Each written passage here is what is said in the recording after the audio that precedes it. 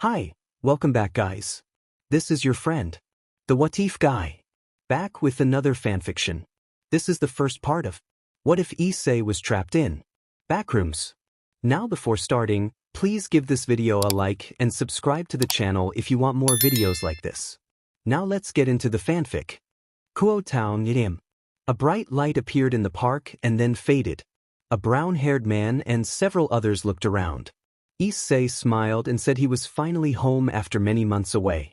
John, a blonde-haired young man standing beside him, looked around and asked whether this was Issei's world. Issei confirmed that it was Kuoh Town, modest but pleasant. A blonde woman with her hair tied in a long, loose ponytail that spiraled down and was secured with bandages announced that she would be returning to Kyoto to check on the ley lines and stabilize them. She asked Issei to send her regards to Kunu. Yasaka, the woman addressed, pouted and told her to stop with the formalities and just call her Yasaka. Yasaka crouched to Issei's level, offered a warm smile, and said they would meet again. 3 others in the group reacted with obvious jealousy. Yasaka teleported back to Kyoto, leaving Issei momentarily dazed. John tapped Issei's shoulder and checked if he was all right. Issei shook off his daze and asked the girls to calm down. One of the girls, Ravel, who had long blonde hair tied into twin tails with large, drill-like curls and blue ribbons, pointed out that Yasaka's feelings did not guarantee anything. Issei assured Ravel that he knew and that he cared for all 3 of them. He then looked at Ingvild, who had long, wavy purple hair within a hogue, and at Jade, a blonde with straight hair held by a headband, and told them he cared for them as well. The girls calmed down, trusting that Issei's feelings were genuine. Another woman with long hair braided from black to red, reaching to her abdomen, suggested they head back and have their conversations at Issei's home. Issei agreed and identified her as his mentor, Summer. A woman who resembled Summer but with neck-length hair, later identified as Ruby, said she was curious about this world too. John agreed, and another woman with long, thick, wavy golden hair that faded to pale gold at the tips added her interest as well. Yang nodded and the group began walking toward the place Issei indicated. As they walked, Issei fell quiet and looked down. Ingvild noticed and asked what was wrong. Issei admitted he was nervous about seeing someone after many years and did not know how she would react. Ingvild reminded him that the woman had been happy to speak with him in a past meeting at level 3999 when they had all spoken with her and Azazel, and that most of the group remembered that encounter. Issei acknowledged the reminder and noted that Nofumi, Raphtalia, and Heinz were absent, each remaining in their own worlds. John encouraged Issei to simply talk to her and suggested everything would go well. Issei agreed to try. They arrived at the Hayudu residence. The others were surprised to see that Issei lived in a model house, almost on par with the elders' properties. Jade and John exchanged incredulous looks, noting that while many of them had compounds, Issei's house was unexpectedly grand. Issei explained that the house had once been a normal, ordinary home but had been transformed after the Gremory girls chose to live there. Issei invited everyone inside and led them through the courtyard. In the sunlight, a brown-haired woman stretched and stepped outside to enjoy the day. She looked up, and Issei immediately recognized her. The others joined him and also recognized the woman. Issei walked forward and called out to her. Issei called for his sister Mari. Mari looked up and recognized her little brother alive and well. She teared up at the sight after so many years, rushed forward, and hugged him tightly. Mari told him how much she had missed him and apologized for not being there when he needed her. Issei returned the embrace as best he could and tried to calm his older sister. The others remained silent, understanding how close the siblings were despite their long separation. They eventually pulled apart. Issei began to apologize for something he had said years ago, but Mari interrupted, saying she had forgiven him a long time ago. Issei rubbed the back of his head, agreed, and then asked where their parents were. Mari explained that their parents did not yet know he had returned and then asked about the grueling battle against Azrael, the redacted Watcher, the most dangerous enemy they had ever faced. The group knew that Azrael was a low-god class being and that Issei had nearly lost to her if not for Great Red's assistance. Issei introduced Draig and Bell. Draig greeted Mari warmly and Bell told Mari that it was nice to meet her. Mari smiled and returned the greeting. Mari told Issei that their parents were waiting and then noticed some familiar faces missing. She asked where Rex, Music Man, Ofumi, Raphtalia, and Heinz were. Issei explained that Ofumi and Raphtalia had returned to Melromark and that Heinz had stayed in the backrooms to meet his family. He then produced Rex and Music Man from his travel backpack. The first figure, a doll-like companion, introduced himself cheerfully as Rex the Dollface. Mari smiled and patted his head. The second figure was an animatronic named Music Man with a fixed expression and mechanical features. Issei explained that Music Man was shy and did not speak much. Music Man nodded politely. Issei said he had found Music Man after a mission to recover glitched objects where a sorcerer had controlled the animatronic to fight them. After they defeated him, he joined their party. Issei remembered the mission in which he, Jade, Ingvild, Ravel, Yasaka, Hanzo Hasashi, a dragon slayer, and a change magic user had been sent to find those glitched objects. They had separated and not seen each other for a while. They met up again in level 3999 along with two others, and after confronting the sorcerers Shang Tsung and Quan Chi, they stayed to help stabilize the backrooms because the Watcher had triggered a collision course there. Two of their companions left early, feeling homesick, while Issei and his group remained longer with members of MEG, who had aided them. The four who left promised to meet again if they could, departing from the mythical level called the Promised Land. After the battle against the Watcher, Issei and his group rested with their allies. Before those four left, Issei and his group had confronted the Watcher, who had escaped to the DXD world. Issei had warned his people that the Watcher was coming, but preparing fully had taken time they did not have. The Watcher had reached heaven and forced his way in by breaching the barrier with a corrosive mixture. Issei arrived to find heaven in ruins and two angels badly injured. One of them passed a halo to him. The Watcher was poised to strike at the four seraphs, and Issei engaged him. Even with his semblance, dragon force, and the aid of his companions, they were initially outmatched. Then Great Red contacted Issei and offered power and a temporary new form. Great Red merged with Issei briefly, granting the strength needed to confront the Watcher in a dramatic clash that resolved in the Watcher's defeat. Afterward, Great Red separated from Issei and told him that the ability could be developed further with training, since the power now belonged to him in some measure. Afterward, they returned to their allies in the backrooms and said farewells to the friends they had made there, including the four who had left early and members of MEG, as well as Heinz, Nofumi, and Raphtalia. In the present moment, Mari called their parents. Miki and Goru were overjoyed to learn Issei had returned and embraced him. Their parents expressed relief and happiness that their son was back and safe. John envied Issei's parents. They were kind and loving, unlike John's own, who had abandoned and disowned him over paperwork. Yang took his hand and told him not to dwell on them. John nodded, deciding to focus instead on those who cared for him. After the group separated, Issei introduced the rest of his companions to his parents, including the beings Draig and Bell who inhabited the boosted gear. Though Issei's parents were initially skeptical of the two entities, they greeted them warmly and listened as everyone recounted the recent events. The Hayato family, minus Issei, were outraged at how John had been treated and promptly welcomed him into their home, which brought him great relief. Issei's companions were also accepted into the house. Jade and Ingvild faced a small test since they were unfamiliar to some family members, but everyone was soon accepted and they settled in to share their stories. Mari asked how Issei's journey through the backrooms had been. She then contacted Lord Michael, Surzex, Grafia, and Azazel, and the four rushed to Issei's house. Grafia embraced Issei as soon as Surzex teleported her. She always regarded him as a younger brother. Grafia sniffled and told him it was good to have him back. Issei smiled and began to recount their journey in detail. Issei described their encounters with members of MEG, meeting Johnny Cage and Jackson Briggs, and linking up with John, Ruby, and Yang.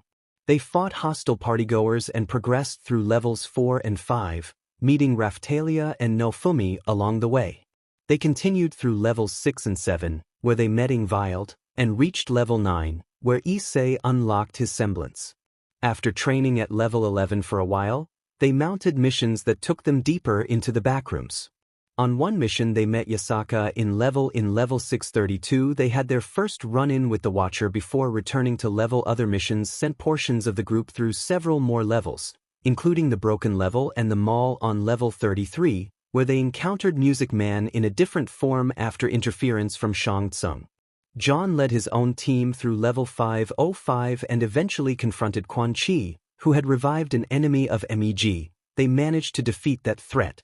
They continued training and traveled to the Dark Metro, then back to level 6.1, where Jade confessed her feelings to Issei and he later took her on a quiet date.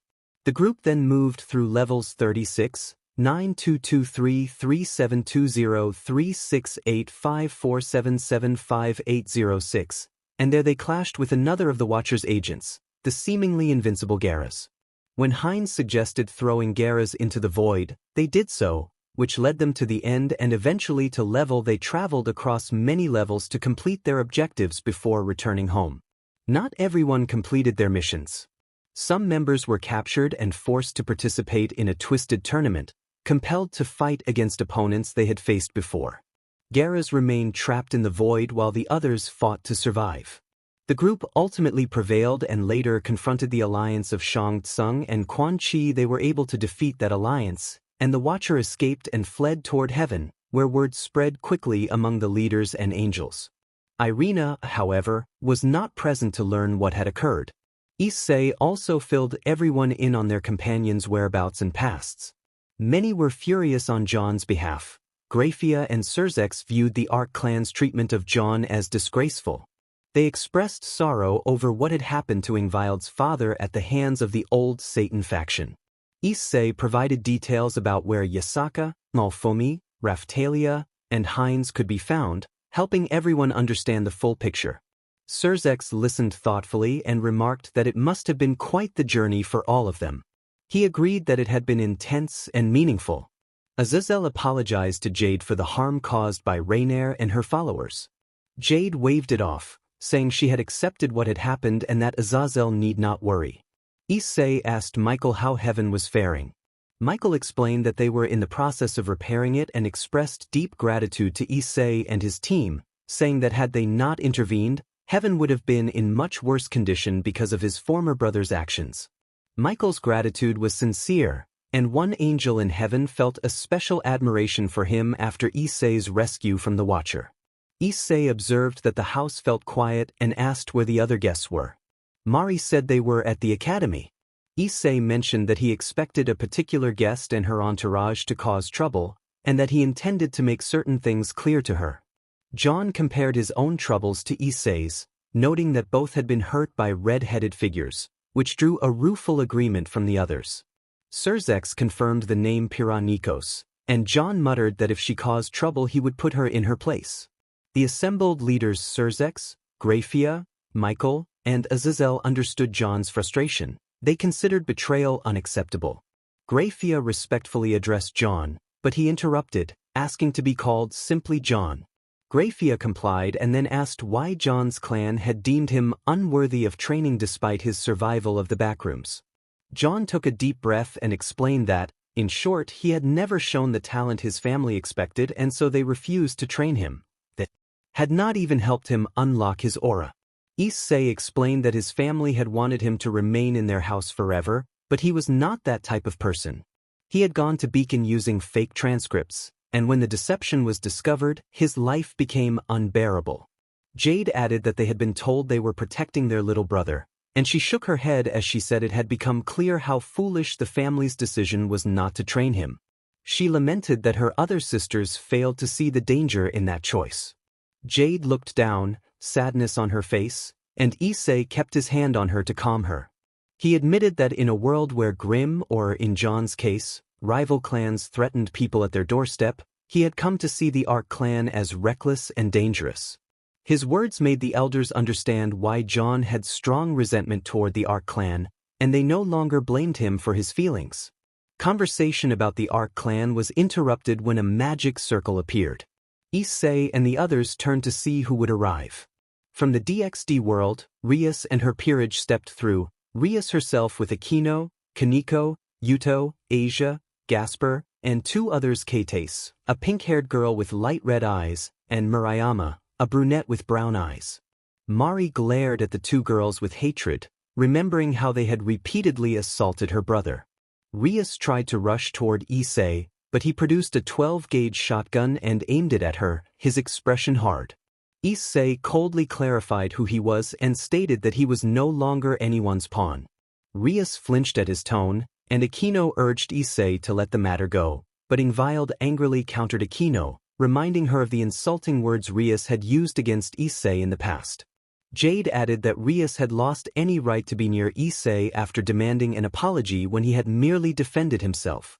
Ingvild and Jade's words angered the girls from Rias's group. Yudo frowned at their partial lack of remorse.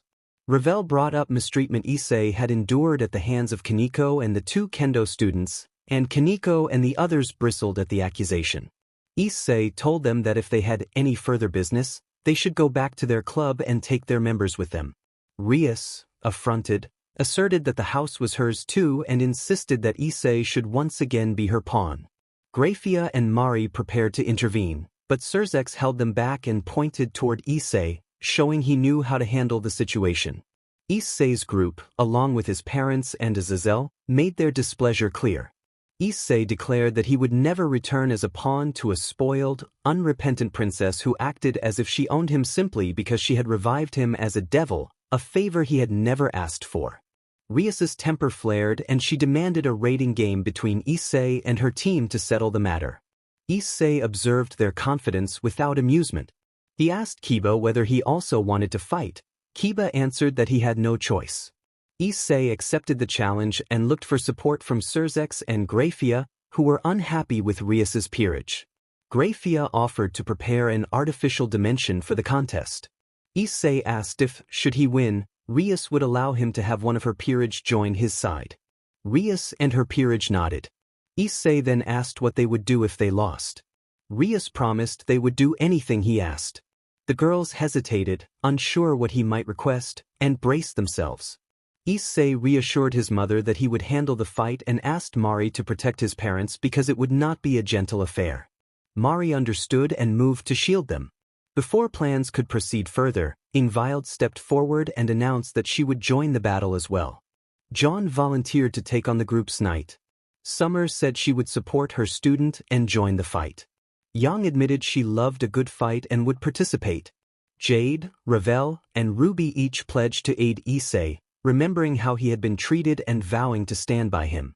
Rex, now a fierce and devoted familiar, growled in support, protective and ready to defend his master.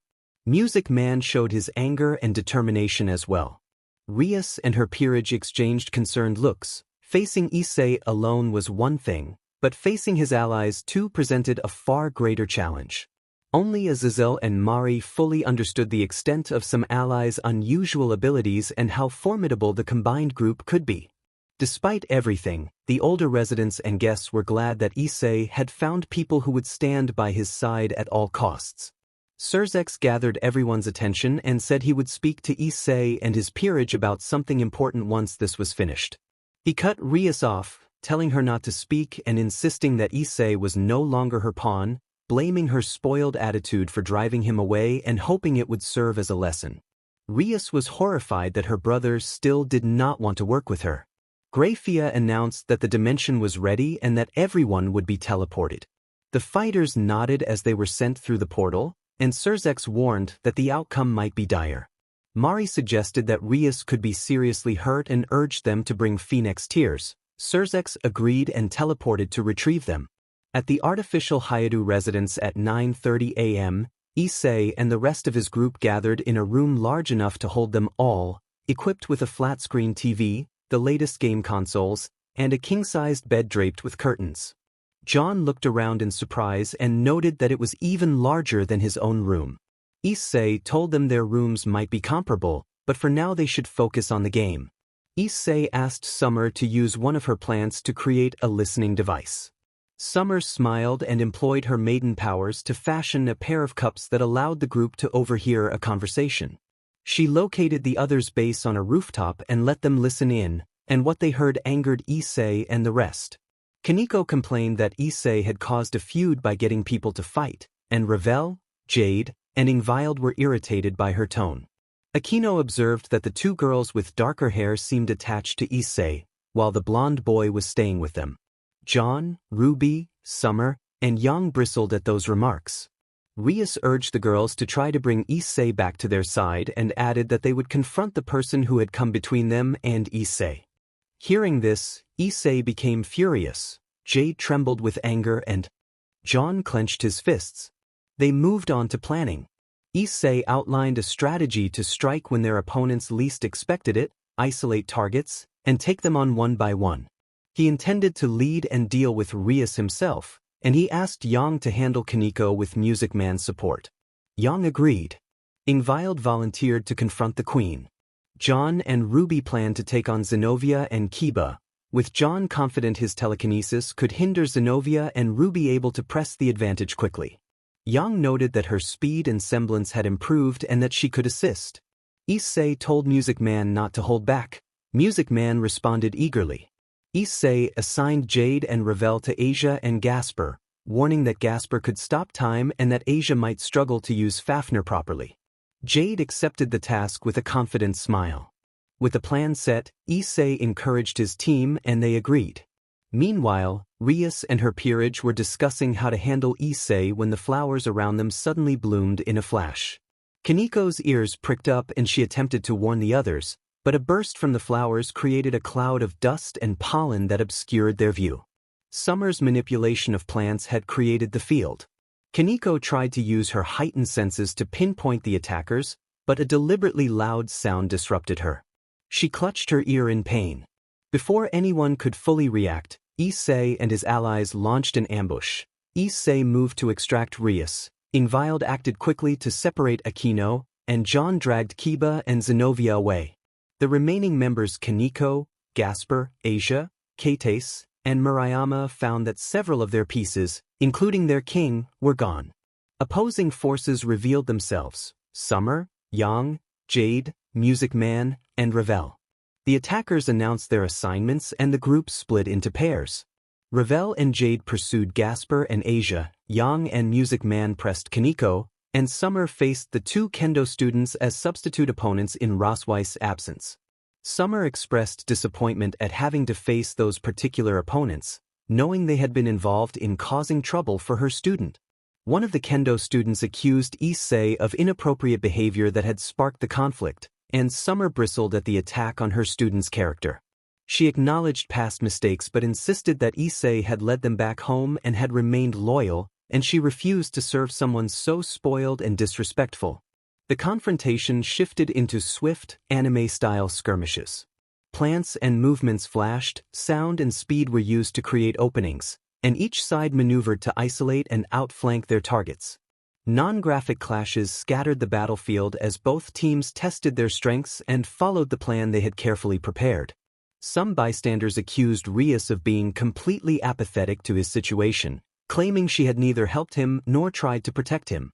Kates angrily declared that he deserved it and called him a pervert, and Murayama agreed. Summer had had enough. The others who supported him were angered as well, but they focused on dealing with their opponents. Summer declared that they had sealed their fates. She drew sundered rows, still marked from earlier battles, and struck from a distance. Her opponents cried out as a green light engulfed them, signaling their elimination. Grafia announced that 2 pawns of Rias Gremory had been eliminated. Summer watched the Gremory peerage struggle against their opponents. Meanwhile, Jade and Ravel were facing Gasper and Asia. Jade retrieved a small red dagger from a pocket disguised as a purple earring on her left ear, one of the pockets each of them used to store tools. The dagger hummed with energy. It was the Welsh dagger. Asia looked at the dagger with concern, and Gasper asked what it was. Jade, angry, instructed Ravel to leave the transversite vampire to her and to hold off Asia. Ravel acknowledged and engaged Asia. Asia, unable to summon Fafnir, was overwhelmed by Ravel's energy. A green light enveloped her and she was eliminated before she could bring out Rizevim to fight. Grafia announced that 1 bishop of Rias Gremory had been eliminated. Gasper went pale. Jade activated a swift technique called Dragon Cut, forcing Gasper to dodge. Once he evaded, Jade made it clear that Issei was not the only one capable of wielding the Welsh dragon's power. She could use it too.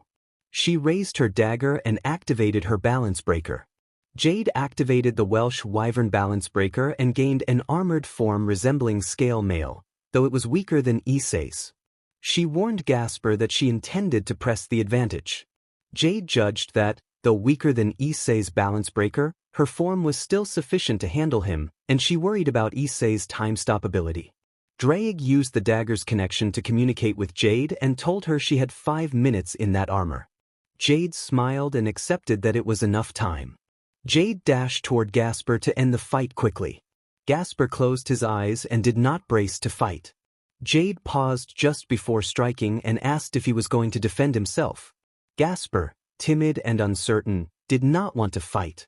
He felt conflicted between his affection for his former older brother figure and his loyalty to his master. Jade told him that she had heard about him and urged him to set things right and stand up for what he believed was right. Jade then unleashed Dragon Cut, a focused energy strike, and the attack enveloped Gasper, eliminating him. Grayfia announced that a second bishop of Rias Gremory had been eliminated. Jade removed her balance breaker and reflected that Gasper had no reason to fight. Rias had not helped him, and without Issei some parts of the peerage were in disarray. Jade sighed and turned her attention to the final confrontation between Music Man and Yang against Kaneko. DJ Music Man had been transformed into a giant animatronic resembling a spider, with revised facial textures and new red and yellow headphones. He moved on 6 limbs, each tipped with white-gloved hands, and his upper row of teeth had been altered to resemble a keyboard. DJ Music Man constantly unleashed sonic booms that made it difficult for Kaneko to move. She covered her ears as the noise overwhelmed her, and when she tried to use senjutsu it was converted and reflected back at her as kinetic energy. Yang explained with pride that her semblance allowed her to absorb kinetic energy from blows and flames, a technique she had refined through training with it. Certain cryomancer and her stepmother, Summer Rose. Thanks to DJ Music Man's interference, Kaneko struggled to fight effectively. Yang admitted that the person she had been in the past would have relished a harsher outcome, but she intended to finish the fight quickly. Her eyes flared and her hair brightened as she rushed forward and delivered a powerful strike that sent Kaneko flying. Kaneko crashed against a wall and tumbled across floors. Rubble collapsed around her and she was incapacitated. A glow marked her defeat, and the combat came to an end. Yang released the remaining excess of the senjutsu kinetic energy inside her, cautious about how her body might react to the unfamiliar power. She had some familiarity with it through Issei, but she would not risk anything unnecessary. DJ Music Man crawled toward her and indicated that they had succeeded. He reverted to his miniature form and clapped his cymbals, producing a loud metallic crash. Yang and Music Man looked toward the others who had defeated their foe and wondered how the rest of the teams were faring. The crowd was surprised by Jade's Welsh dagger and intrigued by the unfolding combat. Surzex frowned at how many of Rias's pieces had treated Issei and was angry at their ignorance and coldness toward him. Mari clenched her teeth, furious that so many viewed him as nothing more than a pervert, while Kiba and Gasper remained silent. Surzex had returned earlier with the Phoenix Tears, knowing they might be needed. Everyone was impressed by Music Man's ability to use sound to disrupt a yokai's sensitive hearing, which made Kaneko's powers harder to employ. Surzex commented with genuine amazement that this was the strength of Issei's team. Azazel examined the Welsh dagger with interest. He remembered Jade requesting blueprints for sacred gear research and noted that while the creation was impressive, there were many potential improvements. He also observed openings in her scale mail that needed strengthening. Azazel agreed that these fighters were not even the strongest on the team and expected the more formidable members, including Issei, to show themselves soon. Surzex sighed that if she had learned from her mistake she might be by Issei's side. Mari shook her head and said that it was the young woman's choice and that they would see whether she would change. Goru expressed sadness at how Asia had been influenced by Rias's circle, and Mickey added that Asia looked up to Rias and had been shaped by that admiration. Mari seethed at the memory of 2 students who had tormented Issei, and she was relieved that a teacher had put them in their place. Her parents hushed her as she threatened swift retribution in the heat of the moment. In her anger, Mari had driven the girls out without regard for consequences, scaring Rias away when she intervened. Surzex, Azazel, and Michael exchanged nervous looks. An older sister's wrath was not something to be taken lightly, while Graphia offered a small, knowing smile, admitting to herself that she might have acted similarly. Yuto and Zenobia were locked in a four-way clash against John and Ruby on the first floor of the Hayudu residence. Zenobia tried repeatedly to strike John but was repeatedly stopped by an unseen force. John wore his Ventus armor, a silver suit with a black helmet, and he slammed Zenobia into a nearby wall when she charged. Yuto rushed to assist and was intercepted by Ruby's scythe. Kiba, who had trained hard, managed to keep pace with Ruby by constantly using sword birth to counter her attacks. Ruby found it difficult to close the distance, anticipating a long fight. John taunted Zenobia with insults and accusations about her behavior toward Issei and others, though the particulars were not repeated. He called her and Irina disappointing, implying that their actions had driven Issei away from them. Zenobia, furious, charged blindly at John. He let himself be provoked and then unleashed a charged shotlock beam from 3 converging aura crystals. The bluish-silver beam struck Zenobia directly, overwhelming her and sending her sprawling. She was badly scorched and in obvious pain. John coldly warned that the shotlock beam was powerful enough to obliterate dangerous threats before walking away. Zenovia's condition drew immediate concern across the battlefield. Word of her fall spread quickly, and fighters adjusted to the changing situation. Kiba was startled as Ruby countered, and a strike from her weapon grazed his cheek. Kiba complimented Ruby on her skill with the scythe as she twirled, and John stepped forward, observing that Kiba must have been one of those who supported Rias without hesitation. John admitted that he regretted supporting Rias so blindly and told Kiba that, at least, he had not been as insulting as Aquino, who had called Issei a brainless DLD. John reflected that he should have been more supportive and that his relationship with Issei had become strained. Kiba urged John not to give up, saying that he was his own person and could make his own choices like Issei had, and that he needed to stand up to Rias. Ruby and John both sighed in frustration when John confessed doubt about confronting Rias. Ruby said that John could either fight or back out, and the choice was his. The two could see the conflict in the Gremory Knight's eyes. He clearly did not want to fight, but his oath forced him into the battle. He raised his sword, and Ruby asked if they should end it. John agreed to make it quick. The duo dashed forward with bright speed and delivered 2 swift strikes that overwhelmed Kiba. He faded in a green glow as he was eliminated from the fight. Graphia announced that the second knight of Rias Gremory had been eliminated. John depowered his armor, returning to his normal form, and restored his aura using his semblance, aura amplification. Only Ingvild and Issei's fights remained. Scene change. Ingvild and Aquino clashed in the 6th floor meeting room. Aquino gritted her teeth as Ingvild moved through every attack untouched. Ingvild accused Aquino of complicating Issei's feelings, and then commanded more water magic that sent Aquino into the air. Ingvild restricted Aquino's movement by using the flooded room to her advantage. She could fight far better in water, and Aquino could not gain the opening she needed. Ingvild spread 8 wings of water and continued to press the attack. Aquino asked who she was and whether she was a devil. Ingvild introduced herself as a half-devil, a descendant of Leviathan, and Aquino's expression showed she realized how dangerous an ally of Issei Ingvild was. It was no surprise Ingvild could block so many of her attacks. Ingvild declared that she would make Aquino regret insulting Issei and invoked Sea Serpent of the End. A snake-shaped dragon of water surged toward Aquino as Ingvild's body glowed with a lavender aura, and her semblance, Siren's song, strengthened her power. The water dragon struck with overwhelming force. Aquino's barriers held only briefly before she lost consciousness and fell into the water in the flooded room. Ingvild coldly told her that she was no different from Rainier. Graphia announced that the Queen of the Gremory peerage had been eliminated. Ingvild then teleported to Issei's side, aware from the announcements that the other battles had concluded and only one fight remained. Scene change. Michael observed that there was a clear power difference between Issei's group and Rias's peerage, noting that none of Issei's group had been eliminated and that the Backrooms had made them stronger. Surzex agreed and added that Rias and her peerage had been training less due to guilt, making their future matches, especially against Seorg, uncertain. Surzex asked what should be done about the upcoming match and whether Seorg was aware of the situation. Azazel replied that Seorg knew and seemed disappointed, but he hoped Issei might have a match later. Regardless, the match would go on. Surzex wondered how strong Issei's semblance, Dragon Force, would be against Rias Gremory.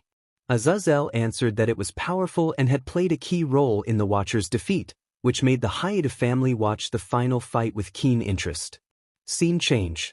Issei taunted Rias for her performance, and Rias clenched her fists in anger and frustration. They fought in the first basement floor, where Issei had ambushed her and forced the clash downward for their confrontation. Earlier, they had heard that all of her pieces had been defeated. Issei shook his head and told Rias that he had not even used Balance Breaker or his semblance and that he was bored of playing with her. Issei transformed into a dragonoid form, activating his semblance Dragon Force as his boosted gear upgraded to its 2.0 version. He spoke to his partners Draig and Bell, asking if they were ready. Draig answered happily that he needed no prompting and wanted to see Issei overwhelm their opponent. Bell agreed enthusiastically. Before Rias could protest, Issei struck her midsection, making her stagger and cough. Rias fell back as Issei followed up with a draconic breath of flame. She cried out and struggled to keep pace as Issei unleashed 2 air slashes that she barely evaded. She responded with a burst of destructive energy, but Issei evaded them with ease. Ambushing her from behind, Issei stomped as his wings brightened. His semblance had advanced into Dragon Force Stage 2, an evolved form gained through intense training. With that power he manipulated the ground, combining fire and wind with earth to create lava and sand effects. He raised a wall of earth that sent her flying and then released a torrent of molten energy that struck her, leaving her reeling and struggling to recover. Issei shifted into his base Balance Breaker, which had changed alongside his semblance into a form resembling a living weapon. This Balance Breaker mode allowed him to merge the boosted gear with a weapon stored in his pocket. He produced a gold armband set with a fire opal that began to glow against his chest as Draig boosted him repeatedly, building a concentrated red beam at the center. While Rias worked to disperse the molten residue and steady herself, Issei unleashed his signature move, Manual Blast. This powerful energy attack, stronger than a typical dragon shot and known for defeating formidable foes, struck Rias directly and sent her tumbling backward. The force compelled her to retreat to avoid a lethal outcome. Issei deactivated his armor as Grafia announced the match result. Rias Gremory had been defeated, and Issei Haidu and his peerage had won the raiding game. Ingvild smiled and asked what Issei would demand as the victor. Issei said he wanted Rias and the girls living there removed from his residence. He explained that if they had not fought him or spoken ill of his friends and loved ones, matters might have been different, but he could not allow them to remain. Surzex had expected this and agreed that Rias had crossed a line during the raiding game. He told Issei that he would inform her of the decision and that Issei's promotion to high-class devil would be guaranteed. Issei was surprised and asked how Surzex had convinced the other Satans and the Great King faction. Surzex explained that the other Satans were aware Issei had fought a god-class opponent and, even with the help of the Dragon of Dreams, had prevailed. Zikram Baal had been reluctant but, after hearing the full account, agreed to put in a good word for the council. Issei nodded, relieved at the prospect of a more normal life. The others shared in the relief. John silently wondered who would become the queen of Issei's peerage but kept his thoughts to himself. Azazel then addressed John and Jade, saying that he had completed the task they had asked of him weeks earlier and had made first contact with a man named Ashbin. Those from Remnant were surprised. John confirmed that Ashbin was the headmaster of Beacon Academy, and Azazel said he would maintain contact. Surzex said he would go inform Rias and left with Grafia, heading toward the infirmary on the 5th floor. Azazel bid the group farewell and took his leave. Azazel announced that he had some work to do and teleported away, Michael following. Issei stretched and asked what they wanted to do. Jade suggested they roam around his hometown and see Kuoh Town. Issei agreed to show them the place and where they would need to go. The group nodded and decided to wander for a while. After months of surviving in the backrooms, it was finally time to rest. Hayadu residence, 4 p.m. The Gremory peerage gathered in the infirmary, all still smarting from the painful defeat at the hands of Issei and his new allies. Rias gripped the sheets, furious and feeling betrayed, lamenting that after everything she had done for him, this was how he treated her and wondering if she had been wrong to reincarnate him. Aquino matched her anger and agreed that Issei and his friends were not only stronger but more ruthless. Zenobia clenched her bed sheets, replaying the brutal defeat by John and the devastating force of his shotlock beam alongside his swordsmanship. The other members present, with the exception of Kiba and Gasper, shared their frustration. Kaneko spoke with a flat tone that still carried anger, insisting that Rias was right about the situation. Kiba then intervened sharply, questioning whether the others saw how much Issei had changed and pointing out that he had found new allies who helped him with problems the group had played a part in creating. Rias reacted with a stare, about to retort, when Kiba accused those newcomers of taking and manipulating Issei. He added that Issei would have put Rias in her place if he had been there, and suggested that another woman had been correct about Rias being spoiled. Rias glared in response, but the room fell silent when Surzex, Grafia, and Mari entered, their faces set with stern resolve. Surzex confirmed Kiba's assessment and announced that Issei had made his decision. He wanted the girls to pack their things and leave, no exceptions. Grafia stood ready with Phoenix tears, and Rias and the others reacted with dread, demanding to know where Issei was and insisting they should be allowed to speak with him. Asia pleaded that Issei could not evict them from the house, and Aquino argued that the house belonged to Rias and that he had no right to force anyone out. Zenobia urged that they at least be permitted to talk to him. Frustration swelled among the younger demons, and Surzex finally cut through it with a furious shout that silenced them all. He reminded them of the pact they had made and declared that they would comply with Issei's request. He warned that if they refused, he would arrange for their belongings to be transported back to the Gremory mansion himself. The severity of his tone left the girls in tears. He made it clear he meant what he said and that they had no real choice. Surzex added that he had brought Phoenix tears for Grafia to apply, that they would be prepared to travel to the underworld once ready, and that maids would be sent to assist with the packing. Grafia moved closer to administer the Phoenix tears, her expression conflicted as she recalled Issei's parents and Mari emphasizing that the decision was his to make. She also noted that the girls showed only minimal change, a sign that their attitudes had not shifted. It pained her to carry out the task, but she reminded herself that their behavior had brought them to this point. Surzex surveyed the group. When no one answered his question about whether they would apologize, he shook his head and acknowledged that none had. The girls understood they had no choice and began to prepare. Surzex told them that this should be a learning lesson, that they had lost him and must learn well, Rias and the others. The girls could do nothing but cry. Once they could stand, they went to their rooms to pack their things. There was nothing they could do in that moment. Sometime later the scene shifted. At the Hayadu residence at 9:30 p.m., Issei and his group returned home. Issei asked the others what they thought of the town. John observed that it was much calmer than Vale, with no grim at the borders or in the forests. Yang agreed and added that she had even liked Kuoh Academy and wondered if this was where they would be studying. Issei explained that, if they wished, their studies would not be like grim hunting or the subjects from Remnant. They would be able to take regular school classes. Jade asked which subjects he meant. Issei listed the usual courses: English, Japanese, Mistralian in their world, math, computer coding, civics, physics, biology, and chemistry. Jade seemed fine with that, while the others looked more concerned because many of the subjects were unfamiliar. Summer noted that by age she would likely serve as a teacher. Issei nodded, and the group wondered what faculty roles they might take. While they were talking, someone entered the house with a familiar magic circle. Issei recognized Surzex, Lucifer, and Grafia, both wearing worried expressions. Surzex told Issei that he had bad news. Issei asked if Rias had done something, and Surzex reassured him that Rias would not be troubling him at home. Surzex then explained that the trouble lay with the Great King faction. John asked why they would be a problem, and Surzex took a deep breath before answering. Surzex explained that some devils in the Devil Society looked down on lower-ranked devils, prizing blood purity and tradition. This pride led certain devils to view humanity as inferior. He said Zekrom Baal had revealed everything, including details about Ingvild Leviathan, and that many Great King faction members opposed Issei becoming a high-class devil.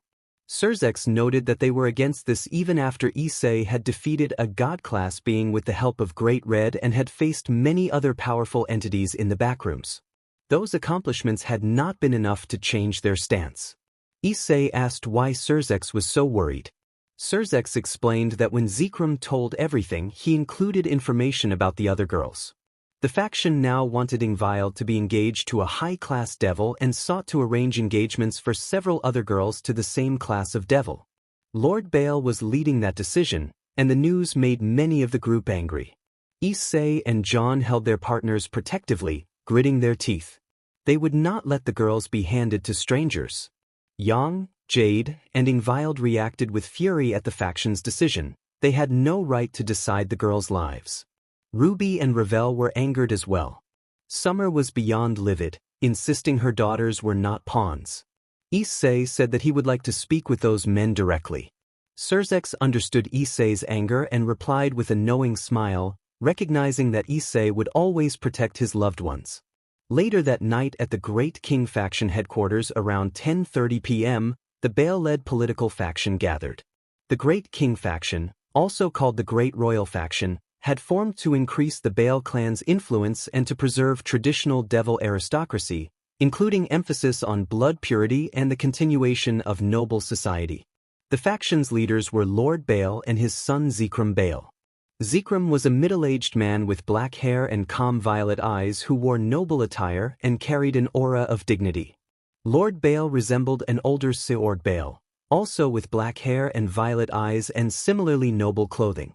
Zekrom was proud of his clan's status as one of the highest among the 72 pillars, but he was also wise and willing to acknowledge exceptional ability. He respected Issei for surviving the Backrooms and for protecting his allies. Lord Baal, however, was intensely prideful even by Baal standards. He had never shown fatherly affection toward his sons and had resented Serorg for lacking the clan's power of destruction.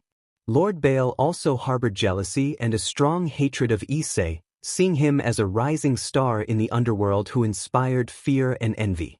He wanted Issei removed from the Devil Society, especially after Issei left the Gremory peerage.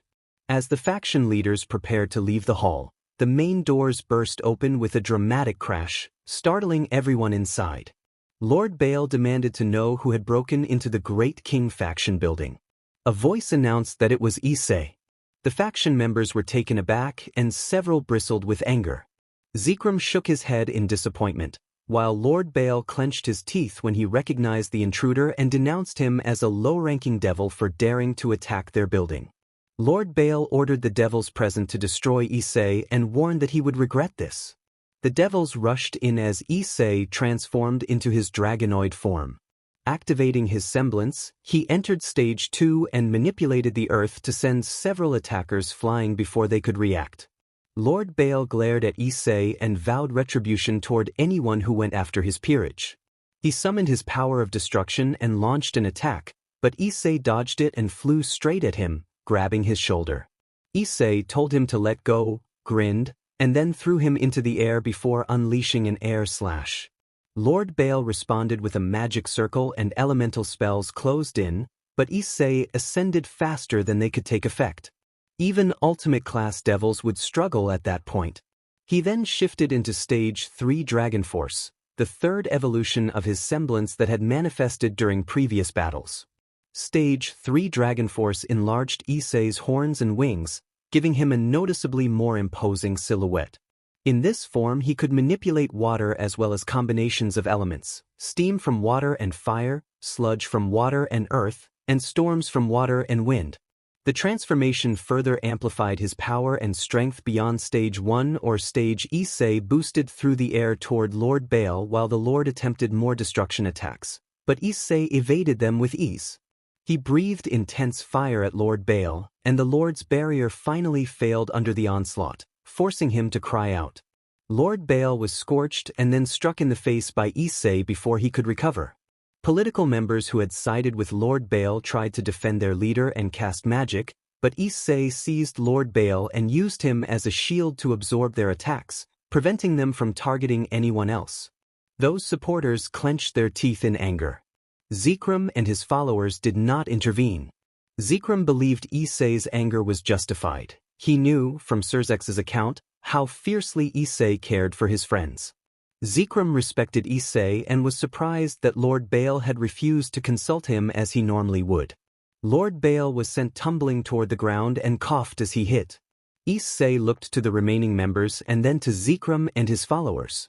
Issei warned them to leave and cautioned that matters would be intense from now on. They nodded in understanding and teleported away. Turning his attention back to the field, Issei unleashed a rain of lava that fell across the area. The remaining members scrambled to defend themselves, but Issei pressed the attack with roaming flames. Caught between defending against the lava or the fire, many were overwhelmed, suffering severe burns and becoming incapacitated. Scene change. Baal territory, 11:30 p.m. Rizevim and his followers teleported to Baal territory and were greeted by Surzex and Seorg. Surzex bowed to Lord Rizevim in respect. Seorg, a tall, muscular young man with black hair and violet eyes who favored a black shirt with red markings and gray jeans, asked Surzex about the strength of Issei's semblance. Surzex explained that Issei had defeated Rias without using his powers to their full extent and that he had previously unlocked 3 stages of his semblance in the Backrooms. Surzex was unsure whether Issei had since unlocked another stage and intended to ask him. Seorg admitted he had been shocked to learn Issei had left the Gremory peerage and wanted answers. He planned to speak with Surzex when the time was right and keep the matter confidential until then. Once he learned what had happened and where Issei was, Seorg remained surprised but believed that Issei, if he survived, would return stronger. He was also disappointed that Issei would not participate in the raiding game tournament. Seorg reflected on how Issei would handle a confrontation with his father, whom Seorg revealed had intentionally provoked Issei. Seorg himself felt little affection for his own father after being abandoned, and he sympathized with another young man, John, whom Surzex described as having been shunned and disowned for faking his way into Beacon. Surzex observed that John had received no training and was deemed worthless by his family. Seorg felt sorry for John and understood his resentment toward his family. Surzex predicted that John might seek vengeance against those who had wronged him and thought Issei and John's allies would be drawn into the conflict. He reflected on the coming confrontation at the Great King faction building and the fallout that would follow. Scene change. Great King faction headquarters, 12 a.m. Most of the politicians and devils who had supported Lord Baal were defeated and unconscious, many suffering severe burns. Lord Baal fared far worse than the others. He lay gravely injured, his torso badly burned and wounded, barely conscious and struggling to breathe, his face marked by burns and a look of fear and horror. He feared Issei even more now. Issei held him by the throat and demanded if he would ever get in his way again. Lord Baal shook his head in fear.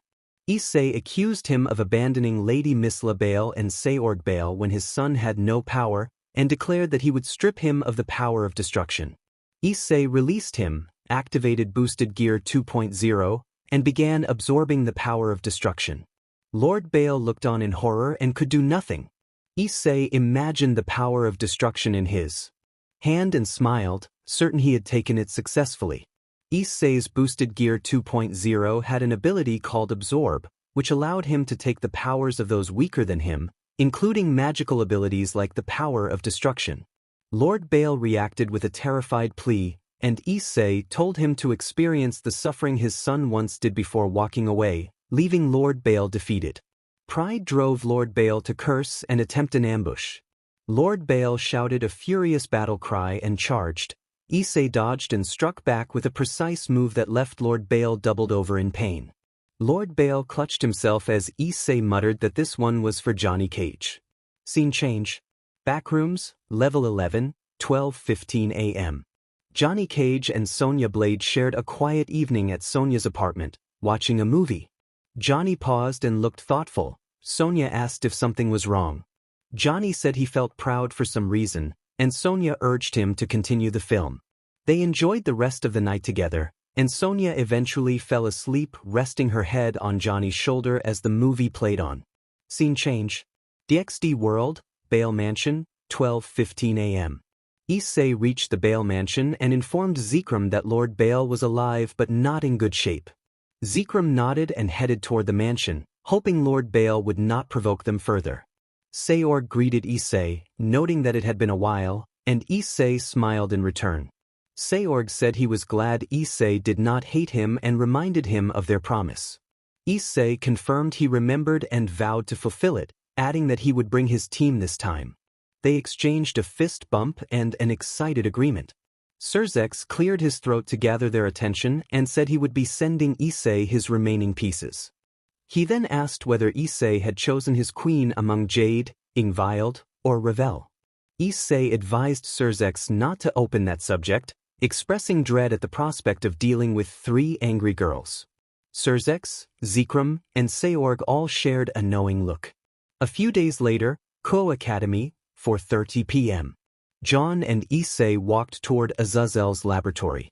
All of Issei's group had joined his peerage. Ruby and John were knight pieces, with John's power making his role a mutated knight. Summer filled 4 pawn roles. Yang was a rook. Ingvild Leviathan had become Issei's queen after defeating Ravel and Jade in a series of contests. Ravel and Jade had reluctantly become bishops. Issei still had an empty rook and 4 empty pawns. Issei asked John if he was ready to meet people from the other world. John admitted uncertainty and wondered if they would still care for him. Issei reassured him that Saffron and her family cared for him, as did the professors, headmaster, and some students at Beacon, along with Yuri and her family. John acknowledged this and accepted the reassurance. They reached Azazel's office and saw his current peerage and Valerie Lucifer present. Valerie remarked that it had taken them long enough. Issei explained that convincing Rosweiss had been difficult, since their relationship remained strained and she was still skeptical of his lecherous reputation. John suggested they were not ready to tell Rosweiss about Remnant, and Issei agreed that they should wait until they were sure, as students from Beacon might be problematic. Azazel confirmed that only the leaders, Issei's group, Seorg, and Riser knew about Remnant. Azazel teleported everyone present to the underworld, to Ajuka's laboratory. Issei noticed that Valerie's team was absent and asked where they were. Valerie explained that they were still spying for the brigade to make sure the brigade did not learn about Remnant. Valerie had joined the Hayadu residence after sensing Issei's presence 3 days earlier, which led to a confrontation in which Issei, Draig, and Bell fought and defeated her. Despite that conflict, Valerie had developed feelings for Issei and later confessed them, which caused jealousy among the other women in the residence and made calming tensions difficult. Eventually, Valerie officially joined the Hayadu residence. As they arrived, Ajuka Beelzebub welcomed them. Ajuka greeted them with a smile and told them the others were waiting. When they went inside, they found Yasaka, Kunu, Odin, Serafal, Falbium, and Michael waiting. Kunu rushed toward Issei and greeted him as her older brother. Kunu was described as a 12-year-old girl with golden blonde hair tied in a ponytail and matching eyes like her mother. Issei rubbed her hair and remarked that it had been a while.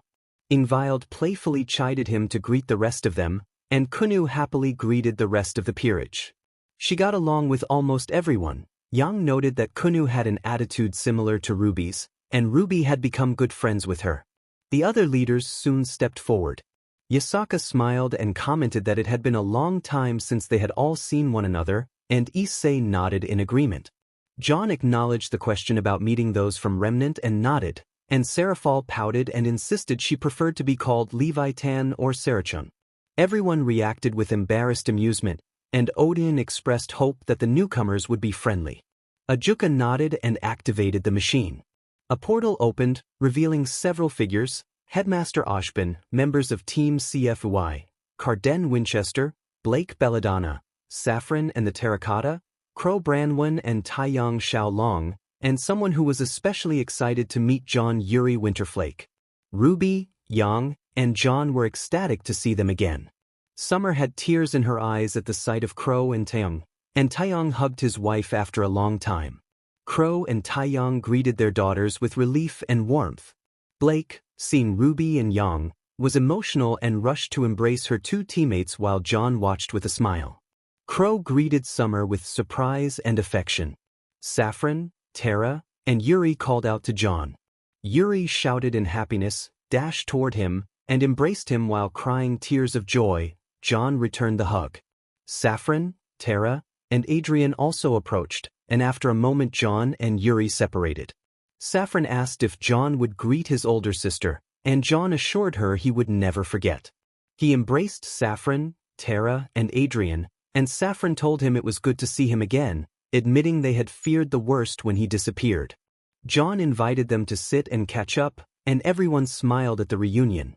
Jade felt nervous about meeting them, and Issei encouraged her to go. Jade hesitated, unsure if Saffron would remember her, but Issei reminded her that Saffron would love and remember her. Jade nodded and walked forward. John spoke Saffron's name to get her attention. Saffron turned and, surprised, recognized Jade. Jade stammered, asking if Saffron remembered her, but Saffron cut her off by embracing her warmly and saying it had been 6 years and welcoming her back. Jade teared up and returned the embrace. Issei and his peerage were glad to see the reunion. The groups mingled easily and settled down to talk. Saffron and Taeyong questioned Issei and John about their relationships with their loved ones, Saffron about her younger sister, Taeyong about his daughters, but after seeing their genuine kindness, they were reassured. They were initially concerned by the idea that John and Issei had more than one romantic partner, but the leaders explained that such arrangements were lawful in Issei's world. Yuri felt jealous at first that John had other girlfriends, but she eventually accepted Ruby and Yang as sisters, while Blake amused herself by imagining stories about the situation. Saffron met Mari and they hit it off immediately, bonding over shared experiences and conversations about their younger brothers. Mari quickly became friends with Tara and Adrian as well. Carden conversed with Issei, John, Yatsuhashi, and Fox about their future plans. John and Issei were not interested in becoming huntsmen anymore. Many from Kuoh, including Ingvild, Ruby, Yang, Jade, Valerie, Coco, Yuri, Blake, and Velvet were also not pursuing huntsman careers. The visitors from Remnant were surprised but understanding. Ruby and Yang planned to stay on Earth, which saddened Blake and Yuri, though they wondered if they might visit Kuoh. Issei offered to speak to Headmaster Ashbin about the possibility, and the Remnant leaders were pleased. Others decided to finish their huntsman studies instead of relocating, but they promised to stay in touch. Ashbin and Summer discussed what should happen next. Summer refused to return to Remnant because she did not trust Ashbin. She felt he had no intention of forcing her, and Azazel had suggested that staying here would be safe. Summer learned why Ashbin had kept certain truths hidden, including the nature of Salem's immortality, and Kuoh and Taeyong heard the explanation. Kuoh reacted angrily at first, stepping forward in threat, but Taeyong intervened and calmed him, and they came to understand Ashbin's reasons. During the conversations, Yuri's expression grew sad. She indicated to John that there was something she needed to tell him, and everyone nearby grew concerned. John asked what had happened. Yuri answered with a tremor in their voice and a frown. They reminded John of his cousin Jade Arc and said that the clan wanted them to accept an engagement. Yuri explained that she and her parents had been against it, but the clan insisted. Tears began to form as she trailed off. John asked with concern whether Yuki and Isbert were all right. Yuri shook their head and, struggling to speak, confirmed they were not. She said that Balder and Krantz had killed them when they defied the clan's will. There was a heavy silence around them. Jade, voice breaking, said she could not believe it and reminded everyone that Yuki and Isbert had been friends of her grandparents. Saffron and Ashbin stepped forward with saddened expressions and explained that they had been unable to get Balder and Krantz arrested because of lack of evidence and because the Arc clan had used its influence over the courts to block attempts. They added that they had only recently confirmed what had happened. Jade began to cry. Issei moved to comfort her while John's anger grew. He had long disliked Balder and Krantz. Now his hatred hardened into a promise of retribution. John said he did not want to return to Remnant but would make an exception today, because he had a plan to expose Balder and Krantz to everyone. Ashbin asked what John was planning. John only smiled and met Issei's eye. Issei understood that this was John's resolve to get revenge. Scene change. In Remnant, Beacon Academy, 7:30 p.m. Beacon Academy was in chaos as Grimm attacked, sending students fleeing or fighting back while buildings crumbled. John and Issei watched from a distance. John closed his eyes and tried to sense magic radiating from the lower levels of the CCTS. He told Issei his plan. He would head for the CCTS and protect Amber while Issei would try to stop Pyrrha. Issei confirmed that Ingvild and the others were in position and noted that Jade could not come because she was still recovering. He recalled Mari, Yang, and Ruby tending to her while Valerie and others joined the fight. They suited up in their armored forms and headed toward the CCTS. A red-haired woman in Spartan armor was moving into the area. John fired a focused shotlock beam that struck her and sent her skidding back. She recovered her stance. John instructed Issei to protect Amber and said he would handle Pyrrha. Pyrrha recognized his voice and froze in shock. She reacted with disbelief and anger at his presence. John moved without hesitation and delivered a heavy strike that knocked her to the ground. She retorted that he had no right to act this way toward his former partner, but John replied coldly that she was no longer his partner. Pyrrha attempted to use her semblance, but John anticipated it and used his telekinetic control to prevent her from activating it. He twisted and forced her into a position where she could no longer use the damaged limb, disarming her and disrupting her rhythm. She called out in pain and demanded to know how he had gained such power, but John said nothing substantial in reply and pressed the attack. He unleashed another shotlock beam that struck her and sent her flying. When he closed in, he struck her again, knocking the wind out of her and weakening her defenses. She tried to bring Milo to bear with her free hand, but John blocked and deflected the attempt with his sword, breaking through her remaining aura. Pyrrha found herself stunned and unable to continue. John seized and restrained her, forcing her into a helpless posture. He made it clear that he intended to make an example of her. Pyrrha looked back at him with a mixture of fear and hatred, her aura spent and her options exhausted. Meanwhile, Issei faced a fair-skinned young woman with ashen-black hair and bright amber eyes. Cinderfall. Issei stood in his balance-breaker armor and met her calmly. Cinder seethed that she had been so close to gaining maiden power and that he had interfered with her plans and those of her allies. She lashed out with her scimitars, rushing him with the intent to overpower him, but Issei met her with steady defense. He parried and countered with precise sword work that neutralized her strikes and left her on the defensive. Issei's skill was overwhelming for Cinder. He struck in a way that incapacitated her weapon arm and left her reeling without describing any graphic injury, and then offered her one last chance to stand down. She refused and vowed that she would not yield. Issei declared that he would never surrender and warned his opponent not to say he had not been warned. He activated living weapon mode, the boosted gear resonating as his 12-gauge merged with the armor he had earned after losing his promotions and training hard to master this alternative form. He surged forward and aimed at Cinder. A single shot forced her into a backflip, and scattered pellets struck her, drawing a sharp wince. Before she could recover, another shot hit her lower body, crippling her mobility and leaving her unable to continue. Fear filled her eyes as she realized she was outmatched. Issei told her that she had brought this on herself and should have surrendered when she had the chance. A final shot ended the fight, her body collapsed, and Issei stood coldly, convinced she would cause more harm if left alive. He remembered giving her 3 chances to walk away and the brutal rules of the Backrooms: kill or be killed to protect his allies. Unbeknownst to him, a small orb rose from Cinder's body and slipped toward Amber, who remained in a coma. Issei returned to his normal form as John observed him and asked if he was done. John then announced that it was time to take their captive outside and produced a terrified Alexandria, Pyrrha, by lifting her roughly by the hair. John explained their plan to use Alexandria as bait to draw Alex out and force the Arc clan to surrender Balder and Krantz. He said the maneuver would either bring Balder and Krantz to them, thinking Issei weak, or force the clan to sacrifice Alexandria to protect their reputation. Either outcome, John added, would ruin the clan's standing. Issei sighed. His contempt for the clan was well known to him.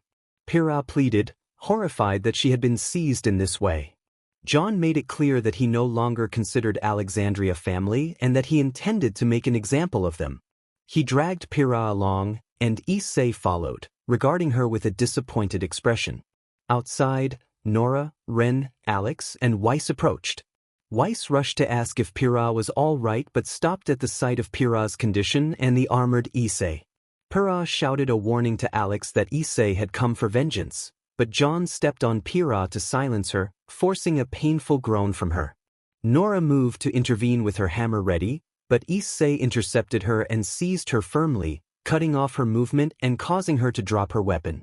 He warned that any rash action would result in harm to Pyrrha, making his threat clear by the power in his grip. Alex, Ren, and Weiss tried to react, but Issei ordered them to stand down. John then asked Issei to take care of Nora while he handled the others. Issei taunted Nora about her tendency to break things and quickly used Magnhild to incapacitate her, rendering her legs unusable and leaving her screaming in pain. A fireball struck Issei's face during the struggle, but he ignored it. Alex's attacks barely affected him, and she watched in horror at the transformation of someone she had once known. Issei struck a decisive blow that shattered her aura, removing her ability to fight back effectively. He told Alexandria coldly that he knew about the sabotage of her twins' training and that tonight her reputation would be used against the Arc clan.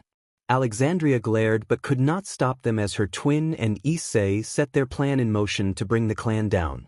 Meanwhile, John handled Ren's attempt at hand-to-hand combat with unsettling ease, using telekinesis to slam him back and forcing him to flinch. Lai looked on with fear as John stomped him, landing a brutal blow that left him reeling despite his aura's attempt to heal. John asked Ren how it felt to be on the receiving end, his expression hard and uncompromising. John accused Lai Ren of attacking him when he had been defenseless and said that, without Good Witch, the torture would have continued. John pressed the attack, forcing Lai Ren back with repeated blows until Lai Ren cried out and staggered. Weiss tried to intervene, but John used telekinesis to bind her and sent her crashing into a wall. He decided to deal with her after he finished with Lai Ren. John formed 3 aura crystals and leapt into the air, channeling a silvery beam toward Lai Ren as part of a shotlock technique. The beam struck Lai Ren, who cried out and collapsed, unconscious and badly hurt. His clothes were torn and he lay still.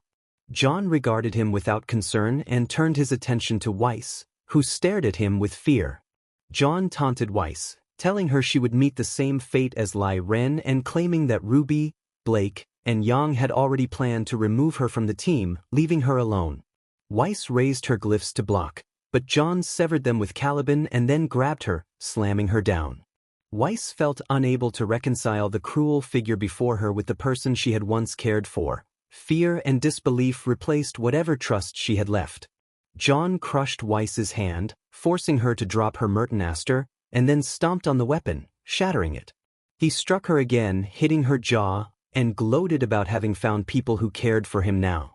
Weiss tried to protest, but John struck her with another ability, a pulse bomb-style aura technique that produced a barrage of bright, explosive bursts. The detonation sent Weiss flying. Her clothing was damaged and she was knocked unconscious as her aura faded. John turned away and moved toward Alexandria while Issei prevented her from escaping. Issei reported that he had dealt with Nora and absorbed Magnhild into his boosted gear. Drake observed that Issei would now have access to hammer and grenade launcher techniques, and Bell's comment was acknowledged with a nod. John carried Alexandria over his shoulder as they headed toward the main location where a wyvern and other threats had been dealt with. The others followed.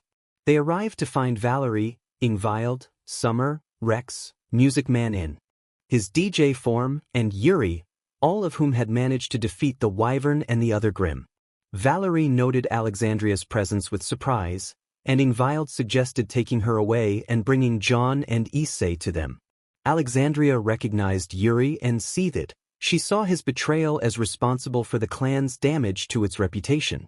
John retrieved Alexandria's scroll from her left pocket, making her wonder what they intended to do with it. Later that night in the forest, at 9 o'clock, John and the others reached the place where they had restrained Alexandria so she could not flee. She glared at them with anger. John confirmed that everything was set and asked Issei to pass the scroll. Issei complied while Alexandria protested angrily and was silenced by a hard slap from John. John accused Alexandria's clan of causing his in-laws' deaths and vowed to destroy their reputation and make those responsible answer for their actions. Alexandria hissed in pain and anger at the accusation and the slap. Issei spoke harshly of the clan's failures and then introduced himself as Issei Haidu, declaring his intention to show that the clan was weak, narcissistic, prideful, and self-centered except for Saffron and her family, whom he singled out as an exception.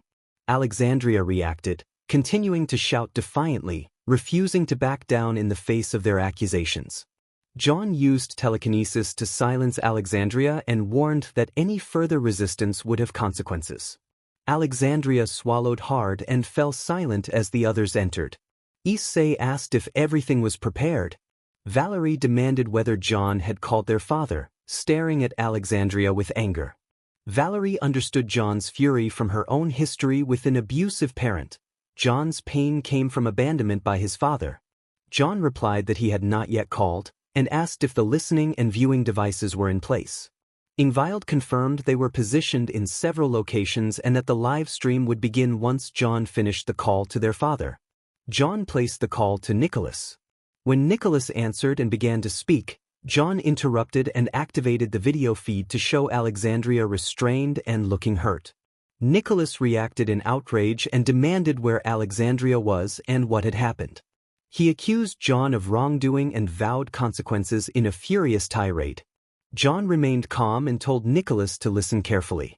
He ordered the elders of the clan to send Balder and Krantz alone, without assistance, and gave strict coordinates. John warned that there were only 3 hours to comply or there would be severe consequences for Alexandria. Nicholas continued to shout angrily before the call was cut off. Summer observed that Nicholas had a tendency to yell. John sighed, and Yuri thanked him gratefully for helping her family seek justice. John replied that Yuki and Isbert were like family to him and that the clan's elders had lost their way. It was time for them to be held accountable. Yuri smiled and also thanked Issei for his help. Issei shrugged and joked that a friend of John was a friend of his, then playfully smacked John on the back, prompting both of them to blush while the others smiled. Alexandria watched the scene with thinly veiled hatred. She had been expecting Yuri to be engaged to her cousin Jackson, not to be entangled with John and his circle. 2 hours later, Issei and John had depowered their armors and waited in boredom for their 2 expected opponents to arrive. Ingvild had not activated the live stream yet. She sat beside Issei as he prepared for the incoming confrontation. They maintained pressure on Alexandria with periodic attacks designed to prevent her from fully recovering, keeping her subdued without causing lasting harm. Issei and Ingvild moved away from Alexandria to speak privately. Issei read a message from Mari confirming that she was all right, though still shaken by what the Arcs had done to her parents. Ingvild, despite being a rival for Issei's attention, cared deeply for Mari and listened with concern. Issei then alerted Ingvild that their enemies had arrived and that, as John had predicted, they had not come alone, an entire fleet accompanied them. Ingvild set her device to capture Alexandria's position, then teleported Alexandria to a hidden location deep in the forest so that Balder and Krantz could not see her.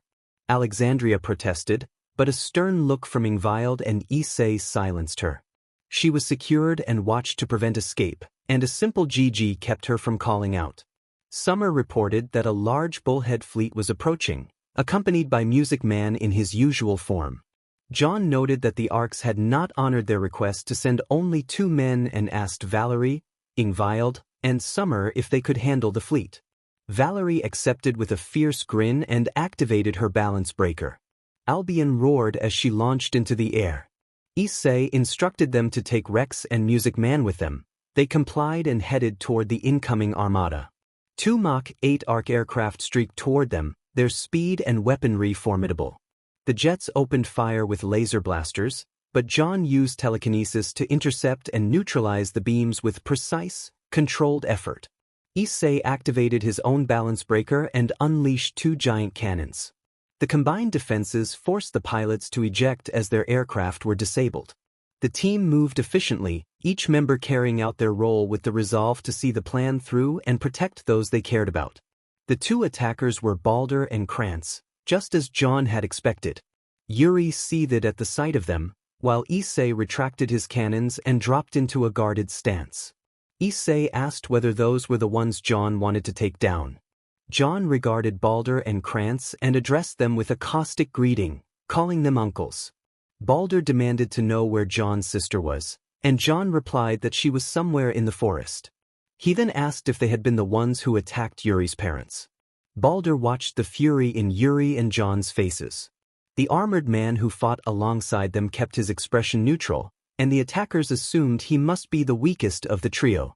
Unbeknownst to them, that assumption would be a critical mistake. Balder mocked them, insisting they were weak and that nothing they did would change what was coming. Yuri ground her teeth in anger, but John held her back. She nodded to show she trusted him to handle it. Issei and the dragon spirits Draig and Bel flared with anger at the insults to their friends and elders. John thought of his grandparents' souls, which had been captured and stored by Shang Tsung after the Deadly Alliance had been defeated. Their belief in him that he should lead the clans stoked his resolve.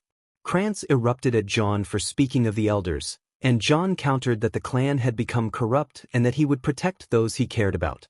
John slipped into his Ventus armor and dashed at Balder. Balder threw Heimdall toward him, but John used telekinesis to stop the weapon in mid-flight. Yuri struck with an ice shard that slammed into Balder and sent him tumbling back. Krantz tried to help, but Issei intercepted him and taunted him by name. Krantz answered Issei with fury and lunged, swinging his weapon Mars. Issei caught the blade with a gloved hand and twisted to disarm him, forcing Krantz to cry out as his momentum was broken. Balder found himself hounded by both Yuri and John. Yuri launched a barrage of ice spikes while John used telekinesis to disrupt Balder's attacks, denying him room to fight back. Yuri froze his legs and John followed with a rapid series of blows, each move precise and controlled. Balder tried to summon Heimdall again, but John's other hand blocked the telekinetic command. Pushed into a corner and furious, Balder unleashed an aura burst that shoved the pair aside and vowed to kill them. He lunged for Yuri, intent on her first. John was sent flying by a strike of Heimdall, and Balder went after Yuri with brutal momentum. She raised an ice wall and hurled spikes in a desperate defense, but Balder's force broke through, and she was hurled across the clearing, struggling to recover. Her aura flickered toward depletion. Balder moved in as if to finish the attack, shouting that she should die like her parents. Yuri fought back and generated a final, desperate barrier of ice that drained the last of her reserves. At that moment Balder froze as John, blazing with controlled fury, seized him with telekinesis and slammed him against a nearby tree. Balder tried to grab Heimdall again, but John stomped down on the weapon, dislodging it and leaving Balder unable to continue as effectively as before. John unleashed a focused energy beam that sent Balder hurtling backward, his clothes torn and his breath knocked away by the impact. Balder scrambled to retaliate with a volley of aura blasts, producing a series of loud explosions across the battlefield. John responded with a combination of forceful strikes and controlled blasts that forced Balder back and kept him from coordinating a proper counterattack. Yuri watched with worry, and Issei moved to finish his engagement with Krantz while keeping an eye on Balder. Krantz was driven back by Issei's pressure and found himself on the defensive as Issei used speed and precise strikes to neutralize his advances. Throughout the confrontation, the forest echoed with the sound of collisions and the crackle of energy. None of the blows became gruesome. The fight played out like a high-energy duel from a fierce, stylized anime dramatic impacts, sudden bursts of light, and rapid changes in momentum rather than graphic injury. Balder screamed in pain as he reeled from each decisive counter, ultimately forced to retreat as John and his allies pushed back with coordinated force. When the immediate threat eased, John and Yuri steadied themselves, and Issei checked the position of Krantz. A tense calm settled over the clearing as they prepared for whatever would come next. When the dust settled, Balder groaned in pain. Yuri moved toward him and expressed concern for John. John turned to Yuri and asked if she was all right. She nodded that she was fine, only worried. He admitted that seeing her nearly killed had made something inside him snap, and Yuri reassured him that she was glad he was unharmed and that she herself had come close to serious injury. John suggested ending the confrontation, and Yuri met Balder with a cold look and agreed. Krantz shouted Balder's name and stepped forward to help, but Issei would not allow it. Krantz removed his helmet and activated his frozen gaze semblance. A purple light shimmered as he tried to immobilize Issei. Issei dashed forward, unaffected. Krantz recoiled in horror when his semblance had no effect. Issei recalled how strong he had become through his travels and survival of harsh trials, and he mocked the Kronos clan, calling them weak. He struck Krantz hard, slamming him to the ground repeatedly until Krantz's defenses were gone. Then Issei grabbed Krantz by the chest and hurled him toward Balder. John and Yuri turned as Issei approached. John dismissed the fight as barely anything and told Issei it had been easy. Balder, trembling, vowed that the clan elders would make them regret what had been done, insisting they would never receive the justice they sought. John walked behind the hidden scroll and revealed that the confrontation had already been live-streamed across Remnant. The video had exposed and disgraced the clan for everyone to see. Balder and Krantz went pale. Issei activated his armor to guard against further ambushes and asked whether the armada had been dealt with. The others confirmed they had eliminated the forces, though Valerie noted that one Emilio Lowe had escaped. John said Emilio would not be a problem and that there were still a few more people he wanted to handle before they went home. John asked Issei for 2 bottles of a concentrated compound called liquid pain. Issei passed them over after asking if John was sure. John said he wanted to send a message to the Arcs as well as punish the 2 men.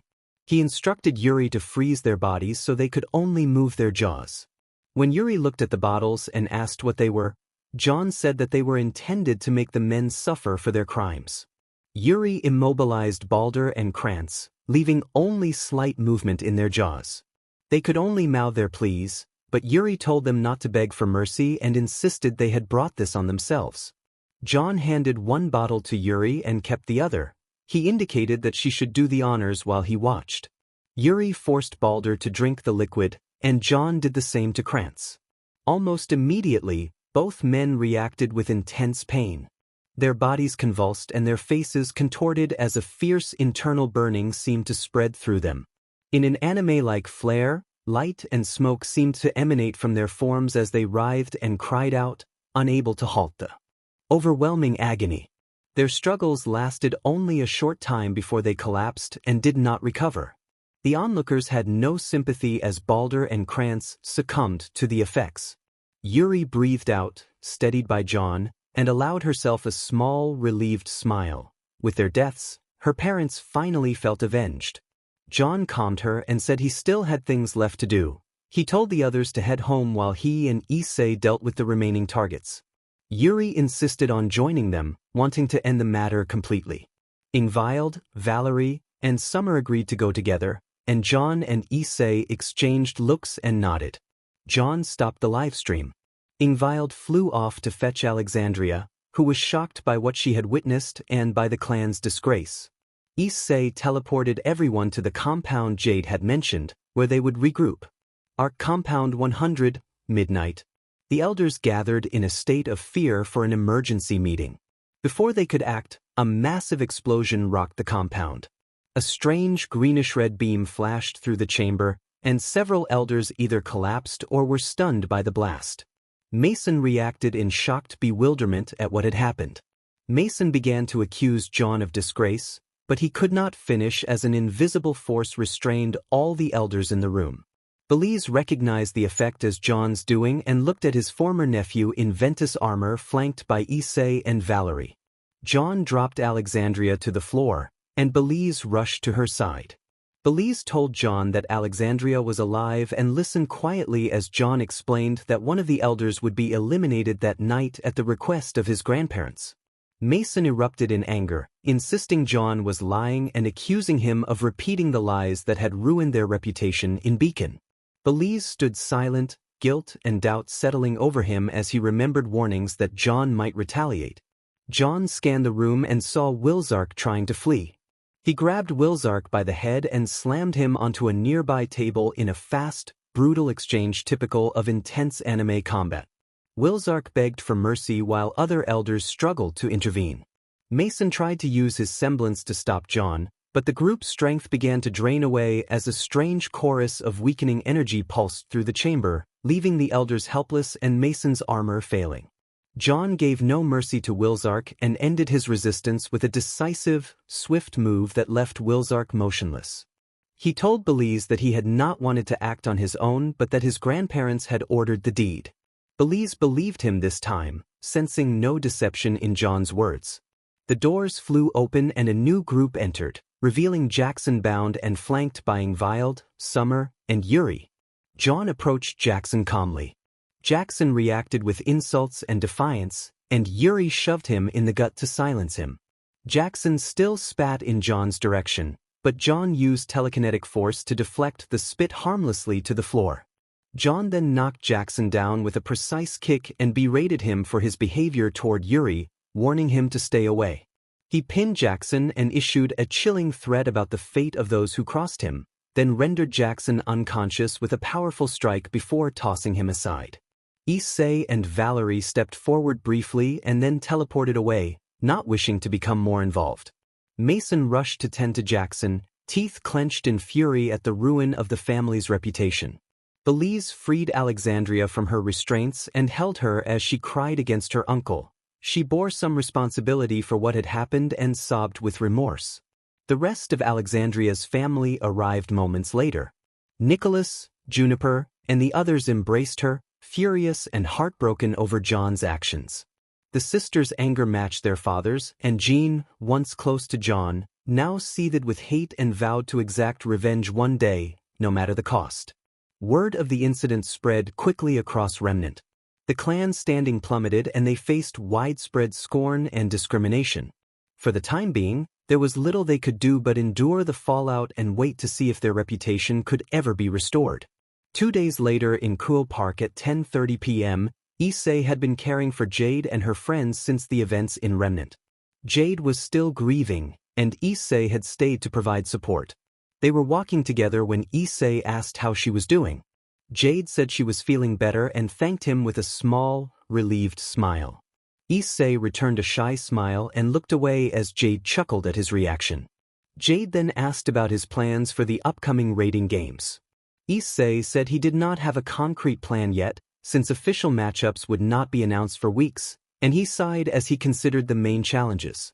He identified Seorg as a formidable solo threat and noted that Sona Citri, while not the strongest in raw power, compensated with tactical skill. He recalled having faced Sona before and how her principal strategy had been to eliminate him as one of Rias's strongest pieces, though she had ultimately been defeated.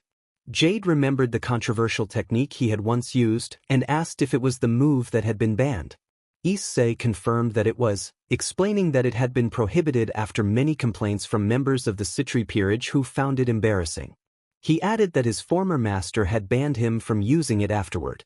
Jade remarked that his former master had seemed controlling, and Issei reflected that many high-ranking devils carried a great deal of pride and control, and that poor decisions had led to the collapse of much of what had been built.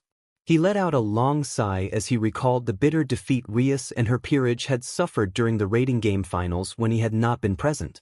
Jade added that Seorg had become the raiding game champion, and it made sense why she had been so desperate to win him back. Jade believed that the loss had driven her to act that way in front of him.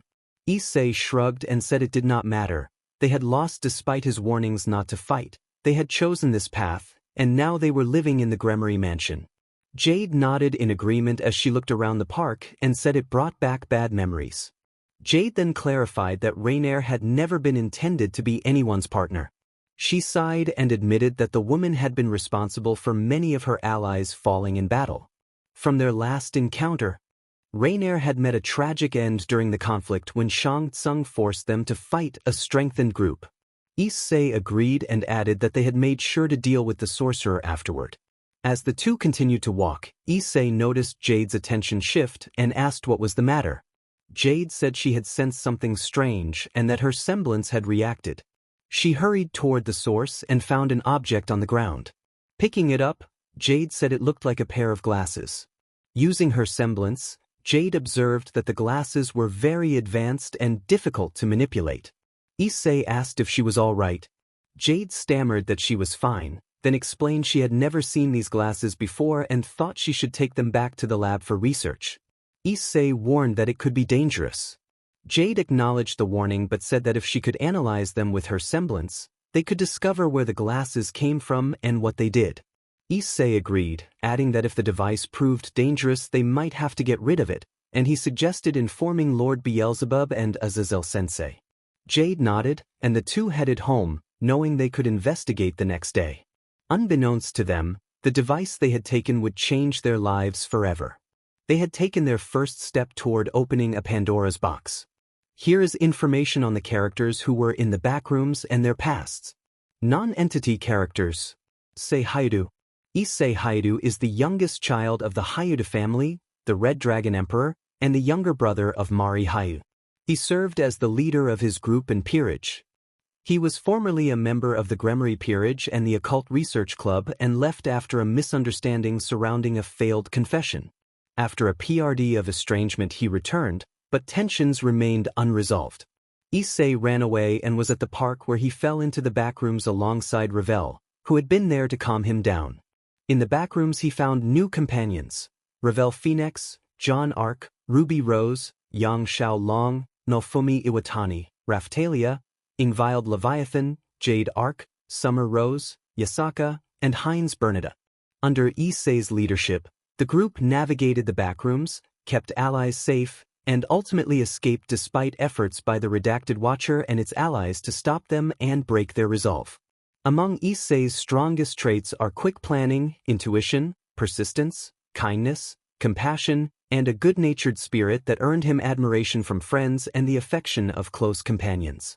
He can be ruthless and cold toward those who harm his friends, but he is capable of reason, as shown when he tried to reason with Alexandria, who refused to listen. Semblance, Dragon Force. Dragon Force allows Issei to transform into a dragonoid form, increasing his strength, agility, stamina, durability, magical potency, and tenacity. The semblance has multiple stages that unlock new elemental manipulation and further stat enhancements. Stage 1. Fire and Wind Manipulation. Stage 2. Earth Manipulation and improved fire and wind control, with access to lava and sand manipulation. Stage 3. Water Manipulation and significantly stronger fire, wind, and earth control. The user can combine elements to create sludge, steam, and storm manipulation. Stage 4. Electric Manipulation with peak fire and wind control and greatly improved water and earth control. No combination methods beyond these stages have been discovered publicly. An unknown final stage allowed Issei to use his power with the gear to defeat the Watcher. Issei is not the only one who can access the semblance. Drake can as well, due to their soul connection. A major weakness of this semblance is a berserker mode in which the user loses control and can become dangerously violent. The only reliable method to stop this is to exhaust the user's aura. Issei also tends to let his emotions cloud his judgment at times, leading to mistakes that affect him and those around him. Ravel Phoenix. Ravel Phoenix is the youngest daughter of the Phoenix clan and the former bishop of Riser Phoenix's peerage. She initially appeared spoiled, arrogant, and snobbish, but she grew to be well-mannered, modest, elegant, and polite, though she can be harsh toward those she dislikes. She partly blamed herself for the misunderstanding between Issei and the Gremory peerage, but Issei reassured her that the fault lay elsewhere. Ravel was among the first outside Kuoh Academy to develop strong feelings for Issei while maintaining tsundra-like mannerisms on the surface. She is strategically capable, skilled in management, and known to be ruthless and cunning when necessary. Her absolute loyalty to those she cares for, first to her former master Riser and later to Issei, extends to his allies and friends. Semblance, Rebirth. Ravel's semblance instantly regenerates her aura back to full if it is fully depleted, acting as a form of revival. It is one of the few semblances not directly dependent on aura, and it reduces the aura cost of her techniques. A significant weakness is a cooldown PRD after activation, during which she is vulnerable to injuries that would normally be healed by aura. Ravel is also emotionally fragile. She can lose faith if stronger allies are defeated, and she can be snobby and childish in certain situations. Jade Arc. Jade Arc is the youngest of the Arc siblings and was the youngest child of Juniper and Nicholas Arc until he was disowned for falsifying his way into Beacon. The Arc clan valued family above all, and when they turned on him, he found himself largely without support. In Beacon, he endured severe bullying, harassment, and assaults that left him deeply marked and bitter, with only a few people showing him kindness. A select few professors, the headmaster, General Ironwood, Yuri Winterflake, Ruby, Yang, Cardin, Team CFY, Saffron, and the Terracotta Arcs offered him support. However, 2 Arc family members, Balder and Krantz, later attacked him and left him gravely injured before he, Ruby Rose, and Yang were transported to the Backrooms, where they joined the rest of the group. John's strengths are his strategic and tactical thinking and his ability to learn quickly, which made him a capable warrior. He was initially kind and compassionate, but his experiences in the Backrooms hardened him. He became more ruthless in defending himself and his allies, prepared to neutralize threats when necessary. Semblance, aura amplification. John's semblance allows him to amplify his own aura as well as that of others. It can boost another person's aura and their semblance, effectively enhancing their abilities when shared. When used on himself, it increases his own aura and effectiveness. John can use his semblance to accelerate the healing effects of aura and to intensify another person's semblance. The amplification speeds up the recipient's healing, allowing their aura to mend severe injuries such as broken bones or deep internal wounds without graphic detail. His semblance can also strengthen the effects of another person's abilities. A major weakness is that once John's aura is shattered, he cannot use his power to restore it. Like Issei, John sometimes lets his emotions override reason, which leads to mistakes that hurt him and those around him. Ruby Rose is the daughter of Taiyang Xiaolong and Summer Rose, and the younger sister of Yang Xiaolong. She dreamed of becoming a hero like her mother and aimed to join Beacon Academy. As a prodigy, she was considered for early admission under Headmaster Oshbin. When John's transcripts were revealed, Ruby did not abandon him. She trusted him when others did not. She cared for him as a friend, and their bond grew stronger after they fell into the Backrooms with Yang. Ruby began to distance herself from Weiss when Weiss acted coldly and aggressively toward John and later toward Ruby herself. She is not fond of violence or killing, but she will do what is necessary to ensure her survival and protect her allies. In the Backrooms, Ruby experienced a harsh reality check when she nearly died after sparing a wretch. Issei, Yang, and John saved her. That moment changed her, and she became more pragmatic and ruthless when survival demanded it. She resolved to get out alive so she could see the world again. Ruby's semblance, Petal Burst, allows her to dash with inhuman speed in any direction, often leaving trails of rose petals. She can generate powerful tailwinds that, with enough momentum, lift people and objects off the ground. Ruby can also carry others or items at high speed by holding them while dashing. Further training under her mother's friend Sonia Blade taught her to disperse and reform on a molecular level to slip through very small crevices. Her weaknesses include difficulty handling heavy loads and the need for full concentration. If she loses focus, she can falter and lose control. Before the Backrooms, Ruby's predictability was a liability that enemies could exploit. Yang Xiaolong is the daughter of Raven Branwen and Taiyang Xiaolong. She is a loving older sister and a loyal, straightforward friend who can be overprotective of Ruby. Energetic and confident, Yang is often sarcastic and lighthearted even in dangerous situations. Her love of adventure drove her to become a huntress. Familiarity with the criminal underworld made her wary of those with shady ties. She was cautious about John at first but came to trust and defend him, even against Weiss. Yang and Ruby saved John from death when Balder and Krantz nearly killed him, and they were shaken to learn family members wanted them dead. In the Backrooms, Yang learned to keep her anger in check. Yang's semblance, Burn, lets her absorb kinetic energy from blows and redirect it as greater force against opponents. She can store that energy for a more powerful strike later. The ability does not make her invincible. She still loses aura when hit and can be harmed by strong attacks. In one encounter, a partygoer attacked and injured her right arm. Issei intervened, and the rescue resulted in Yang losing use of her right arm. Yang can also absorb energy from non-physical sources such as ice or fire while her semblance is active. Her weaknesses include vulnerability to powerful attacks, emotional exploitation when she becomes frustrated or angry, and a long-standing protectiveness over her hair, an impulse that has been diminished by training under Sonya Blade and Kuai Liang. Invioled Leviathan is the half-devil daughter of Lucius Leviathan and Ariel Leviathan, a high-class mage. She grew up on the Italian seashores with her parents until she contracted the sleeping disease and slept for 100 years. When she awoke, only her father remained. Her mother had died during the century of sleep.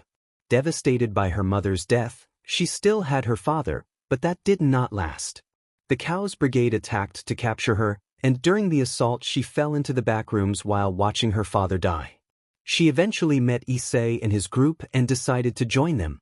She became good friends with everyone in the group and formed a particularly close bond with Issei. She was the second girl to develop romantic feelings for him, after Ravel, excluding the girls from the ORC. Invioled was kind and friendly and enjoyed singing, as shown when she performed by the fountain. She loved seeing the ocean and going to the beach with her friends. Unlike many in the Leviathan clan or other descendants of the original Satans, she did not carry fanatic pride about her heritage or seek world domination, a trait she shared with Lucius. She was quiet, shy, and soft-hearted, and very observant. She remembered what Meredith had said to Issei before the attack while others were preoccupied with discussing his condition. Issei noted that although Invioled had exceptional talent, she still worked hard for her friends and often put others before herself, a tendency that could exhaust her but that she managed with the support of those around her. Invioled's semblance, siren song, functioned like a powerful, voice-driven effect that could enhance or weaken abilities. It was not limited to any single type of target. She could use it to strengthen herself or her allies, or to reduce the capabilities of her enemies. The major drawback was that it consumed massive amounts of aura. She could not sustain it for long without depleting herself, and if she had to extend its use she would need someone to transfer aura to sustain her. Because of this, Invioled employed her semblance sparingly and waited for the right moments to use it. Jade Arc was the fourth oldest of the Arc children and the older sister of John Arc. She was exceptionally gifted with technology, a child prodigy with an IQ that set her apart and numerous technological degrees earned before she was 18. She was one reason the Arc clan possessed advanced technology. Despite her achievements, she always prioritized family and could be overprotective. She initially refused to support John's training because she feared for his safety. 6 years ago she mysteriously disappeared from their world. In reality, Jade had fallen into the backrooms and become trapped on level with no way out. She began working for MEG because she had no other option. Over time she formed a bond with another traveler from Remnant, the legendary Summer Rose. 6 years later she unexpectedly reunited with her brother and his group and was saddened by John's emotional distance. She was shocked to learn from Issei and the others that John had been disowned for falsifying his way in. Jade begged Issei to help her make amends with her brother, and he agreed. They were eventually able to reconcile, and she was deeply grateful to Issei. Jade developed strong feelings for Issei after he saved her twice and helped repair her relationship with John. She remained loyal and grateful to him and was angered by how the Gremory girls had treated him. Her personality shared traits with her brother. She was stubborn and driven, often finishing her work regardless of objections. She was kind and compassionate to those who deserved it and uncompromising toward those who did not. She became so absorbed in technology that she sometimes had to be pulled away. Jade's semblance, technology manipulation, allowed her to interact with technology on both physical and informational levels. She could learn from any design device and manipulate its components once she understood them, eventually gaining control over that technology.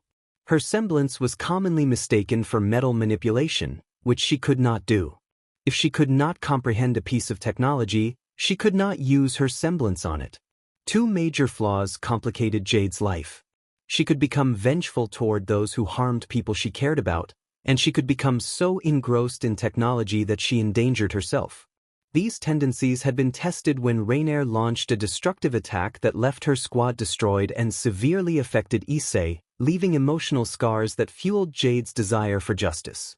Summer Rose, mother of Ruby and stepmother of Yang Xiaolong, had been a local scientist at MEG Base Beta and a caring, compassionate parent who often told stories of her past as a huntress.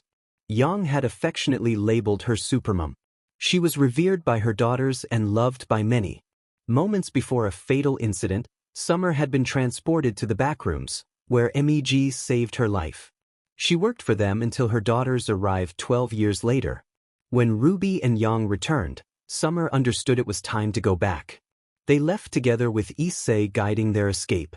They confronted the redacted Watcher, and Issei succeeded in defeating him after an intense, anime-style confrontation.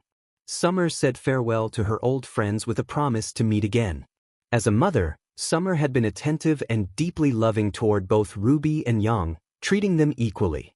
She could lie when necessary, as had happened during a failed mission to broker peace with the grim Queen Salem.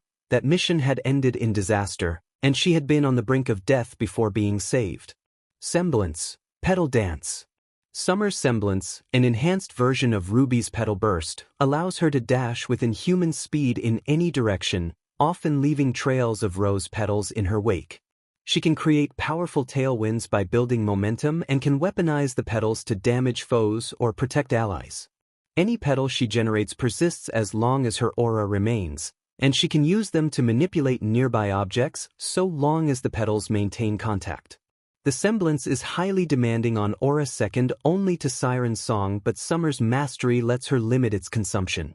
In personality, she tends to play the hero during crises, which has led her to put herself and others at risk. This tendency was a major problem during her early days with MEG, though she has improved since then. Yasaka. Yasaka leads the West Kyoto faction of Yukai and is a nine-tailed fox Yukai with a striking appearance and blonde hair. She is humble, polite, a devoted mother, and a dedicated leader, with a playful, mildly flirtatious side. Yasaka cares deeply for her faction and team. During their time trapped in the Backrooms, she accepted Issei's lead and helped guide the group through the area until they escaped. Her primary motivations are to reunite with her daughter and stabilize her faction, and she made sure everyone she could escaped safely. Yasaka is not accustomed to open displays of affection. When Issei risked himself to obtain a pocket, a spatial storage item recovered from level 9, she reacted with visible surprise. She grew fond of Issei after he saved her from level 666 and protected her from Satanos when she was powerless. His care and promise to reunite her with her daughter left a strong impression. Yasaka declined a semblance when offered by Issei and John, relying instead on sage magic and other arts to aid her team and defeat foes.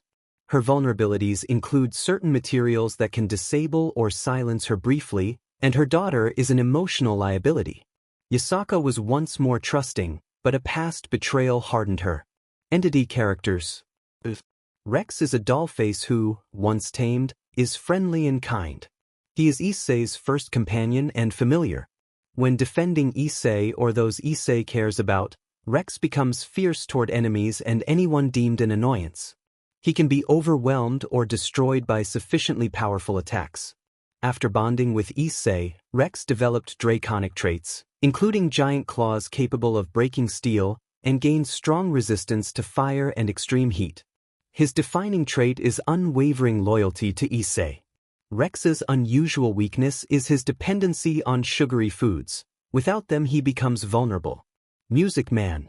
Music Man is a giant mechanical entity that once occupied the malls of level reactivated by outside interference. Its safety protocols were disabled and it began emitting heavy music that distorts and disrupts opponents. At extreme levels the sound it produces can be dangerously powerful. Issei and his companions managed to subdue it by restoring the security protocols that had been disabled. They spared the entity, and Issei invited it to join them. Jade found a way to remove the binding protocols so the entity could choose its path. It agreed and became Issei's second familiar, later adapting into a travel-size form and joining the group. Although capable of producing music, Music Man can communicate and does so more through roars and expressive body language due to a shy nature. It tends to be reclusive around strangers but displays a deep sense of loyalty and kindness influenced by Issei. As a mechanical entity, it depends on Issei's magical reserves to sustain itself. If his mana is depleted, Music Man will shut down. 3 months later, at Kuoh Academy around 9:30 a.m., Issei and most of his new peerage were already heading to their classes. Summer and Jade were not with them. Summer had settled into her new role as a math teacher, and Jade was absent because of a major event she could not miss. Yuri had also joined Kuoh Academy, John believing she would be safer there. The student group included John, Issei, Yuri, Ingvild, Jade, and Yang as second-year students, with Ravel and Ruby in the first year. Jade was older than John but had chosen not to register as a third year because she and Issei did not want to invite Rias and Aquino's attention. Surzex had warned that Rias and Aquino still resented Jade, Ingvild, and Ravel for taking Issei, and Issei refused to risk Jade being dragged into their grudges.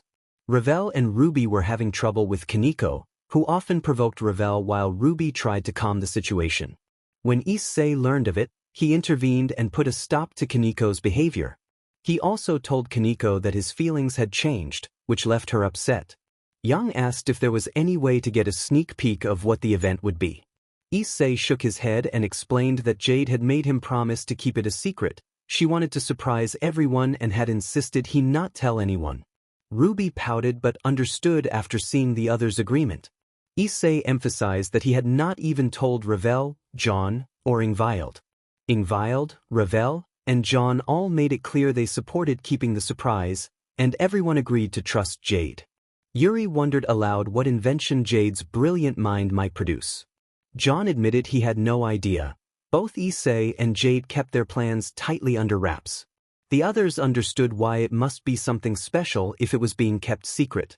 Ingvild asked about Rias and her peerage. Issei noted that Rias had been keeping tabs on him but still seemed unaware that his interest had changed. She continued to be a source of headaches. Ruby added that Kaneko's teasing of Ravel had resumed after a temporary lull following Issei's warning. Ravel confirmed that the teasing had returned and that it was becoming difficult to tolerate because Kaneko enjoyed the status she held as the school's mascot. Issei sighed and said he would speak to Sona about changing classrooms to ease the tension. John and Issei then summarized their situation after Beacon. Issei said that when news reached Vale about what they had done at Beacon and the takedown of Balder and Krantz, many students refused to believe the truth. The school authorities brought them in to account for the incident. In response, John and Issei confronted those who had lied and manipulated the situation. They broke the false narratives, exposed the deception, and engaged those students in decisive, non-lethal clashes. With Azazel's research, they used an aura sealing device to prevent the most dangerous students from accessing their aura and semblances, effectively ensuring those students could not continue on the path to becoming huntsmen or huntresses. The students who had supported the falsehoods were left to face the consequences of their actions, and the headmaster expressed relief that the situation had been resolved before it could lead to greater harm. Ingvild asked whether anyone had been killed in those events. Issei answered that they had not killed anyone. Their efforts had been aimed at stopping future harm and preventing those students from following a dangerous path. Yuri then asked if any of the Arc family had come after them. John remembered that members of the Arc family, including his parents and Jean, had tried to ambush him and Issei outside Beacon as retribution for exposing Wilzark, Balder, and Krantz. Nicholas, Juniper, and Jean had attempted an ambush, but the confrontation ended quickly. Issei swiftly disrupted Juniper's aura before she could use her semblance, and the attackers were routed.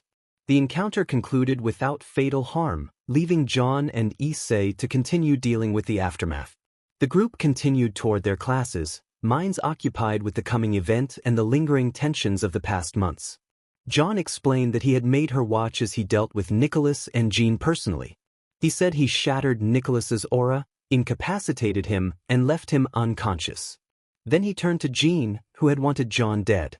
Yang clenched her fists and expressed disbelief and anger that someone so close would want John dead.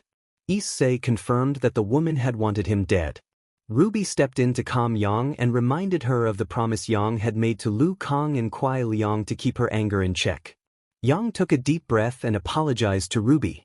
Ruby accepted the apology with a sad, understanding smile. Yuri reacted with equal anger. John went on to say that, in return, he had ensured the woman would no longer be a threat. He admitted he had pushed until he saw fear in her eyes because he believed she and the Arcs could pose a future danger to his parents.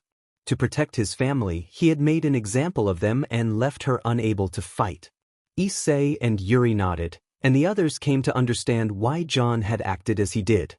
John viewed Goru and Miki Hayadu as parental figures and Mari as an older sister.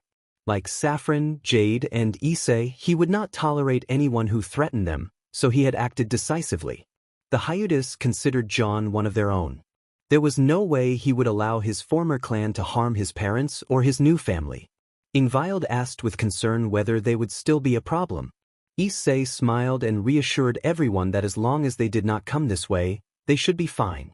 Issei sighed and described Jade's struggles while preparing the event. He said she often lost track of time, missed sleep, and sometimes missed classes. He had watched over her and cared for her when he could, but she still made mistakes. He insisted that he did not want anyone, especially Rias and her peerage, ruining Jade's event. John offered to speak to Rosweiss to try to stop them, and another voice advised him that was a good idea. They agreed it was time to head to school. Soon they arrived at Kuoh Academy, their new school. Some members remarked that it was better than Beacon, a sentiment John especially shared. They moved on toward the next part of their day. The boosted gear 2.0 glowed as its wielder pulled it back, revealing Issei. He and his team stood together, smiling at the screen. Rex, Yang, Ruby, Jade, Ingvild, Issei, John, Ravel, Summer, and Music Man. The scene shifted to the Khaos Brigade armies, where a dark silver-haired man laughed until an unexpected explosion interrupted him. Issei felt that everything was suddenly within reach, a sense of endless possibilities swelling inside him. Issei and Valerie led the charge in their balance breaker armors while several of the girls vied for his attention. John and others watched with amused expressions. Red Dragon Emperors joined Issei's current team against the Khaos Brigade, and they confronted a silver-haired man and a purple-haired girl. Issei resolved to move forward without looking back. Jade presented a project to a gathering of guests, smiling as everyone reacted with genuine excitement and encouragement. Issei then faced a spear-wielding man with a cocky grin. The man's allies closed in, and Issei's own team prepared for the fight alongside their friends from Grigori. Issei pushed the spear-wielding man back and tapped into his semblance just as the opponent activated his balance breaker. The spear-wielder was reinforced by the silver-haired man, but Surzex joined Issei and they coordinated to confront the threat together. Issei and his allies dashed forward and clashed with the Khaos Brigade forces, driving back the attackers and protecting their loved ones. In the heat of battle, Issei felt a new strength within him and a surprising sense of freedom. He faced old foes once more and donned a new, more powerful set of armor.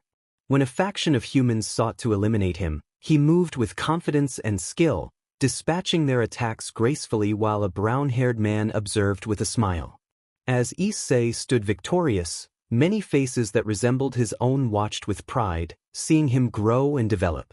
Opening end. Kuoh Academy, 12:30 p.m.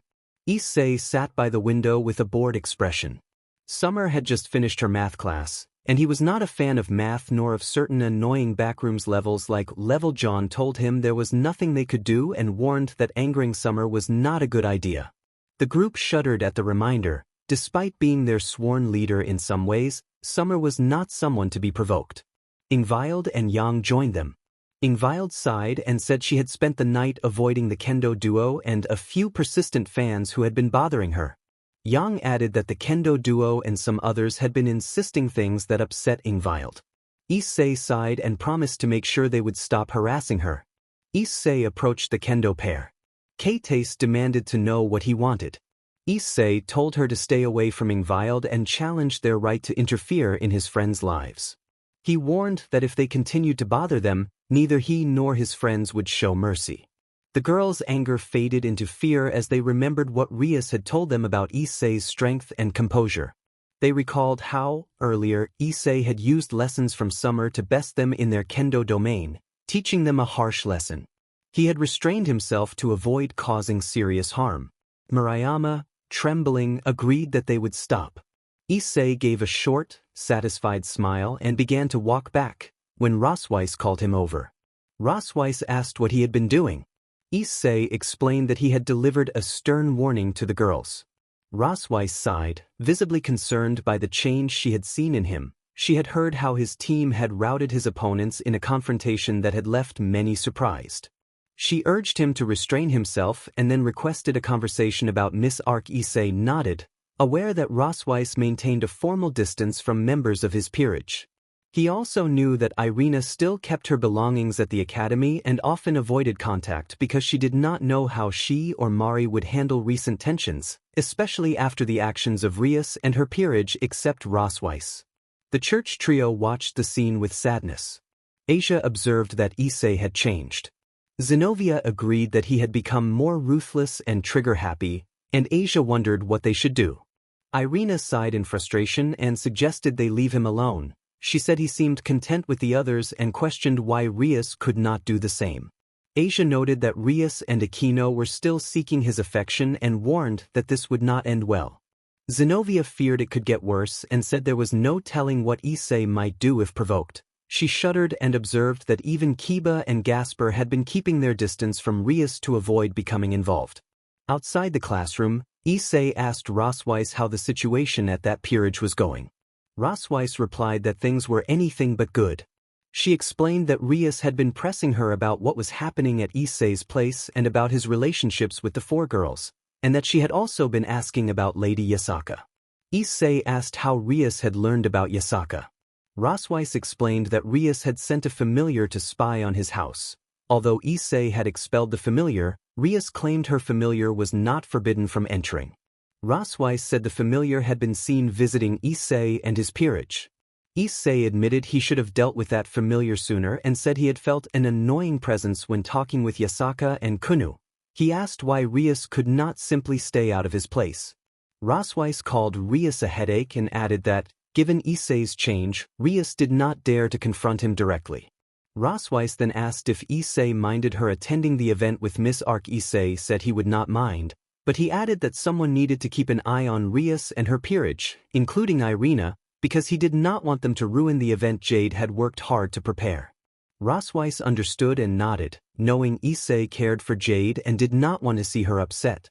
She said Rias had been trying to discover what Issei and Jade were planning, but that Rosweiss and Lucifer were keeping Rias in check. Issei warned that if Rias tried anything, he would make sure she learned not to interfere. Rosweiss swallowed hard, worried about how things might play out, and hoped Rias would not act recklessly. Rosweiss admitted she had never been against Issei attending and mentioned that many from Grigori, her peerage, and her family would also be coming, so the event would be significant. She suggested amplifying security and preventing teleportation circles at the venue. Issei thought this was a good idea and said he would inform Surzex. He noted that most faction leaders would attend, which would reduce the chances of Rias and her group showing up, though it would not eliminate that possibility. Rosweiss reminded Issei not to forget the Khaos Brigade. She explained that ever since Issei defeated the Redacted Watcher, they had been strangely silent for 10 months since the attack on Kyoto, and their silence made her suspect they would not remain inactive for long. Issei widened his eyes at the realization. He admitted he should have foreseen a possible attack. Their silence alone should have been a warning. Issei said those troublemakers knew how to cause trouble and had a superiority complex, and he added that, according to Kuroka and Arthur, they even planned to betray Ophis. Rosweiss agreed. Issei explained that this was why Ophis had started staying with them, at Azazel's request, and because Issei's body now contained Great Red's essence, Ophis had been wary. He said Great Red had threatened to intervene if Ophis tried anything, which prevented further action. Rosweiss advised Issei to discuss the situation with Lucifer. She reminded him that Cao Cao and the Hero faction had beaten them 10 months ago, and that if Issei had not unlocked his old armor, illegal move Triana, they would have been killed. She said Issei had been unable to defeat Cao Cao then and that Yu Long and the first-generation son Wukong had to intervene. Rosweiss added that Issei had managed to land a decisive shot targeting Cao Cao's eye. Issei clenched his fists at the memory. He recalled how Cao Cao had overpowered him and how powerless he had felt. Issei agreed to work on the problem and said he doubted Cao Cao could take on Surzex, and that he himself had grown stronger since their last encounter. He noted that Cao Cao had not been at full power during their fight and that Leonardo and George also possessed Longinus Tyr's sacred gears. Rosweiss reminded him that Issei had support, his older sister Mari, who possessed 2 Longinus sacred gears, Telos Karma and Innovate Clear, Ingvild, who had the newly discovered high-tier Longinus Nereid Kyrie, Valerie with the Divine Dividing, and Seorg, who, from their match, had displayed Regulus Nemia. She expressed hope that this array of power would be sufficient. Issei added that 2 members of Azazel's Slashdog team also held Longinus class abilities. They both hoped it would be enough. Rosweiss glanced at the clock and said they should head back inside for their next class. Time passed. The event at the hall in Lilith, Underworld, began at 10 o'clock in the evening. Issei and his friends and family, with the exception of Jade, arrived at the venue on time. Everyone wore formal attire appropriate for the occasion. Issei asked if everyone was ready for the big event. Yang responded that he was excited. Summer cautioned Yang to keep himself in check, and Yang nodded in understanding. Valerie inquired about the device Jade had created.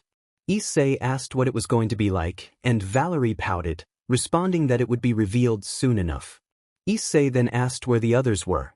Valerie asked if he meant Team Slashdog, and Issei explained that they had already told him they had arrived and should be nearby. Valerie scanned the crowd and saw a familiar young man with short black hair and pale gray eyes searching among the audience. Valerie waved and called for Tobio.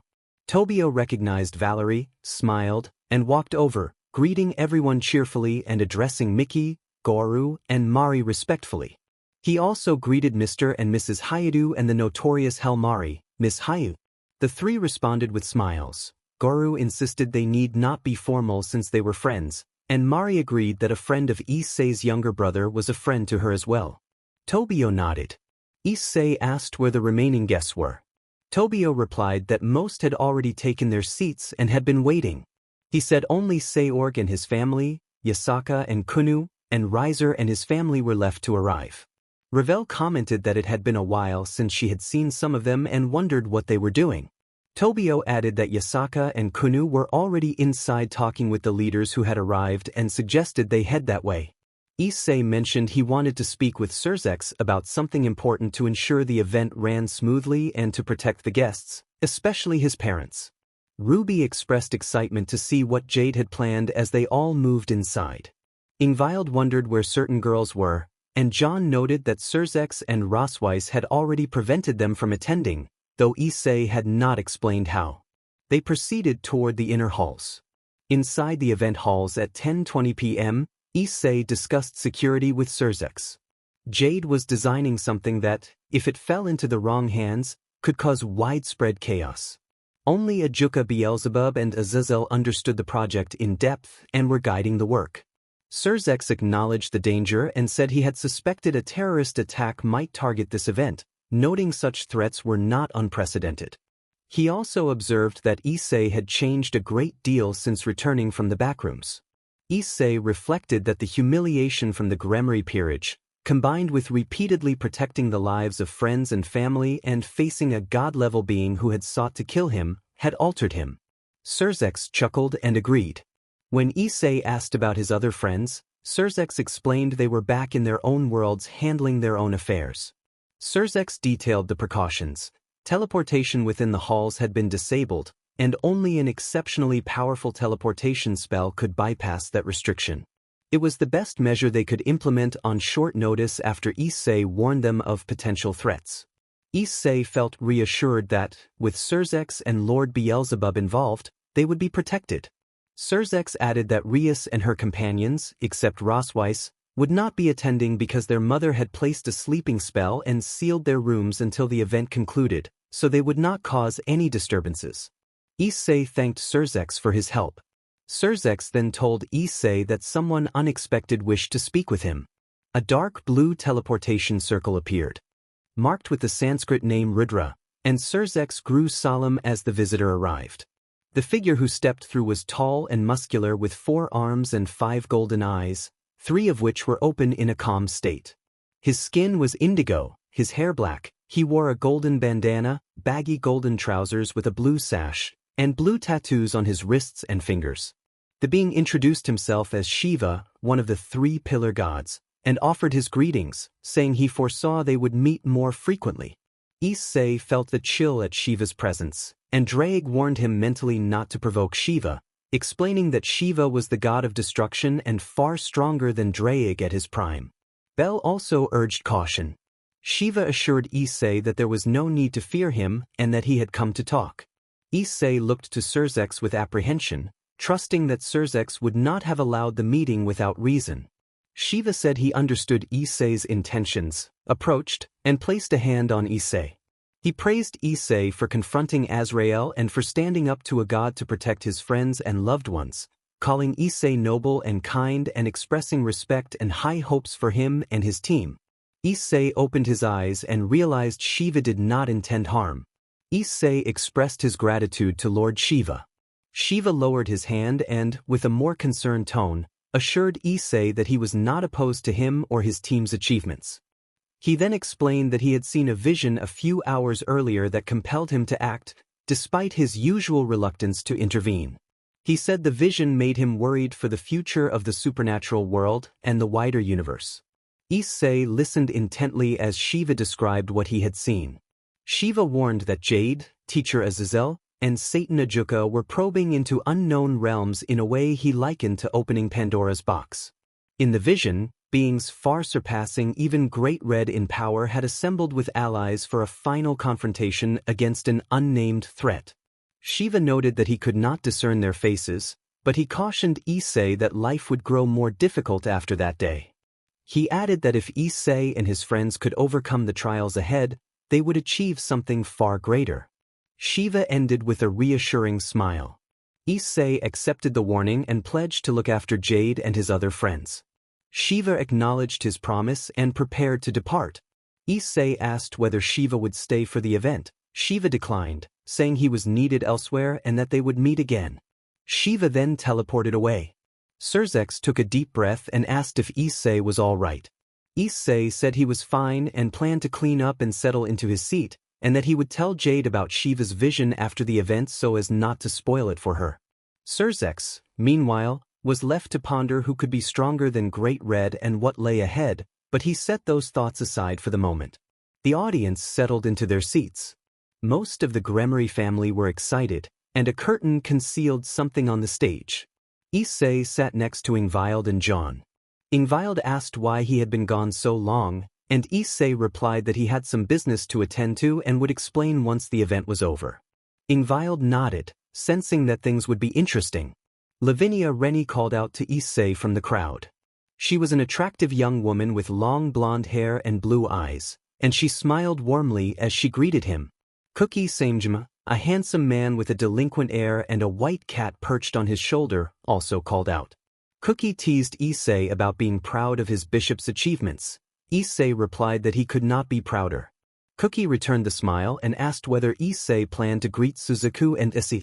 Issei acknowledged Suzuka Himejima, who resembled Akino with long black hair and striking red eyes like her aunt Shuri Himejima, and Issei, a young woman with brown hair and green eyes.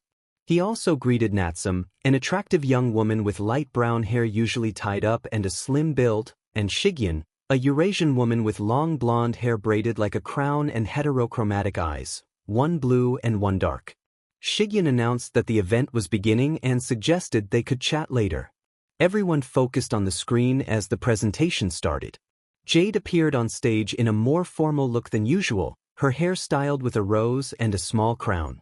She wore a blue and white embroidered dress with a flowing skirt, blue shoes, and wrist-length gloves.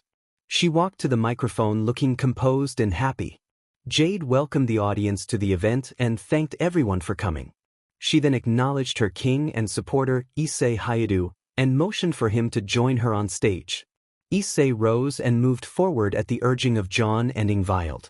On stage, he told Jade that he would not speak at length but that he was proud of what she had developed. He said her creation had bridged gaps between dimensions and worlds and hinted that it had revealed something beyond their world, adding that she deserved to enjoy the moment. Issei then introduced a recorded message from allies in the Backrooms and explained that it would be played next. Issei activated the boosted gear 2.0, and a projection filled the stage. Those who had journeyed into the Backrooms recognized the speaker as Sonya Blade.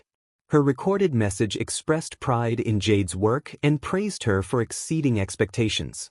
She noted that others at MEG were proud as well, and she specifically mentioned Jade's mentor, Heinz Bernadotte, for his support and guidance.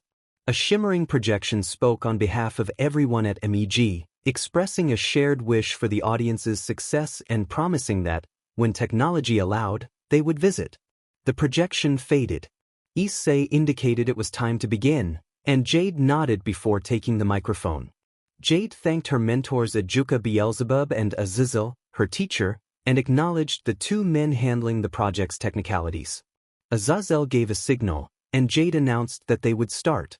Azazel activated a control and the curtains opened to reveal a circular portal device with a hollow center.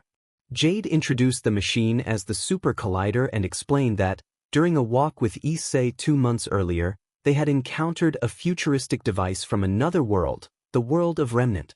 Using that device as a basis, she had developed a machine intended to connect their world to others.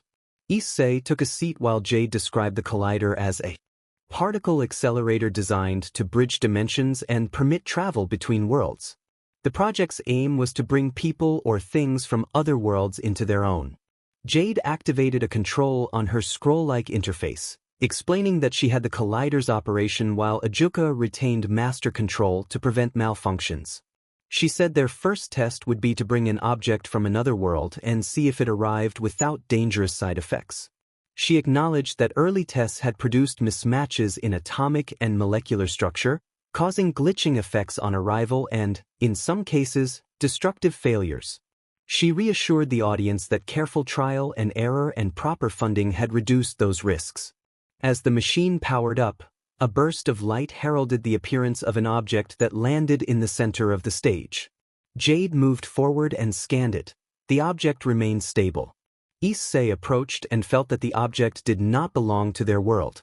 It resembled the hilt of a sword, unfamiliar in design. Jade could not determine how it operated and chose not to risk activating it. She handed the device to Issei and, adjusting her earpiece, explained that the collider had succeeded in retrieving an object unknown to their world. The audience applauded as Issei placed the device on a table and Jade prepared for another run. This time, a pair of metallic, futuristic wings emerged from the screen, radiating a palpable energy that the assembled leaders and beings sensed immediately. Azazel requested permission to examine the wings before Jade could approach. He identified them as a sacred gear unlike any in his research and confirmed that, as far as he could tell, they were safe. He presented the sacred gear to Jade, who felt its power but remained composed. The four great seraphs exchanged looks, recognizing the need for identification. Surzex praised the machine and its potential to connect worlds, and Odin added that he would not have known other worlds existed without it. Jade thanked them both. Gabriel noted the possibility of using such connections to address the threat posed by the Khaos Brigade. At that moment, the auditorium shifted as if pulled into another space. Azazel identified the effect as the sacred gear dimension lost. Mist swirled on stage and revealed two figures that Issei and others who had traveled to Kyoto recognized as members of the hero faction. One of the newcomers was a striking young man with short black hair and blue eyes. He wore a hybrid outfit blending a Japanese school uniform with traditional Chinese clothing. He had lost his right eye during the Kyoto incident but later restored his sight with an eye obtained from Medusa. The other was a young man with black hair and spectacles. The arrival left the audience tense and alert as the unexpected visitors took in the scene. He wore a Japanese school uniform beneath a mage-style robe and a feathered cape, similar to Cao Cao. Issei reacted with surprise when he recognized Cao Cao and George from Kyoto, and he saw Yasaka holding her daughter and glaring at the newcomers. All the leaders went on guard. Odin worked on maintaining the barrier to undo the dimension George had created, while Graphius searched for any breaches. Issei's team and the other guests readied themselves for combat. Summer and Ruby stood by Mickey and Goru to protect them. Cao Cao smirked condescendingly as he greeted Issei, noting that it had been a while and that Issei had found new guests. Azazel demanded why Cao Cao had come. Cao Cao chuckled and explained that they had originally come for Ophis to take her power, but they had changed their plan and intended to take the Collider as well, a device that allowed travel between worlds and promised the Khaos Brigade new opportunities. Ophis glared at Cao Cao, and everyone braced for a fight. Issei immediately moved to protect Jade and challenged Cao Cao, insisting they would not allow the Collider to be taken. Cao Cao responded with confident threats. George called mist from his dimension lost as he tried to seize the Collider, but Jade used her semblance to forcefully shut the machine down, rendering it temporarily inoperable and declaring that they would not succeed. George and Cao Cao clicked their tongues in frustration. George vowed they would find another way and suggested searching the building for information about the Collider. Issei refused to let them, activated his balance breaker, and prepared to fight alongside John and the rest of his team, with Summer and Ruby remaining to protect Mickey and Goru. Mist spread across the area as Cao Cao brought in more reinforcements. Azazel warned that additional forces were arriving, and the group was ambushed by members of the hero faction, including Jean, who engaged John. John activated his Ventus armor to block the attack. Yang was forced to take on Hercules, and several hero faction members confronted Ingvild and Ravel. Grim Reapers also launched an ambush, making the leaders realize that Hades was involved. A new presence emerged, a large, ominous creature with the upper body of a fallen angel and the lower body of a dragon, bound to a towering cross-like structure by numerous restraints etched with ancient letters.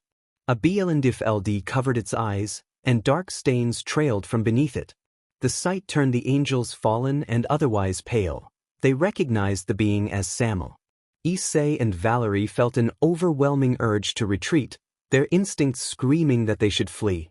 Issei tried to understand the emotions emanating from the creature: pain, jealousy, suffering, and resentment. Draig warned Issei to leave immediately and said that if the being's blood entered their systems they could be gravely harmed. Albion echoed the alarm and questioned how they had obtained Samuel. Cao Cao laughed and credited Hades for supplying Samuel, claiming they could now fight against two Longinus users. Those who cared for Issei and Valerie grew fearful of what would happen next. Azazel growled in anger. Surzex decided to join the fight, unwilling to let a device so powerful fall to the Khaos Brigade. Before moving, Surzex instructed Odin to evacuate the civilians. Odin understood and ordered Summer and Ruby to protect Mr. and Mrs. Hayadu from the Grim Reapers. Summer reassured Lord Lucifer that they would handle it. Team Slashdog, Seorg, Riser, and their peerages readied themselves for battle, joined by other supernatural beings fighting the Grim Reaper army. John held Jean at bay while Yang struggled against Heracles. Cao Cao activated his balance breaker, Polar Knight Longinus Chakravartin, and identical orbs formed around him. He ordered George to locate the Collider's data. George nodded and rushed from the battlefield.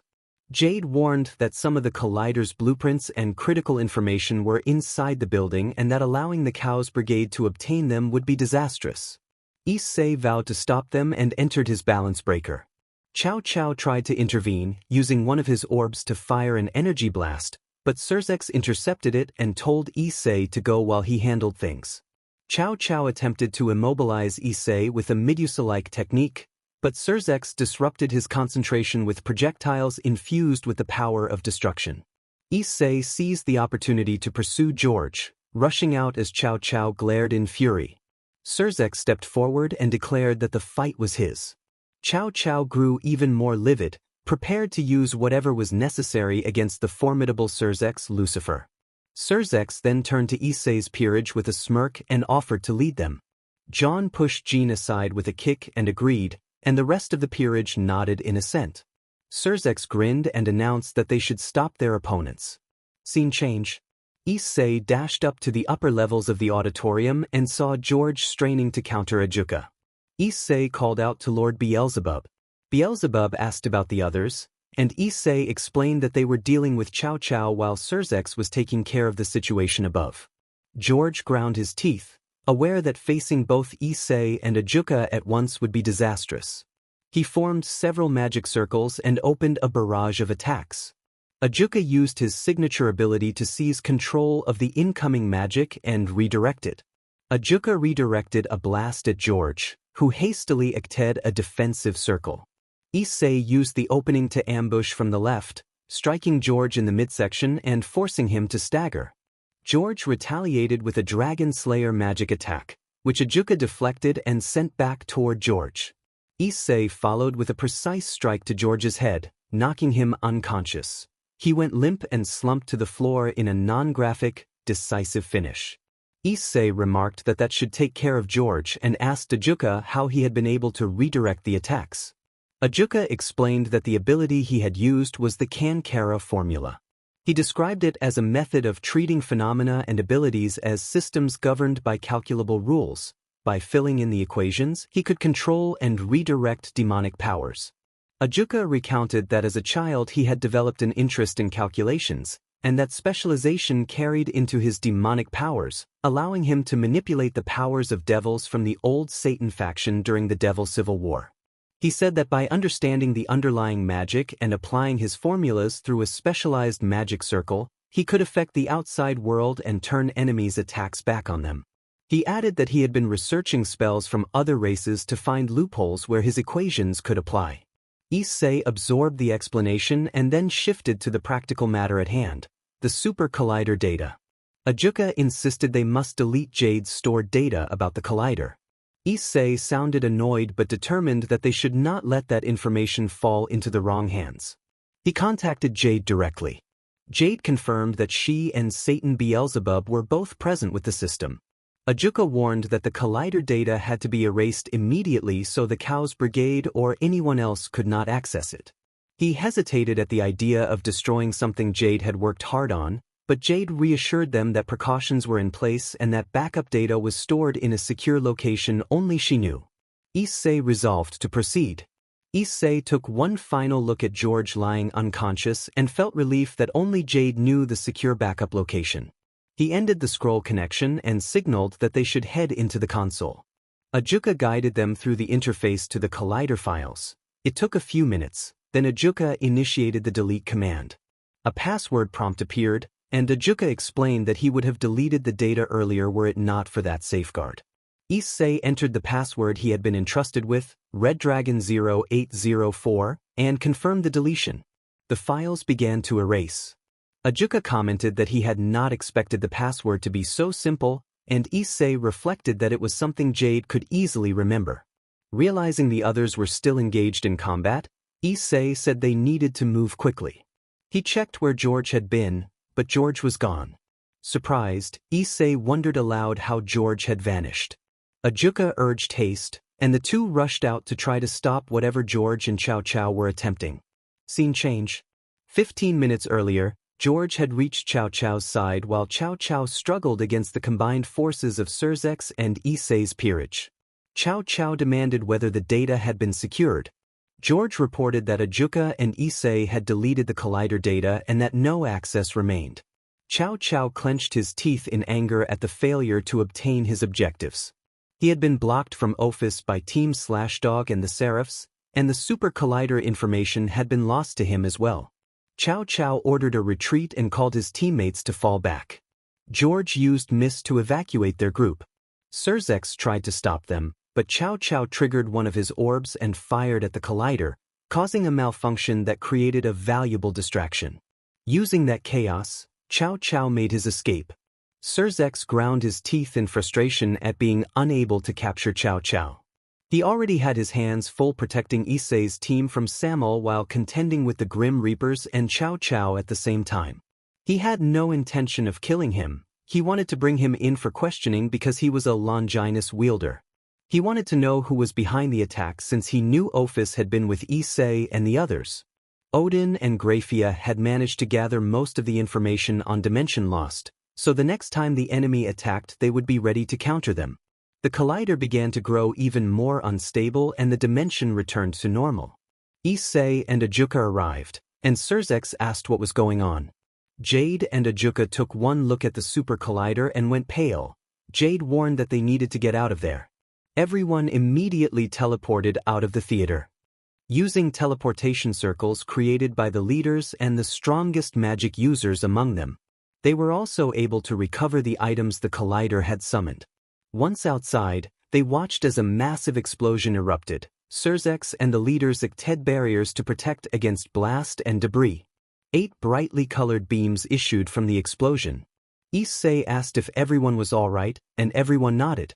Issei surveyed the crowd and confirmed that all had made it out alive. His own family and peerage, the Gremory family minus Rias and her peerage, Rosweiss, the faction leaders, the 4 great Satans, the Phoenix family, Seorg Baal and his mother, Riser's peerage, Seorg's peerage, Azazel, Shemhazai, Team/Dog, Valerie Lucifer, the 4 great Seraphs, Yuri Winterflake, and Kunu. Azazel sighed and observed that at least they had all come through in one piece, and he noted with concern that the Khaos Brigade had somehow learned about Remnant and other worlds. Everyone considered what would happen next. Unknown location, 12:30 a.m. A man in his 40s smirked as he observed the events. He had dark silver hair and hazel eyes, a short beard, and a bottomless, unsettling aura. He resembled Valerie, though with shorter hair, and wore Mal Lucifer attire rendered in silver. Watching through the spy magic circles he had installed, he felt intrigued by what he had witnessed. The world of Remnant and other worlds offered him the chance to spread despair and chaos across realities rather than in a single place. How he had managed to place the spy circles in the event hall would be revealed later. He called for one of his allies. A young man in his early 20s teleported into the room. He had silver hair tied in a braid and wore an ornate silver robe. This man, Euclid, had been responsible for infiltrating the event and placing the spy circles that allowed them to hear everything. Euclid asked if something was the matter. The Lord, Rizevim, instructed Euclid to take Shalba and capture the boy Leonardo, and to bring an army. He ordered that Jade Arc be captured as well, because her plans for the collider and her intelligence would be valuable. Euclid acknowledged the orders, and Rizevim added that if Jade's king interfered, Euclid knew what to do. Euclid teleported away at once, and Rizevim smiled, confident that capturing Jade would accelerate his plans and possibly hasten the release of Trihexa. Unbeknownst to them, several beings had staggered to their feet after a painful fall. They looked around, realizing they were not where they were supposed to be, and all asked where they were. Issei looked at his friends and family and asked if everyone was okay. Surzex looked around and observed that no one had been harmed, but he warned that the situation was far from over. Odin spoke with a worried tone that the Khaos Brigade knew about the collider and would want anything in their power to obtain it. Jade responded with a calm assurance that they would handle it. Ajuka nodded and assured everyone that the data was secure with him and Issei alone, and that the fewer who knew, the better. Many agreed. Mari offered to take her parents home so they would not be caught up in any possible attack. Goru protested angrily that they would not leave their son behind, and Mickey supported him. Mari tried to reassure them that Issei had his team and the leaders backing him. Surzex stepped forward with understanding and promised that he would do everything to ensure Issei and his team survived, noting that they had each other's support. John moved closer and promised that the peerage would protect Issei. The peerage all affirmed their commitment, which eased Mickey's worry. She told them to take care. Mari and the rest of the Hyudas teleported away, leaving Issei alone. He muttered that at least they were all right. Azazel sighed and observed that the project had been months in the making and now the Khaos Brigade wanted to replicate it, which meant trouble. Jade worried aloud about the likelihood of terrorists attacking the underworld to seize the weapon. Graphia's expression changed as she received a message. She closed the communication and announced that thousands of devils, fallen angels, and other supernatural beings had attacked the Agar's territory, including magicians and vampires. The leaders were surprised by the vampires' involvement, and everyone realized the Khaos Brigade must have been recruiting across races. Magic circles began to open. A horde of devils and other supernatural beings converged on their location, and Graphia went wide-eyed when she recognized who led them, her younger brother Euclid. Surzex shared that surprise. Issei, too, was taken aback at the sight of a striking man in black armor with a cape, long brown hair to his hips, and bangs covering one eye. Issei murmured the name Shalba in disbelief. John asked whether Issei had truly defeated Shalba during that previous Berserk episode over the nun's presumed death, and Issei indicated that it had been the case. Euclid Lucifuge stepped forward and introduced himself to the assembled factions and the people of Remnant, greeting them and drawing attention to Issei's past defeat of the Redacted Watcher. Euclid then declared that Graphia was a treacherous sister and, turning his attention to Jade, insisted that she would be essential to Rizevim's plans to recreate the Super Collider. He claimed that accessing her memories would reveal everything they needed. Jade reacted with anger at the implication that she would cooperate. Euclid arrogantly asserted that she had no choice and bade his forces to attack. The Khaos Brigade's allied supernatural beings unleashed a heavy volley of magical energy. The leaders responded by acting a protective barrier to shield those present. Graphia struggled to come to terms with the fact that her brother had become a terrorist. Surzex glanced at his wife, then clenched his fists before taking a steadying breath and addressing the group with a grave tone. He said they needed to split their forces and called for volunteers to head to the Agar's territory. Seraphal, Falbium, Odin, the Baal Peerage, Valerie, Gabriel, Metatron, and the Phoenix Peerage all volunteered and teleported immediately to that location. Surzex declared that the rest would remain to confront Euclid and his forces, emphasizing that they could not allow Jade to fall into the Khaos Brigade's hands because she was the weakest link to the Super Collider. The remaining defenders readied themselves, preparing for an intense, fast-paced clash to protect their allies and prevent the enemy from gaining the crucial knowledge they sought. Issei revealed the glowing boosted gear 2.0 as he pulled it back into place. His team stood beside him, smiling at the sight. Rex, Yang, Ruby, Jade, Ingvild, John, Ravel, Summer, Music Man, and Valerie. The scene cut to the Khaos Brigade armies, where a dark silver-haired man laughed until an unexpected explosion forced him to look away in surprise. Issei and Valerie charged into the fray in their balance breaker armors while the others jostled for his attention, each eager to be near him. John and several others watched with amused expressions. The montage shifted to multiple Red Dragon Emperors and Issei's allies fighting through the Khaos Brigade ranks, confronting a silver-haired man and a purple-haired woman. Jade presented her project to the assembled guests with a bright, proud smile. Everyone responded with warm excitement. On the battlefield, Issei squared off against a cocky spear wielder surrounded by allies. Issei pushed him back and activated his semblance just as the spear fighter unleashed his balance breaker.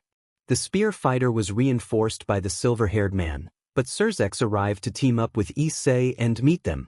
Issei and his friends dashed into combat together, facing wave after wave of Khaos Brigade forces with energetic, anime-style clashes that drove back anyone who threatened their loved ones. Issei faced familiar foes and stepped into a new, more powerful armor. He met a human faction determined to eliminate him and easily defended against their attacks, watched with approval by a brown-haired man.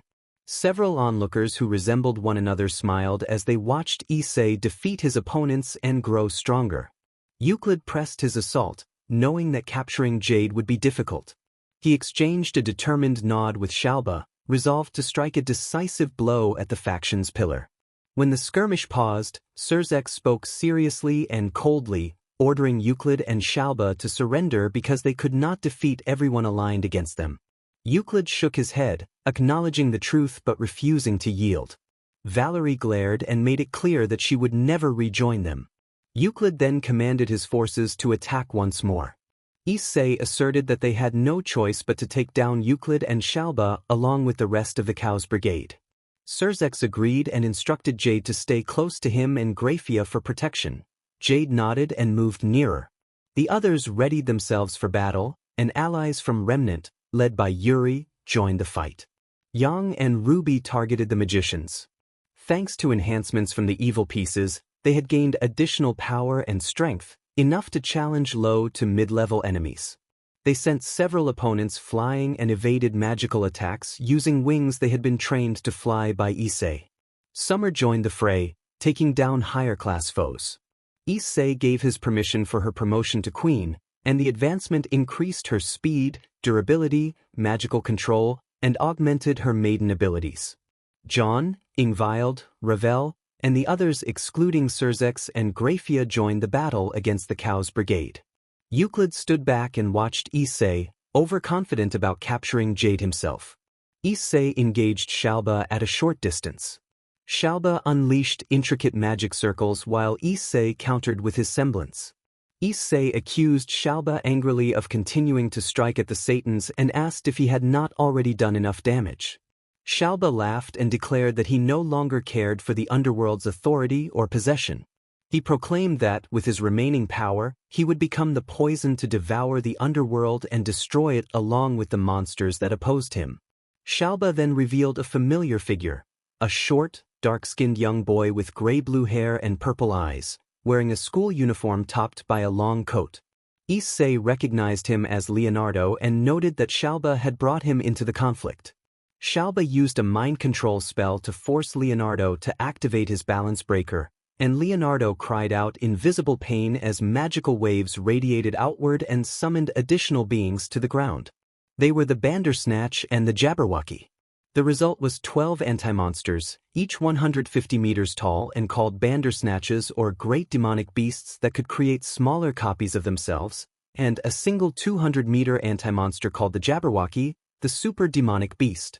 The Jabberwocky was teleported to the other side of the underworld while a Bandersnatch remained with them. The Bandersnatch immediately attacked the leaders. The 4 Satans and the remaining leaders joined the fight against the monstrous armies. Surzex stayed back to protect Jade, and Grafia defended them from anyone who came close. Issei faced Shalba, hoping that if he could free Leonardo from Shalba's control he might turn the tide of battle. Shalba proved a difficult opponent. He invoked magic circles that deflected Issei's attacks and summoned a swarm of bees with a command. Drake mentally identified the swarm as the King of Flies' ability, Beelzebub's signature power, and Issei noted that bugs were vulnerable to fire. Issei shifted into his dragonoid form and breathed flames, burning the swarm and disrupting Shalba's magic circle. Shalba gritted his teeth as the flames threatened to overwhelm his defenses. Seizing the moment, Issei teleported close and fired his shotgun. The blast struck Shalba's left arm, severely injuring it and forcing him to keep his distance. Shalba retaliated with a barrage of elemental magic fire, water, wind, lightning, earth, rock, and dark energies, but Issei dodged each strike with care to avoid hitting his allies. Issei acknowledged Shalba's endurance despite the injury to his arm. Shalba, furious and proud, declared that he would destroy everything Issei cherished, even the underworld's children. That declaration enraged Issei and many others. Desperate, Shalba produced a vial of black liquid that Issei recognized as Samel's poison and readied a syringe. He teleported close to force Issei onto the defensive. Allies moved to help, but Euclid acted a formidable barrier to prevent interference, blocking his peers and others. Shalba wore a crazed grin as he prepared to kill Issei. Before he could act, a reddish-black blur struck him, sending him flying. A new figure had arrived. The newcomer commanded attention, black outer armor with red glowing eyes and red gems, wings folded like sealed pistols, and dark lines tracing across his back. He announced that the two of them should pick on someone their own size, then unleash 2 cannons from his back. The cannons crushed Shalba's vial, leaving both Shalba and Euclid horrified. It was a second manifestation of the Red Dragon Emperor's power, yet something about it felt different. Drake and Bell recognized the Red Dragon Emperor's signature and were taken aback. Other combatants were equally surprised. Azazel observed that the armor resembled Issei's scale mail but was distinctly altered.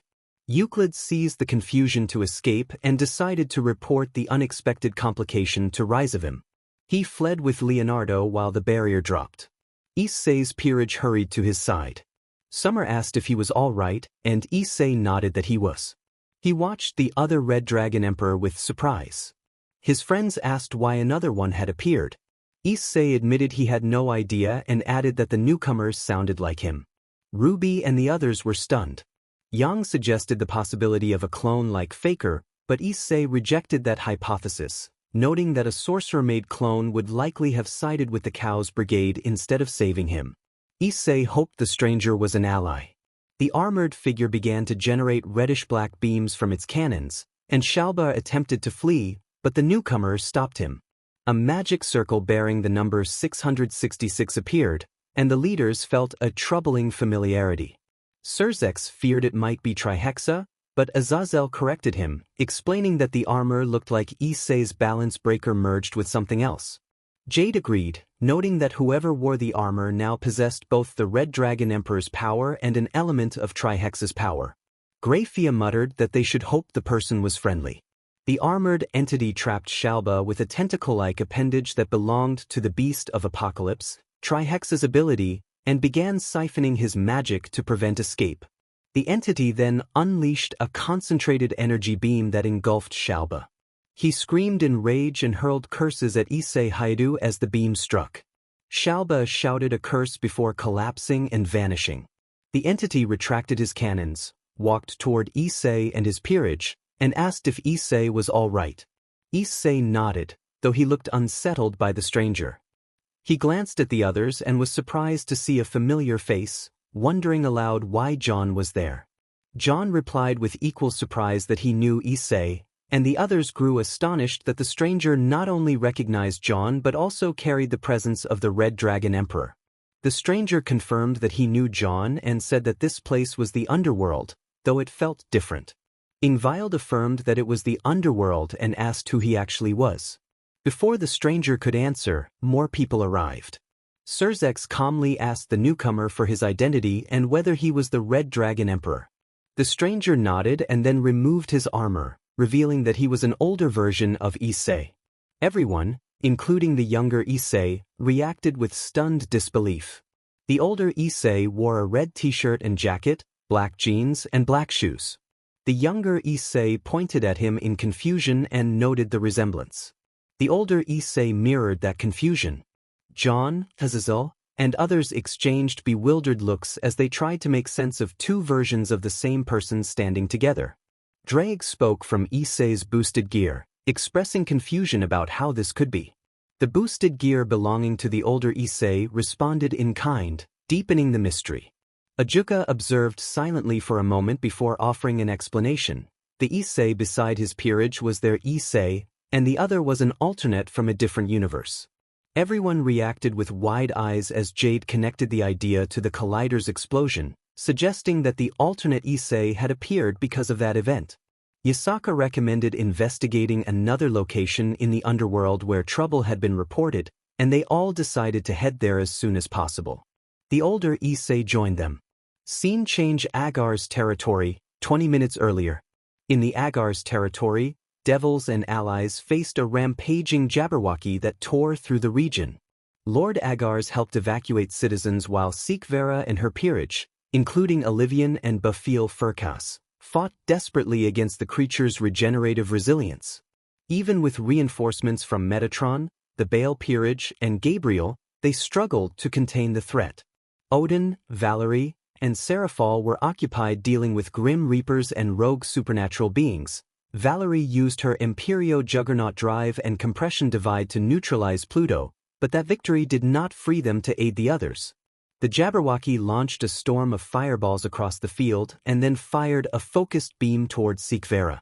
Seorg moved to intercept, but Sikvera could not dodge.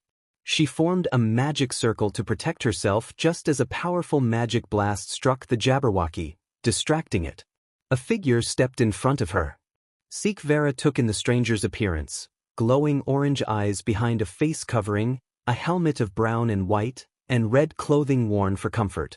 The stranger checked on Sikvera, and she nodded in response. He spoke coldly to someone named Rizevim and then leapt into the air, knowing how to handle the giant threat. He fired 2 dragon shots from the boosted gear in his hand, a display that stunned everyone who witnessed it. The flames and power were unmistakable signs of a Red Dragon Emperor. The newcomer issued a blunt order for everyone to fall back unless they wanted to be in danger, and his voice made the nearby fighters hesitate. He summoned intense flames that enveloped the Jabberwocky. Those who had fought in the Great War instantly recognized the pattern and color of those flames as dregs. The flames spread over the creature and, in a sudden, decisive burst of power, the Jabberwocky collapsed and dissolved without grotesque detail, leaving nothing left to fight. The newcomer looked around in surprise at how intact the underworld was, as if nothing catastrophic had happened there. Sikvera stepped forward and asked for his name. He replied by questioning how he could use both the boosted gear and flames that had once been sealed by the biblical god, and he reacted with astonishment when Odin and the others appeared after finishing their own fight. Odin inspected him closely and, with a mixture of curiosity and caution, identified the stranger as Issei and asked whether he might be the pillar of the factions. The newcomer's expression turned incredulous as he wondered aloud whether Dai had not been the pillar, and Odin met the question with visible confusion. Odin analyzed the newcomer and noted that Issei was the pillar, questioning who this Dai could be. He admitted he had not expected the perverted hypocrite to act this way. The armored figure replied that Dai was his brother and asked if Dai did not exist in the Hyudu family. Odin shook his head and pointed out that Issei had no brother, unless one counted John as a brother figure. The armored figure protested in confusion. Gabriel and Metatron moved to analyze him, and Gabriel reached toward his heart, but the figure warned Gabriel against doing so. The armored figure then removed his helmet, revealing Issei Hyudu to everyone, though he appeared different with darker brown hair. Before anyone could respond, a magic circle opened and Lucifer's presence announced itself. Surzex and allies arrived, along with another, older version of Issei. The armored Issei registered the scene with bewilderment, wondering how people who should have been dead could be alive, how there could be two versions of himself, and who these others were. Drake calmed him and urged caution, explaining that both Isseis before them were also Red Dragon Emperors and that they needed to proceed carefully. While others moved to assist the group dealing with the Jabberwocky, Ajuka examined the armored Issei and concluded that he had likely been brought to this world by the Super Collider. Ajuka suggested that this Issei must be from a different universe, and the realization settled over the armored Issei. He understood that Surzex and several others who had died in his world were alive here, and that his counterpart in this world had become the pillar. Ajuka asked if the armored Issei had also been summoned from his own universe, and the armored Issei confirmed that he had been brought here. Sikvera and her peerage exchanged surprised looks. The existence of alternate universes and different realities was difficult for them to process. Surzex admitted that many present were unaware of the Super Collider's existence and that they did not understand what had happened. Surzex assured Sikvera that they would explain everything and suggested moving to a secure location to discuss their next steps. Sikvera agreed to host them at the Agar's mansion, and they prepared to relocate. Unseen by the group, someone other than Rizevim observed their movements. Later, in Hades's realm at 11:30 p.m., Hades convened a meeting with the primordials Nyx, Tartarus, and Erebus after receiving Rizevim's report about Jade's actions. Hades warned that they did not know what lay beyond the boundaries of different worlds and that such uncertainty threatened their way of life. He had also arranged for Samel to be used against Issei Hyudu, but that attempt had failed. Now, with reports that two even more powerful versions of Issei existed, one bearing the aura of Trihexa, Hades saw a new danger. Nyx observed that these alternate Red Dragon Emperors were potentially more problematic than the Longinus wielders and remarked that the aura of the red-jacketed Issei felt familiar. Hades confirmed that the aura matched Trihexa, indicating that the Issei of that universe might have the beast of the apocalypse at his side and represented a significant threat. Tartarus proposed an outright ambush or immediate elimination, but Hades rejected such direct action. Hades explained that the Isseis were stronger than the primordials in their current circumstances. One could use Draeg's flames and the other Trihexa's power, so they needed a different approach. Erebus pressed for a plan, and Hades suggested laying low while the major factions engaged the Grim Reapers and Samel. Once those confrontations had weakened their opponents, Hades intended to exploit Samel's power to neutralize the Isseis. Tartarus and Nyx agreed, and Hades adjourned the meeting to coordinate further with Rizevim. As the others dispersed, Hades remained, preparing for the coming complications and worrying that Rizevim might be pursuing his own agenda involving Trihexa or Jade. At Rizevim's base around midnight, Rizevim listened to reports of the encounter with a pleased grin. He assessed the situation. 2 Isseis, one seemingly allied with the beast of the apocalypse and the other wielding Draig's flames, presented both opportunity and threat. Although his initial attempt to access the collider and its data had failed, he had learned what the device could do. He resolved to find a way to capture the Isseis and learn more about their worlds. If capture proved impossible, he planned to neutralize them by other means. Agar's territory, 11:30 p.m. Surzex explained to Sikvera that the 2 Issei present were alternates of their Issei from a different Earth. The leaders studied their pillars' alternate selves. The angels remained tense because of the armored Issei's darkened aura, which stood out from the others, but all recognized the 2 as dragon gods. Ophis also recognized a power within their bodies. The older Issei asked to be allowed to ask some questions and looked at Jade, who shifted nervously. He then explained that they had all been brought here by a portal that had appeared out of nowhere and that they had been powerless to stop it. The armored Issei explained that he had been working on his latest sacred gear at the time, and that his mechanical wings were his own creation. Many noted this detail, but the more pressing concern was how they had been transported. Jade, feeling uneasy, asked whether the portal had been colorful and glitchy. Both Issei agreed, and the armored Issei added that he had never seen a portal like that before and that it did not match any supernatural magic he knew. Ajuka said that this confirmed their suspicions. The older Issei realized aloud that they were indeed in a different universe and connected that fact to why some people from Remnant had appeared here. The armored Issei agreed that multiple universes must be involved and wondered how the transfer had occurred. The older Issei explained that the only way to reach another universe was to breach the source wall. He produced his boosted gear and used a spell he had developed to check for breaches in the source wall, and he was surprised to find the wall undamaged. He noted that his detection appeared to work across universes. Azazel asked what the source wall was. The older Issei described it as the boundary that keeps 2 universes separate, an unbreakable border of sorts, and then asked why they had been brought here. Jade, Ajuka, and Azazel decided to tell the truth. Ajuka explained that the Khaos Brigade had attacked during a presentation of the Super Collider, a device intended to move objects between dimensions and timelines.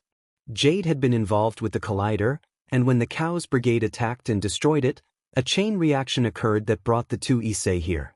One of the sisters acknowledged the explanation to Lord Beelzebub, and the older Issei confirmed that Ajuka's account matched what had happened. The armored Issei's tone had sounded brusque, drawing attention from those present and making some wonder what differences he had with his counterparts. Azazel noted that he had seen 8 more lights leave the collider and the conference hall when it exploded. Surzex worried aloud that, with the 2 alternates of himself present, there could be 6 other counterparts elsewhere, which could become a serious problem. Issei confessed his fear of being mistaken for a criminal or otherwise getting into trouble because of so many similar individuals. Surzex assured Issei that they would locate the others and send them home. Surzex then asked Jade how long it would take to recreate the collider. Jade replied that the original had taken a few months of tests and failures to complete, but she still had the data, so rebuilding it should take less time. Surzex responded that there was no rush, and Jade acknowledged his patience with a nod. The armored Issei reflected that these alternates seemed different from his own counterparts. With his counterpart serving as the pillar in his world, he doubted these versions resembled his Surzex or faction leaders. He also noticed the absence of Rias and her peerage, which he thought might be for the best. An imposing new presence announced that it could help and speed up their efforts. The people present felt its overwhelming aura, some lower-ranking beings staggered under it, and many others grew uneasy. Even the other Isseis were wary. They hurried outside and found a figure entirely red and encased in dark armor, a black grin apparent on its helmet and a corona of crackling energy around it. Ophis felt fear at the being's presence. The entity radiated a demonic power far beyond anyone they knew and stood colossal, easily towering at a massive height. The entity asked to join their group, and the guests, unfamiliar with him, exchanged concerned looks. The Isseis studied their counterparts, each sharing the same unease about this new arrival. Issei felt a surge of possibility as the boosted gear 2.0 glowed in his hand.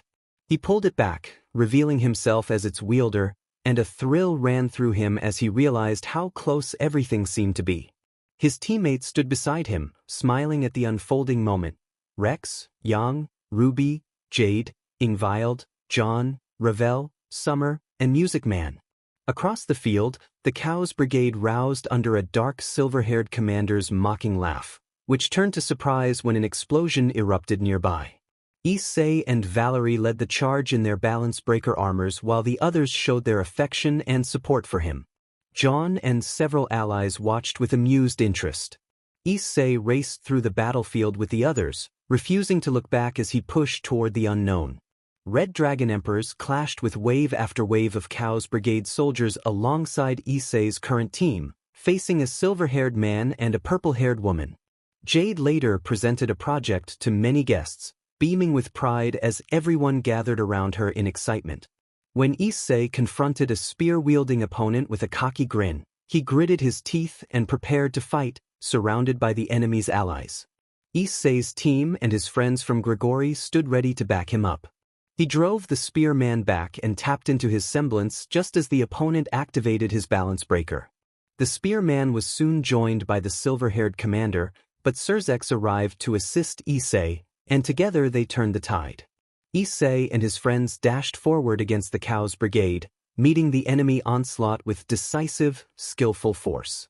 They defeated anyone who threatened them or their loved ones. As he fought old foes, Issei shifted into a new, more powerful armor and faced a human faction determined to eliminate him. He moved with grace and confidence, easily fending off his attackers under the watchful smile of a brown-haired ally. Those who had once doubted him watched as he grew stronger and more assured. Opening end. Surzex addressed the newcomer in a serious tone, though he felt nervous under the entity's powerful presence and prepared to protect his faction. The entity crouched to his level and explained that he was there to talk. He then indicated the Issei's present and claimed to be an alternate of their pillar.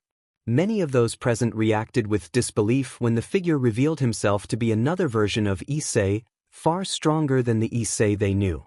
The entity introduced himself as Zalgo and added that he had once been known as Issei Hayu.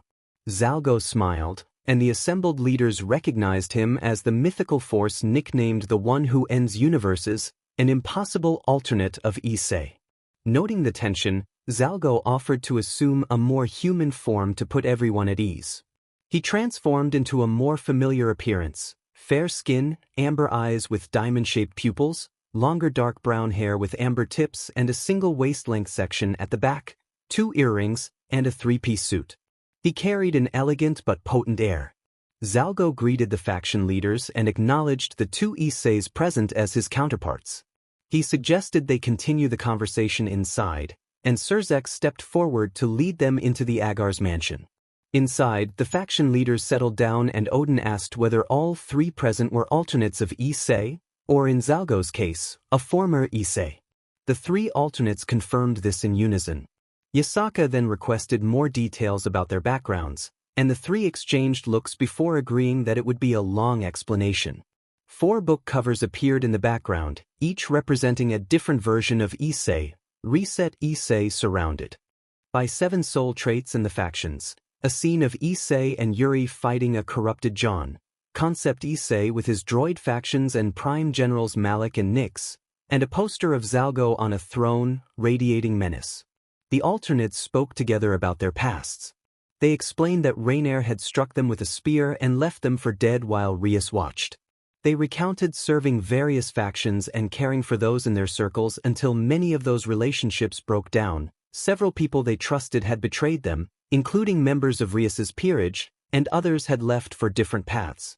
A brief pause bridged the memories as everyone in the room absorbed the gravity of those revelations.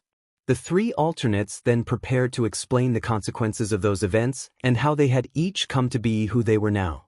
Issei sighed, remembering flashbacks of witnessing betrayals and nearly dying in Dragon's Fall. He recalled finding someone who helped him recover and being forced to reset the timeline while his friends watched over him. Reset Issei met with Trihexa and Chara from his universe and agreed to work together, vowing never to be betrayed again. Issei decided to turn his back on the factions because they had never treated him well. He resented being made a fool by his younger siblings, especially his brother Dai, who took credit and was celebrated as a hero while others labeled Issei a villain. That memory left him angry and walking away. When the droid faction demanded his help, he refused and left them to their outrage, mocking their demands from a distance. During a confrontation with Rainier, Issei learned that Rias had orchestrated his death. He snapped, refused to be corrupted again, returned home, and made a pact with Zalgo after discovering he was Zalgo's reincarnation. He then worked to restore the demon faction, confronting difficult family relationships and refusing to become his old self. Summer reacted with surprise at the revelation that each Issei had been killed by his universe's Rainier, and all three Isseis confirmed it. Reset Issei added that, after the reset, Rainier's personality changed significantly. Jade expressed skepticism that Rainier could improve, but Reset Issei insisted she had. Azazel noted with interest how common those fatal encounters were across timelines and how they shaped each Issei's introduction to the supernatural world. Some remained surprised that Reset Rainier became better, especially those who had previously clashed with her. Serafal asked Surzex whether they could convince the Isseis to side with them, and Surzex admitted he could only hope for the best. Reset Issei smiled and reflected that, after the reset, many things had changed. He had an adoptive sister named Chara who treated him kindly, and Concept Issei promised to support that arrangement. Reset Issei went on to say that he chose to rebuild his life on his own terms. He formed new close relationships, moved on from those who had betrayed him, focused on his future, and fought to protect what mattered. He confronted the Khaos Brigade and a recurring threat in Rizevim Levon Lucifer, whom he defeated decisively this time. After those battles, he settled with his family and enjoyed a peaceful existence. Reset Issei trained with Rainier and Asia, recognizing that Rainier in his world had changed for the better. He bonded with others, won a friendly rivalry against Sona and became engaged to her, and reunited with Rosweiss and Kuroka. Yasaka and Serafal later admitted their feelings. He fought a series of intense but non-graphic battles against vampires, the Hero faction, the Khaos Brigade, the Clippeth, Gaia, and faced Rizevim and a clone of Trihexa, ultimately overcoming those threats. Concept Issei explained that he had never wanted to support the factions. They had threatened, flattered, and bargained with him, and when they dismissed him as weak and pathetic, he responded by creating the droid faction out of anger and necessity. Alongside his generals, he toppled Grigori and clashed with other factions, seeking retribution through decisive confrontations rather than gruesome vengeance. He recalled Aquino's threats and his own retaliation, standing firm against those who begged for his help. Though they still resented him, they kept their distance out of fear. Ingvild and Valerie eventually learned the truth when Ophis and Great Red revealed Issei's role in founding the droid faction. Odin asked why Issei created the droid faction. Issei explained that he had seen the supernatural world as indifferent to humanity and had given them many chances to change, but they had not. The faction leaders grew fearful of this Issei, while Reset Issei watched warily, hoping he would not harm the current universe's leaders. Concept Issei commented wryly that their counterparts had all made foolish choices, and the faction leaders agreed that those mistakes had brought suffering.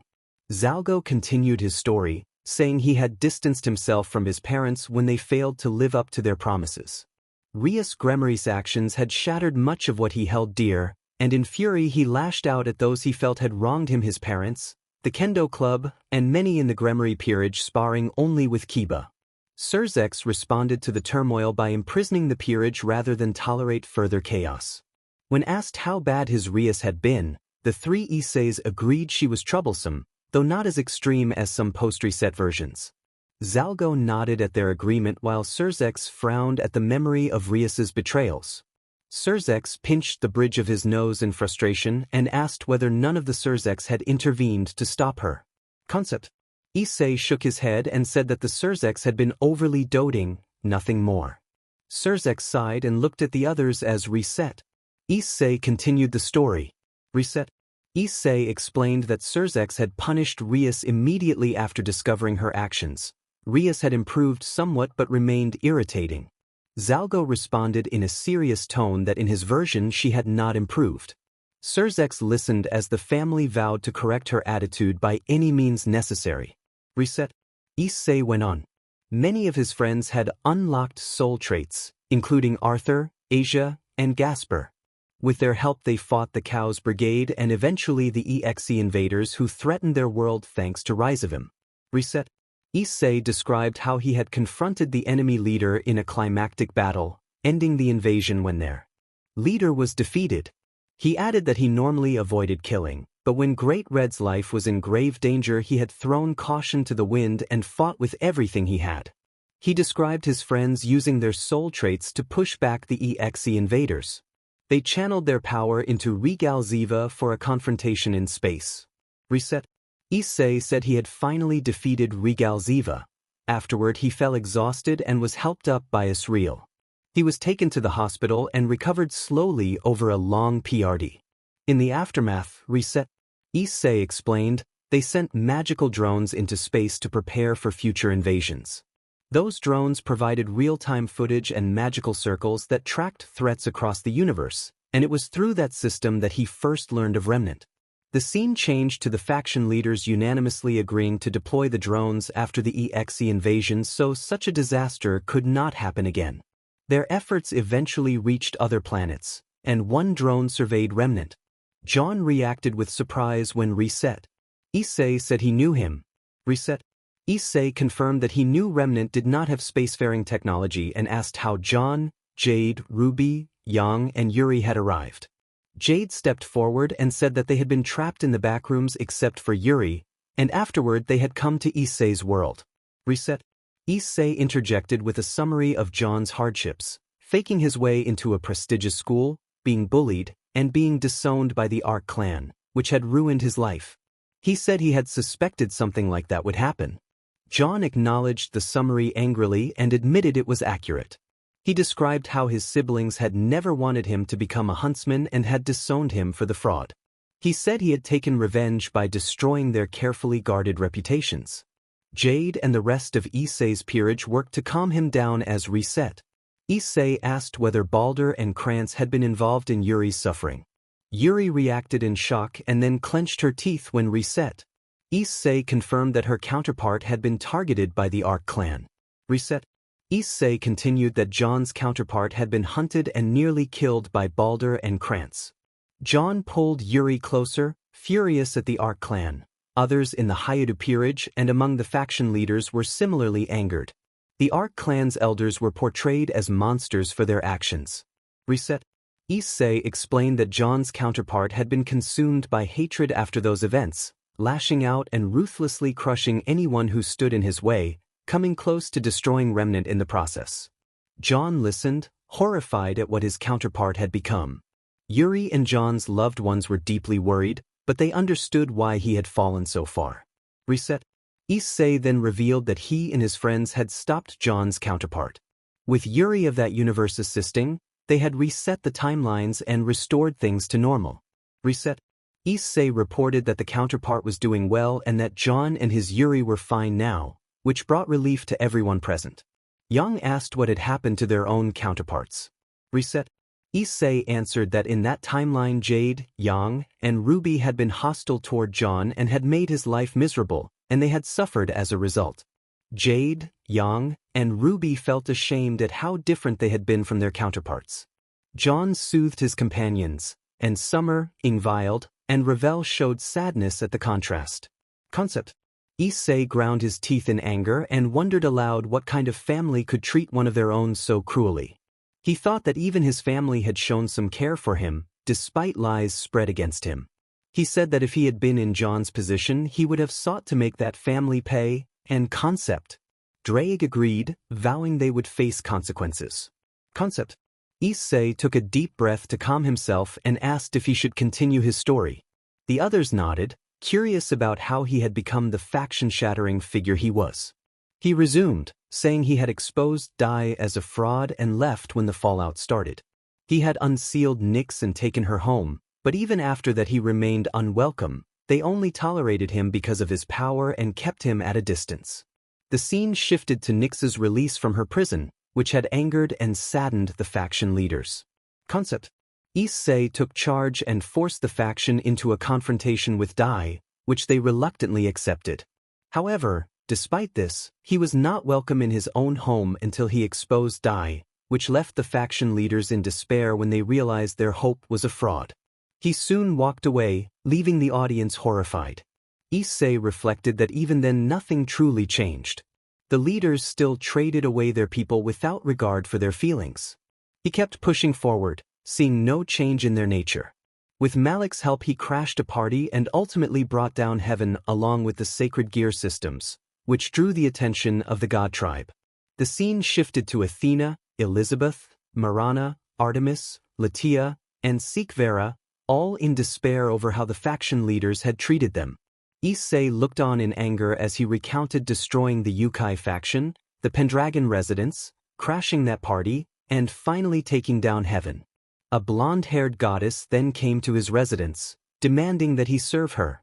In the aftermath, the leaders who had betrayed others were confronted and eliminated for their crimes. The onslaught escalated.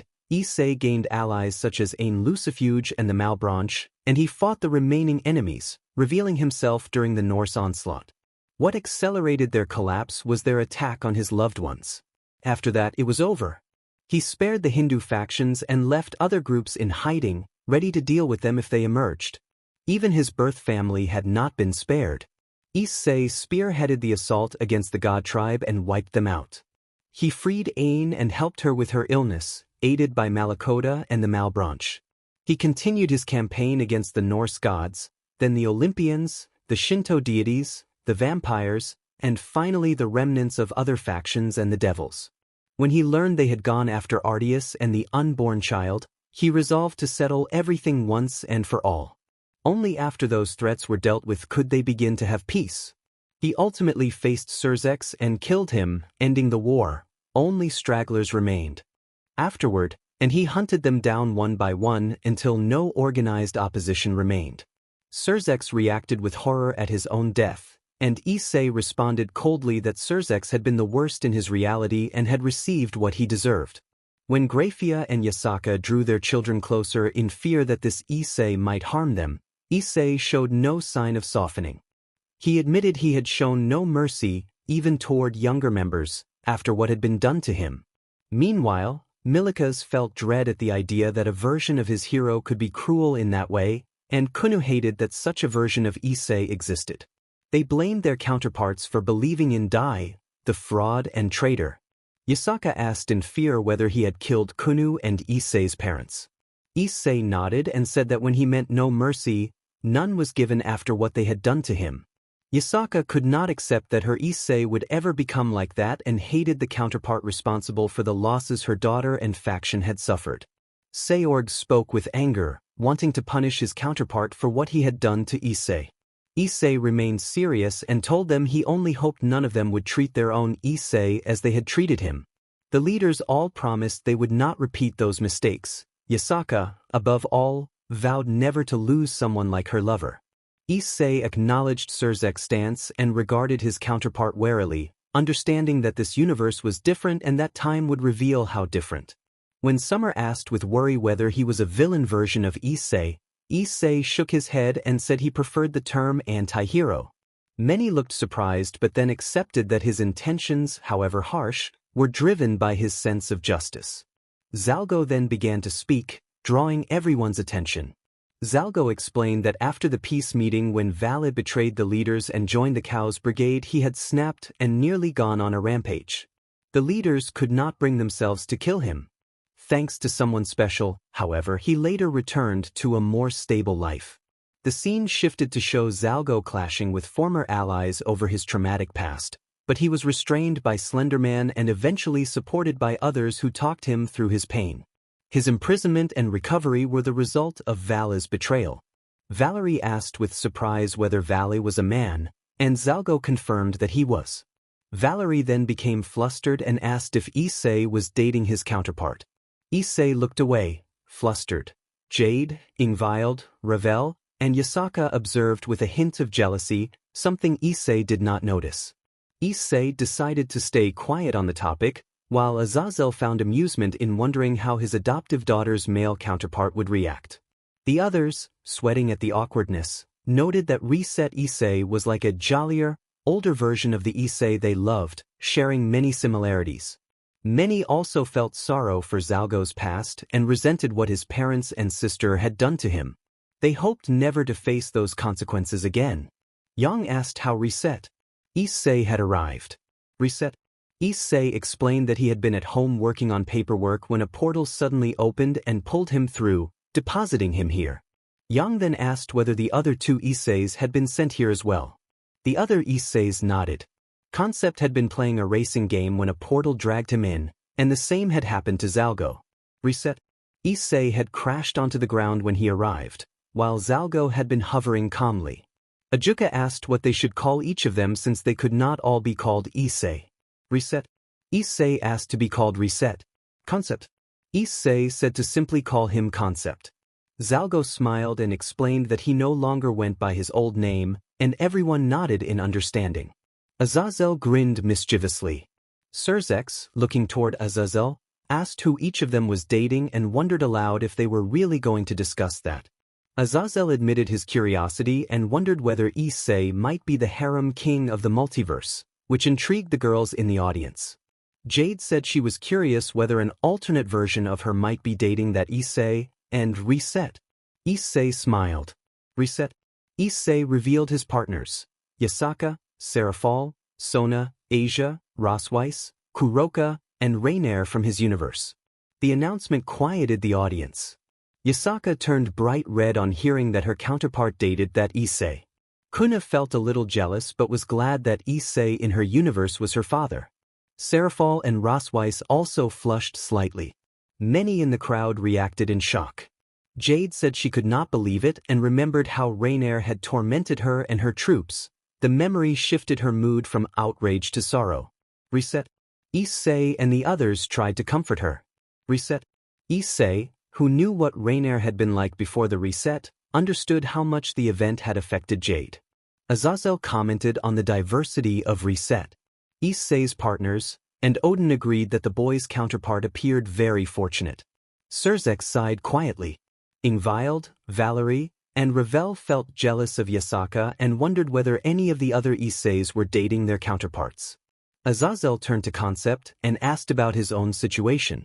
Concept listed his partners: Nyx, Artemis, Athena, Quinella Asmodeus, Charlotte Beelzebub, Mocha Yura Akashia, Mocha Omok Akashia, Miyuki Citri, Izanami, Latia Astaroth, Sikvera Agars, Ain Lucifuge, Marana Sharatova, Elizabeth Leoness, and Gondel. The audience fell silent. Sona and Serafal wondered who Miyuki was, and the Gremories were happy for Ain, remembering what she had endured after the Devil Civil War. The crowd reacted with astonishment and asked who many of those people were. Concept explained that the Mocha sisters were Dampiers, Quinella and Charlotte were half-devils like Ingvild and Vale, Miyuki was the youngest daughter of the Citrus, and Ain was Graphia's younger sister. The others were familiar to some of those present. Serafal asked how she had treated Miyuki, since Miyuki did not exist in this world. Concept sighed and said that his Serafal had been the opposite of kind, jealous and unkind to Miyuki in childhood, and that Sona had behaved similarly. Serafal was horrified by the revelation. Surzex asked whether they had any hidden siblings, and Serafal denied it, insisting they would never do what her counterpart had done. She remained silent afterward, upset at the thought of what her alternate had done. Rosweiss could not believe that a counterpart of her student was dating her grandmother. It seemed impossible given her grandmother's past. Odin noted, amused, that Concept's group included many varieties: vampires, devils, angels, gods, primordials, and half-devils. Zalgo announced his own partners: Ravel, Claire, and Asia. Reset Issei was pleased to learn that Zalgo also had Asia in his group. Ravel blushed vividly, and Valerie, Jade, and Ingvild felt a surge of jealousy. Ravel celebrated cheerfully before remembering that Claire would be absent from the meeting due to work. The conversation shifted to the larger problem. Someone asked what they should do next. It was noted that the Khaos Brigade knew about the situation and that Rizevim might be behind the collider. Several people in the audience recognized the name. Concept warned that Rizevim, true to his chaotic nature, wanted to paint devils as malicious, and with him alive in this world he would be a serious problem. Azazel asked in surprise whether Rizevim was the mastermind behind the whole situation, and the three Isseis nodded. Zalgo said he had been watching this world's Rizevim for a while and knew he was planning to make his move soon. Concept advised that Rizevim should be stopped, warning that otherwise it could repeat the calamities from his own world. Concept nodded agreement and stopped his Hades from sending a message. In a burst of anger, Azazel slammed his fist into a nearby wall, shattering it in a flash of destructive power that startled many of those present. Azazel said he had expected such trouble and angrily recalled how Rizevim had made Valerie's life miserable. Now, Azazel said, Rizevim wanted to destroy the multiverse and might even have tried to kidnap Jade. Valerie flinched and clenched her fists at the mention of her painful past, and reset. Issei knew she would never forgive Rizevim for what he had done. Zalgo confirmed solemnly that Rizevim had indeed acted that way and intended to continue his plans. They fell silent as they considered the threat. Issei said that they needed to locate him and take him down. Surzex told Azazel that he understood his anger, but for now their priority had to be Hades. He needed to answer for the Grim Reaper and Samel's attack on them. Azazel listened, calmed, and agreed to go. Concept. Issei interjected and asked to come along, explaining that he could speak with Hades because he knew some things only Hades would recognize. Surzex and Azazel agreed to let him try. It was a risk. If the plan worked, Concept. Issei might stop Hades without a fight, but if it failed it could turn into a brutal, aggressive confrontation given Concept. Issei's violent tendencies. The three of them teleported to Hades's domain, leaving the others behind. Ajuka suggested everyone rest after such an exhausting day, and the others agreed. Many teleported home to sleep, leaving only Issei and his peerage, Yuri, reset. Issei and Zalgo. Jade asked how they would explain everything to Issei's parents and Mari. The Isseis exchanged worried looks. They had no clear answer but hoped it would not become too difficult. Scene change. Hayadu residence, 2 a.m. The Hayadu parents and older sister were stunned by the revelation. Concept. Issei's actions had been disclosed. They had chosen not to hide the truth. Learning that an alternate version of their son had committed violence in another reality brought them grief and a vow never to become like their counterparts. Mari felt anger toward her family for contributing to the circumstances that shaped Concept. Mari asked in surprise whether Reset, Issei and Zalgo were alternate versions of her brother. Both confirmed that they were, and Reset. Issei acknowledged that Mari was the sister Issei had told him about. Goro repeated their names in astonishment and then welcomed them, saying they were always welcome to stay as long as they liked and that this home was theirs as well. He apologized to Zalgo for what his parents and sister had done, and Zalgo waved it away, saying there was no need for apologies and that Mari was a good older sister. Mari asked if, when she met Masami, she could have a serious conversation with her. Her pleasant smile made John say and Reset. Issei shudder. Despite only knowing her briefly, they understood she was not someone to be trifled with. Zalgo was unfazed, and the girls aside from Summer watched on edge. Mari accepted Zalgo's response, and Gore urged everyone to sleep after the long day. They all agreed and went to their rooms. Issei shared a room with Jade, Valerie, Ingvild, Ravel, and John. Yuri shared accommodations with Yang and Ruby. They all knew that tomorrow would bring a new day and that they still needed to search for the 5 remaining alternates of Issei in this world. Realm of Hades, 3:30 a.m. Surzex, Azazel, and Concept. Issei faced the skeleton god with hard stares. Surzex introduced himself calmly as Satan Lucifer from the underworld, Surzex at their service, and offered an apology for the sudden visit. Surzex reflected on Concept. Issei's ruthless nature and admitted that even he could not easily restrain the faction destroyer. He noted that Concept. Issei had not been in armor earlier, which suggested the other had been thinking through his options. Surzex only hoped the situation would not escalate. Hades clenched his teeth at the sight of his opponents. Fighting Surzex was one thing, but facing this variant of the Red Dragon Emperor who had effortlessly defeated the Jabberwocky was a different matter entirely. He could not imagine what else concept Issei might be capable of. Azazel, his voice low with anger, emphasized that his student and his adoptive daughter had been put in danger and that he would not forgive the culprit easily. Concept. Issei, meanwhile, tried to reason with the father figure of this world, remembering what Hades had been like before and wondering if a peaceful resolution was possible. Surzex stated that they had a few questions and asked Hades to answer. Realizing he could not fight both Surzex and Concept Issei at once and feeling chilled by Concept Issei's aura, Hades reluctantly agreed and admitted that he had sent the Grim Reapers and Samuel. Azazel demanded the reason, and Hades' eyes narrowed, pointed at Concept Issei and proclaimed that beings like him were not meant to be there. Hades declared that Longinus users were the real threat and that such beings should be destroyed. He then unleashed a burst of divine energy. Concept Issei moved with a measured, sudden speed and avoided the blast. Hades taunted that this Issei seemed weak, but before he could continue, he reacted to a precise strike from Concept. The strike, delivered while Concept Issei wore the Orbalisk armor and wielded the Mortis blade, was a controlled, incapacitating blow aimed to stop Hades without excessive harm. Surzex and Azazel watched in stunned silence at Concept Issei's swiftness. Concept Issei made it clear that he could have aimed for a more lethal strike but had chosen not to. He also warned that the blade carried god-slaying properties and that its effects would still take hold despite the brief contact. Hades stumbled and tried to respond with magic, but the warning held him back. Azazel and Surzex approached as Hades struggled on the ground, and Azazel asked if the attack had been necessary. Concept Issei explained that Hades had not been willing to listen to reason and that decisive action had been required. Surzex asked what Concept Issei intended to do next. Concept Issei said that the effects of the strike should pass and advised Hades not to attempt resistance, claiming he could subdue him without much effort if pushed.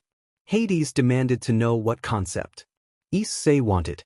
Concept Issei stated that the motive Hades had given for eliminating Longinus users did not match what he truly suspected and that he knew the real reason. He then asked whether the name Persephone meant anything to Hades. The question left Surzex, Azazel, and Hades visibly surprised, with Hades himself the most stunned by the revelation. Issei saw the boosted gear 2.0 glowing in his hand. The wielder pulled it back, revealing the artifact to be Issei himself. He felt that endless possibility was suddenly within reach. His team stood beside him, smiling at the screen.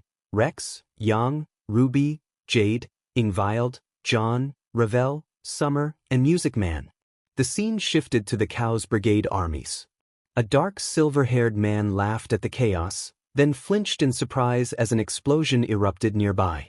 Issei and Valerie attacked the army in their balance breaker armors. The other girls vied for his attention in friendly rivalry while John and several others watched with amusement. Issei pressed forward, determined not to look back.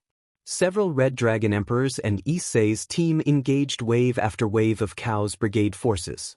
They faced a silver-haired man and a purple-haired girl. Jade later presented the project to many guests, smiling proudly as everyone reacted with excitement. Issei focused on a cocky spear-wielding opponent surrounded by allies. Issei's team and his friends from Grigori prepared to intervene. In the clash, Issei pushed the spearman back and entered his semblance while the opponent activated his balance breaker.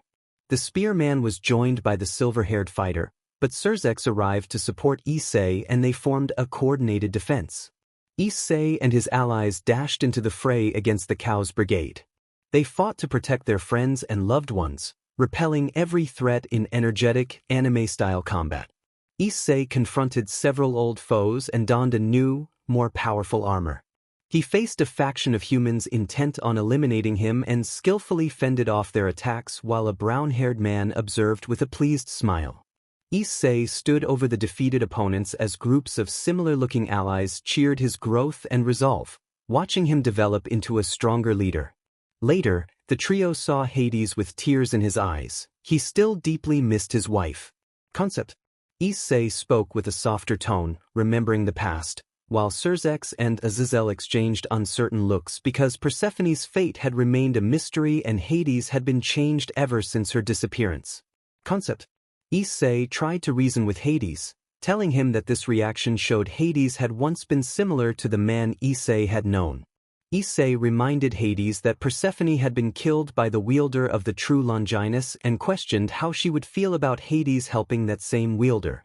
Hades only glared and demanded how Issei knew about her. Concept. Issei removed his helmet and explained gently that in his reality Hades and his family had taken him in and cared for him like real parents, showing love regardless of blood. He urged Hades to consider what Persephone would think of his actions. Hades' anger faded as he looked down, imagining Persephone's disappointed gaze.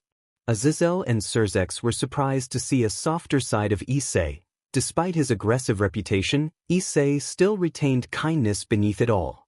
Issei reminded Hades that his own family had never cared for him at his lowest, but that Hades and his family had been there, hence his gratitude and his plea to stop.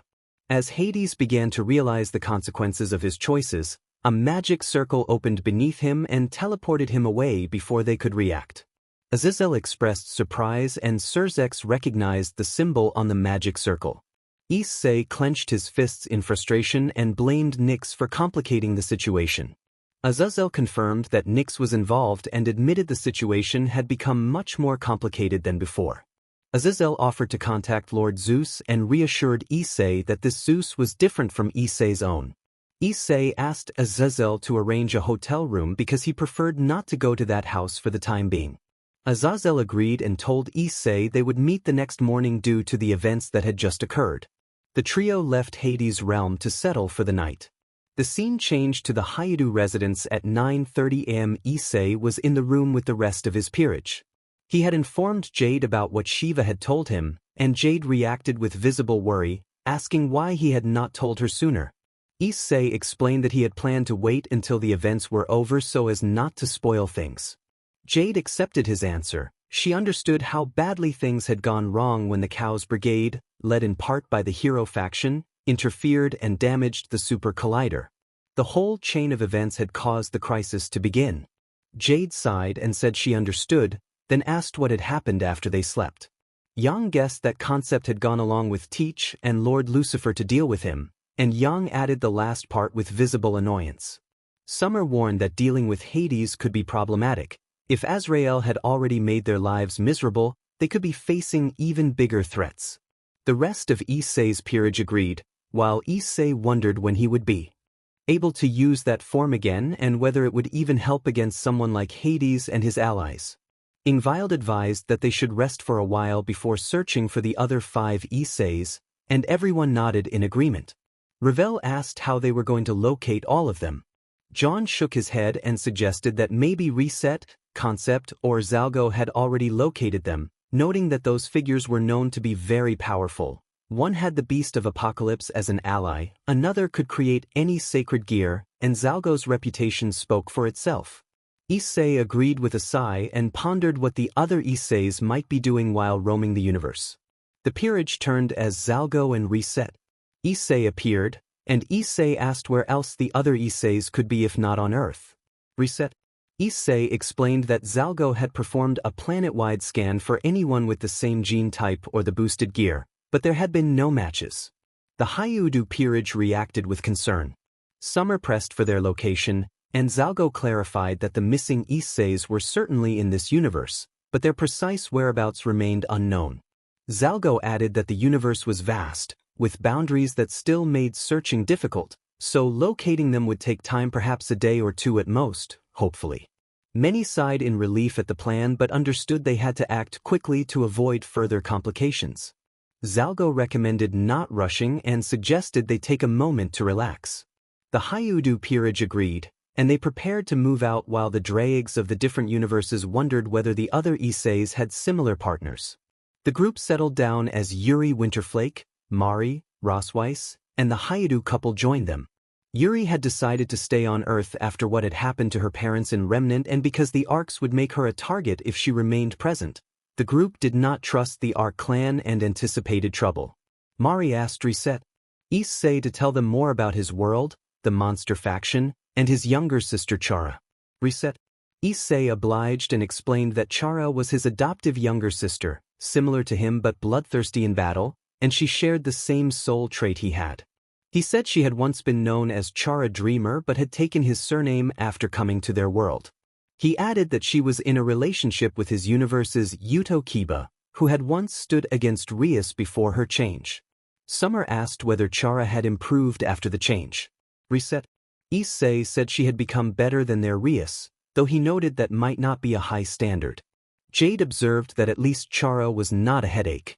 Issei responded that Trihexa wanted to speak with them.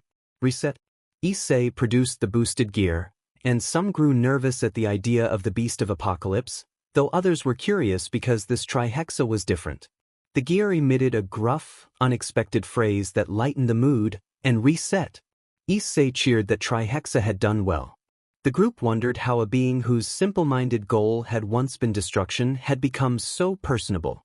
Trihexa said it had been nice to meet everyone and that living life with Issei had been the best choice.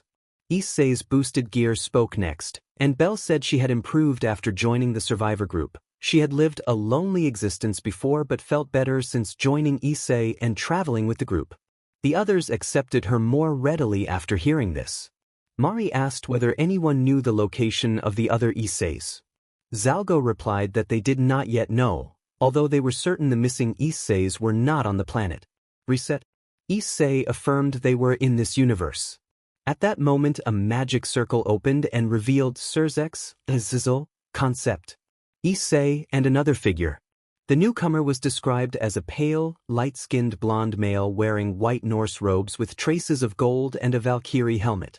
Heimdall, one of the Norse gods of foresight and vigilance, stepped forward. Surzek smiled and indicated they were not intruding. Issei welcomed him. Heimdall introduced himself as Heimdall of the Aesir and confirmed he had decided to help locate the other Isseis. He scanned two of the Isseis with a practiced gaze and remarked with a wry tone, glancing at Concept. Issei, that he hoped the others would not be quite as radiant as that one. He had been well briefed on Concept, Issei's past and actions, and knew that, aside from that Issei, the others were formidable. Issei acknowledged Heimdall's offer, and Heimdall returned the greeting, prepared to aid in the search. Heimdall introduced himself as Heimdall, Sayudai, and asked that the same form of address be used for everyone. The others nodded. Issei then asked what Heimdall could tell them about the missing Isseis. Heimdall confirmed he was referring to Zalgo, and Zalgo acknowledged it. Heimdall asked whether Zalgo had tried to locate the other Isseis on Earth. Zalgo replied that he had, but none were on Earth. Heimdall suggested expanding the search to the wider universe. Zalgo said he could, but it would take a day or two at most.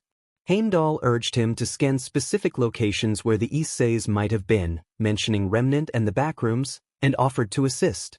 Heimdall transferred some of his magic to Zalgo, boosting Zalgo's arsenal and enhancing his foresight so he could locate the Isseis. Zalgo announced that he had found them, and many reacted with surprise. Ruby pressed for their location. Zalgo reported 3 signatures, 2 tied to Issei Hayadu and 2 sharing the same signature as the Red Dragon Emperor, all originating from Remnant. Those from Remnant reacted with alarm. Azazel said he would contact Ashbin immediately to open portals and coordinate a rapid departure. Azazel teleported away, leaving the others stunned by the revelation that 3 of the missing Isseis were in Remnant, including one identified as the Red Dragon Emperor. Heimdall declared that they would leave in 3 hours and that locating and bringing the Isseis back was a priority.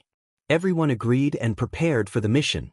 The Remnant natives, particularly Jade and John, felt uneasy. They did not want to leave their world but understood the necessity of retrieving the Isseis.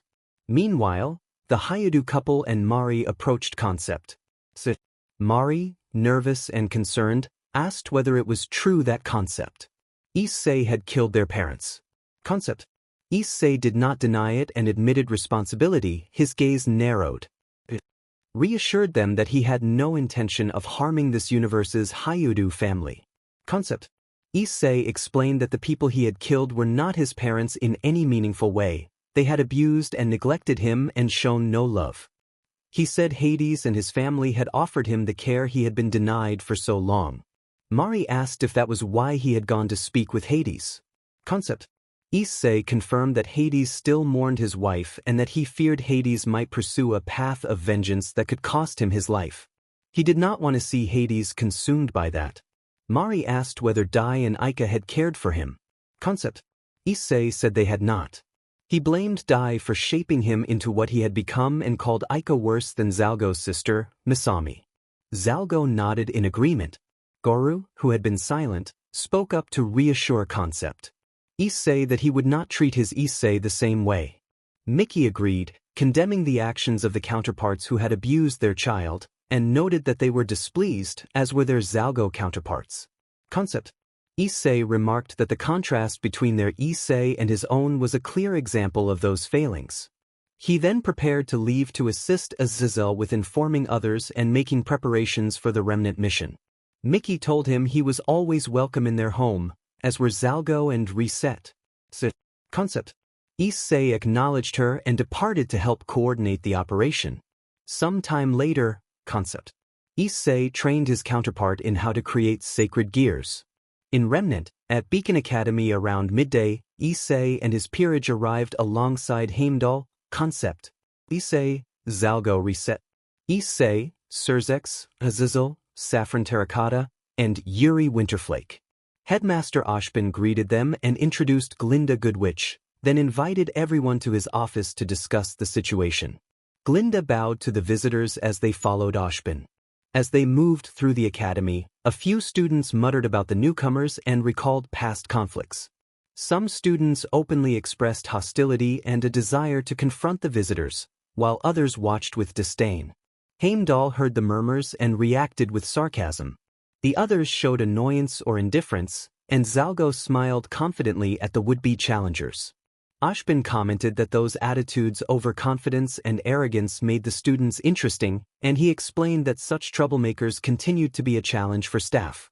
Heimdall introduced himself as the Norse god of vigilance from the Norse pantheon of another universe, and Ashbin acknowledged the unmistakable magic emanating from him.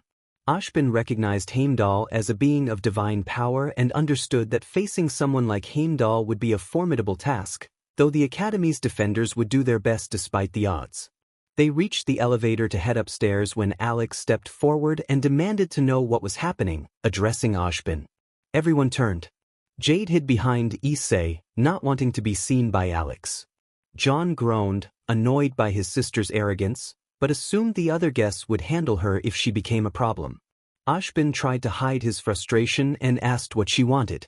Alex replied angrily, accusing the newcomers of being murderers and saying they did not deserve to be at Beacon Academy. She pointed at John, Issei, Yuri, Ingvild, and Summer. Azazel reacted with annoyance.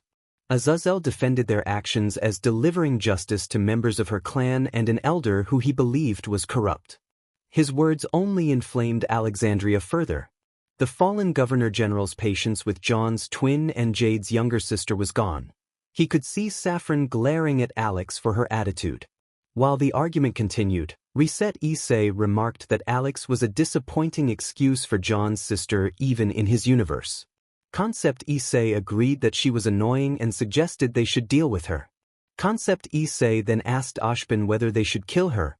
Ashbin refused and insisted he would handle the situation. Concept Issei cursed in response.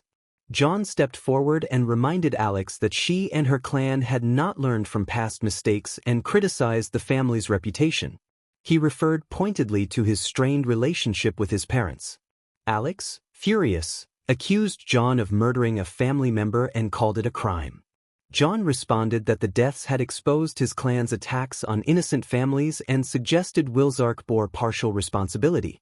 Glinda spoke seriously, confirming that the deaths had prompted investigations, and Alex replied that John and his allies were a threat that needed to be dealt with. Surzek stepped in with a cold, annoyed tone and asked whether Alex really believed she could take down the Isseis and the factions. Alex insisted she should not be underestimated. Many in the crowd rolled their eyes. Some believed their forces could wipe out her clan if they chose. Surzex called for attention to more pressing matters than the confrontation with Alex, and the assembled group prepared to move on. Alex shouted again, challenging them.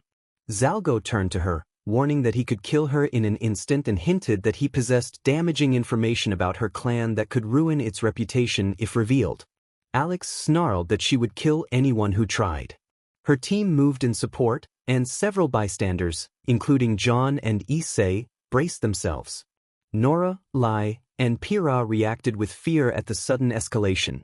Pira and Lai were unsettled to see a former teammate return in this state. John taunted the trio, who glared at him with hatred. John warned Alex not to mess with the Isseis, saying that doing so would accelerate her clan's downfall. Alex drew her glaive and charged. Zalgo produced a gust of wind that sent her flying, and she demanded to know what he had done. Zalgo replied that he had merely blinked. Before she could recover, Concept Issei, clad in Orbalisk armor, charged. He struck Alex hard and then used telekinetic force to lift and hold her immobile, his demeanor cold and threatening. He declared that anyone who harmed his friends would face unending suffering and that he would not hesitate to destroy anyone who stood in their way. He called them worthless and vowed to eliminate them if necessary. Concept Issei released Alex to run. She fled in fear, followed by Pira and the others. The display of power left her team shaken. Concept Issei lowered his aura and released his armor. No one attempted to stop him. The provocation had been too severe. Scene change. Ashbin and Glinda discussed what had happened with full awareness. Ashbin asked whether 3 alternates of Issei Hayadu were present. Glinda confirmed their suspicion and asked Zalgo to explain. Zalgo told Surzex that when he sensed the presences, 2 were confirmed to be Issei Hayadu alternates, though one did not possess the boosted gear. Ashbin added that he had detected 2 versions of the boosted gear, one linked to another Issei and another with someone else entirely, making their third individual unknown and possibly another Issei. They agreed that they needed to investigate to confirm the identity of the third presence. Glinda asked how they planned to locate any of them, and the conversation moved forward as they considered their next steps. Issei explained that 2 of them, including the one who might be an Issei, were magic users, so they could be detected. The people of Remnant were not known for strong magic. Ashbin accepted the point and asked how they would handle the one without magic. Surzex replied that the non-magic individual would be somewhere in a specific area where the Grimm were less common. Zalgo assured Ashbin that they could locate him and there was no need to worry. Ashbin agreed and said he would instruct his huntsmen and huntresses not to provoke the Isseis, since their disposition was unknown. The others nodded in agreement. Summer said that would be for the best. Summer addressed Zalgo, who activated his abilities and, after a few moments, reported that he had found the one without magic in a heavily forested area that sounded like Mistral. Ashbin urged them to head there immediately and make sure the man was all right. Glinda said she would prepare the bullhead to travel to the location. Azazel suggested teleportation instead. Glinda realized she had overlooked that option and felt briefly embarrassed as others chuckled. Zalgo offered to teleport them to the forested region. 1.5 hours earlier, Kuroyuri, Mistral, 11 a.m. In the outskirts of Kuroyuri, a tall, muscular man wielded a chain with practiced ease. He had mid-length straight black hair and green eyes. He wore a tight short-sleeve shirt, tan training pants with a black belt woven through the waist, and black martial arts slippers. This was Issei, the man who had been accidentally summoned to Remnant.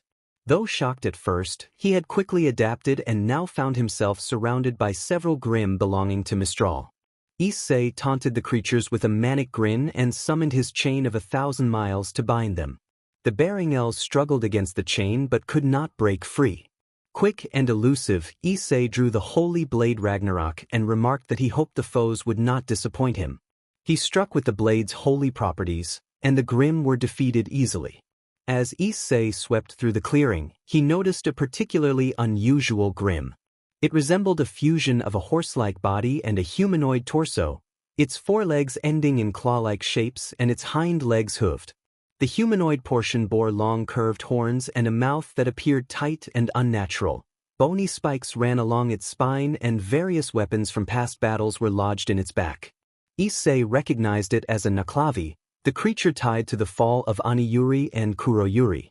Issei mused that it looked tough and dashed at the creature with blinding speed. The Naklavi let out a screeching roar, but Issei was unfazed.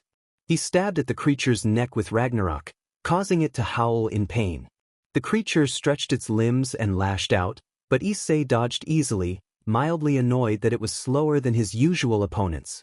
Rather than finish it quickly, he decided to toy with it. He wrapped the Naklavi in his chain of 1,000 miles, spun it at high speed, and sent the monster flying into a nearby wall. The impact left it staggered. Issei continued to toy with the Grim, then brought out his empty blade of nothingness to end the confrontation decisively. He dashed forward and struck with a series of precise, powerful blows. The creature lashed out in a desperate flurry, but Issei avoided the attacks and pressed his advantage. The Naklavi's form began to unravel, weakening until it finally faded away. The humanoid rider faltered in the wake of the Grim's collapse. The rider continued to struggle but could not resist forever. Issei delivered a final blow that ended the rider's resistance, and the figure faded along with the Grim. As Issei began to recover, 2 projectiles flew toward him. He evaded with ease and rested Ragnarok on his shoulder while slipping his dagger back into a pocket within his dimension. A pale young man stepped out of hiding and announced that he had been watching. He had gold eyes and a brown ponytail braided like a scorpion's tail. He wore a white sleeveless jacket with leather belts and white pants. The jacket was open, revealing a scarred chest. His arms were wrapped in cream-colored bandages and leather vambraces, and he wore leather boots with knee guards. Silver ring-shaped earrings adorned his ears. This was Tyrion Khaos, an infamous killer aligned with Salem. Tyrion declared that such strength could not be allowed to go unanswered and that the man would die tonight. Issei reacted with amusement rather than fear. He noted that he had faced attackers before, often people seeking retribution, but being hunted as a wider threat was rare. He readied himself for the fight and hoped that Tyrion would not disappoint, though he observed that it was a shame Tyrion would not be leaving the encounter alive. Tyrion prepared his weapons for the coming battle. Hunter Issei faced his opponent, the infamous criminal Tyrion Khaos, who lashed out with his stinger while Issei denied him any chance to land a hit. Tyrion cackled and demanded a fight worthy of him. Issei answered with a kick to the stomach that sent Tyrion flying, but Tyrion grinned through the pain. Issei continued to dodge Tyrion's slashes with easy confidence and felt a bored amusement, knowing Tyrion could not match him. Tyrion summoned his queen's servants and shifted them into gun mode, unleashing a barrage that Issei evaded without trouble. Issei leaped into the air, produced his own Glock, and fired. Tyrion dashed around, narrowly avoiding the shots and another strike from his stinger. Issei knew the stinger would be a major problem and thought he had to wait until Tyrion came closer to deal with it. He fired 2 more shots while Tyrion maneuvered around the trees, then prepared to finish with a fatal stab to the neck using the stinger, assuming that would break his aura. Unbeknownst to Tyrion, Issei had no aura or magical property. Tyrion dashed in toward Issei, grabbed the stinger, and twisted it in a way that pinned Issei briefly. Issei demanded to be released but only grinned as he watched his opponent struggle. Tyrion tried to use his queen's servants to attack, and at first they slashed at Issei, but Issei remained unfazed. Tyrion's grin vanished when he realized his attacks were not working and watched in shock as Issei activated Ragnarok and struck. Tyrion screamed in pain while Issei regarded him with cold disappointment and called him pathetic. Tyrion glared back with hatred. Issei then dispelled Ragnarok and drew a chain of 1,000 miles, spinning it at incredible speed until it roiled like a cyclone. The chains wrapped around Tyrion, trapping him. The scorpion Faunus fought to escape, but Issei pulled the chain and tossed him about as if he were weightless, repeating the motion until the last of Tyrion's aura shattered. Issei approached with a cold demeanor and released his own overwhelming aura, which made Tyrion shiver. Issei's aura rivaled the darkest forces, far eclipsing Salem. Issei asked whether Tyrion would reveal who had sent him and hinted that he might be spared. Tyrion snarled in anger and refused to give anything. Issei chuckled and said he would find whoever had sent Tyrion eventually, the way he always found those who opposed him, and that he made sure others remembered him. Issei ended the fight decisively, Tyrion collapsed, and a magic circle appeared in the area. Issei turned and saw more people arriving, Ashbin and others he recognized, including Surzex, Ingvild, Valerie, and Heimdall. He also felt a familiar connection to 3 of the newcomers. Zalgo looked at Issei and asked whether they were there for revenge like the others. Ashbin replied that none of them were there for revenge and explained that Issei was now in the 4 kingdoms. Issei acknowledged the obvious and demanded to know exactly where they were and who they were.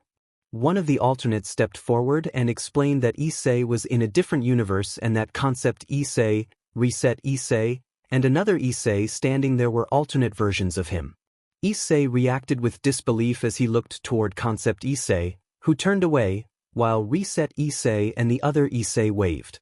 Issei saw the boosted gear 2.0 glowing as he revealed it, determination filling him as he felt endless possibility within reach.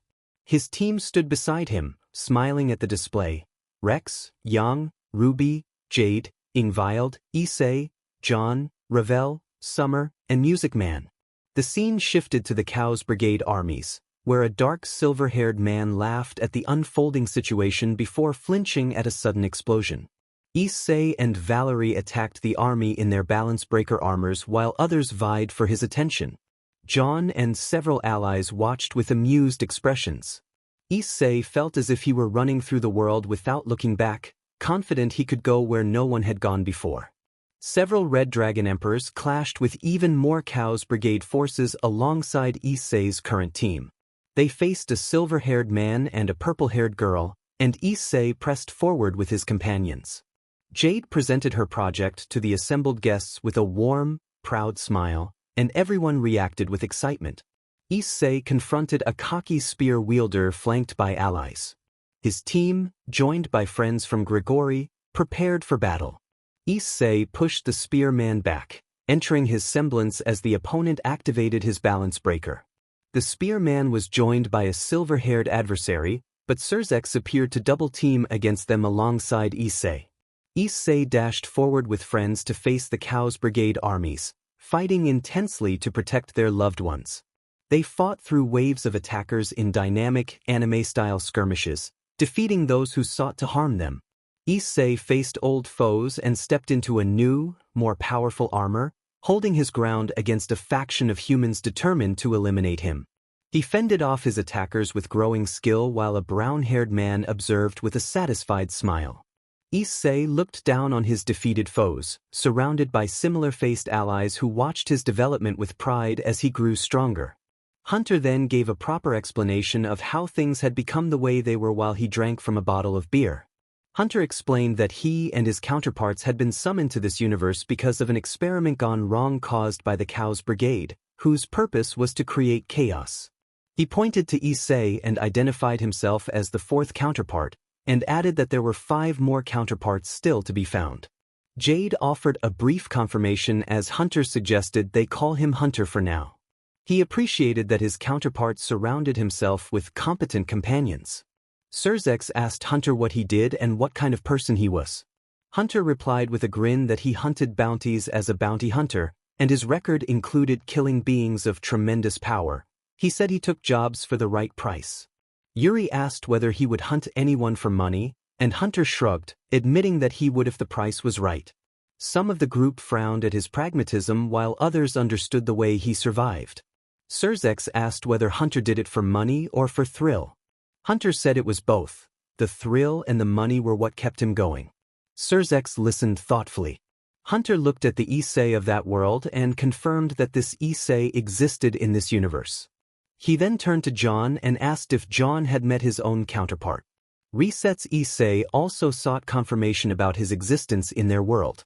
Hunter confirmed that Reset's counterpart was a trained bounty hunter with his own guild here, and that he had refused to become a huntsman after the transcript controversy. John sighed, wondering if there was any reality where people would accept his transcripts, and Yuri, Yang, and Ruby placed reassuring hands on him. A call interrupted the conversation. Ashbin answered and learned from James that the last remaining Isseis had been located in Mantle, assisting with evacuations and handling a grim breakthrough. The group listened as Ashbin inquired about Concept. Concept reported that he had completed extracting memories from the fallen Tyrion. Heimdall asked what Concept was doing and Concept explained that the recovered memories had revealed many interesting details, including evidence suggesting a traitor among their ranks. Ashbin reacted with surprise and concern. Concept said they would address that later. First they needed to locate the remaining Isseis. Azazel then received a call and told the caller he would see what he could do, but that he had other matters to attend to. Someone asked if something was the matter with Azazel, and the group's focus returned to the task at hand as they prepared to find the remaining counterparts and confront the challenges ahead. Issei asked about the remark, and Azazel raised an eyebrow at the nickname and sighed, telling Issei to stop calling him that name and that someone wanted to meet him, but for now they needed to deal with what was happening in Mantle. Issei wondered who wanted to meet him, and his friends wondered too, but their immediate concern was Mantle. The two Isseis they had been looking for had been located. Zalgo walked over to Tyrion's body and cast a subtle spell upon it. Concept. Issei asked what Zalgo had done.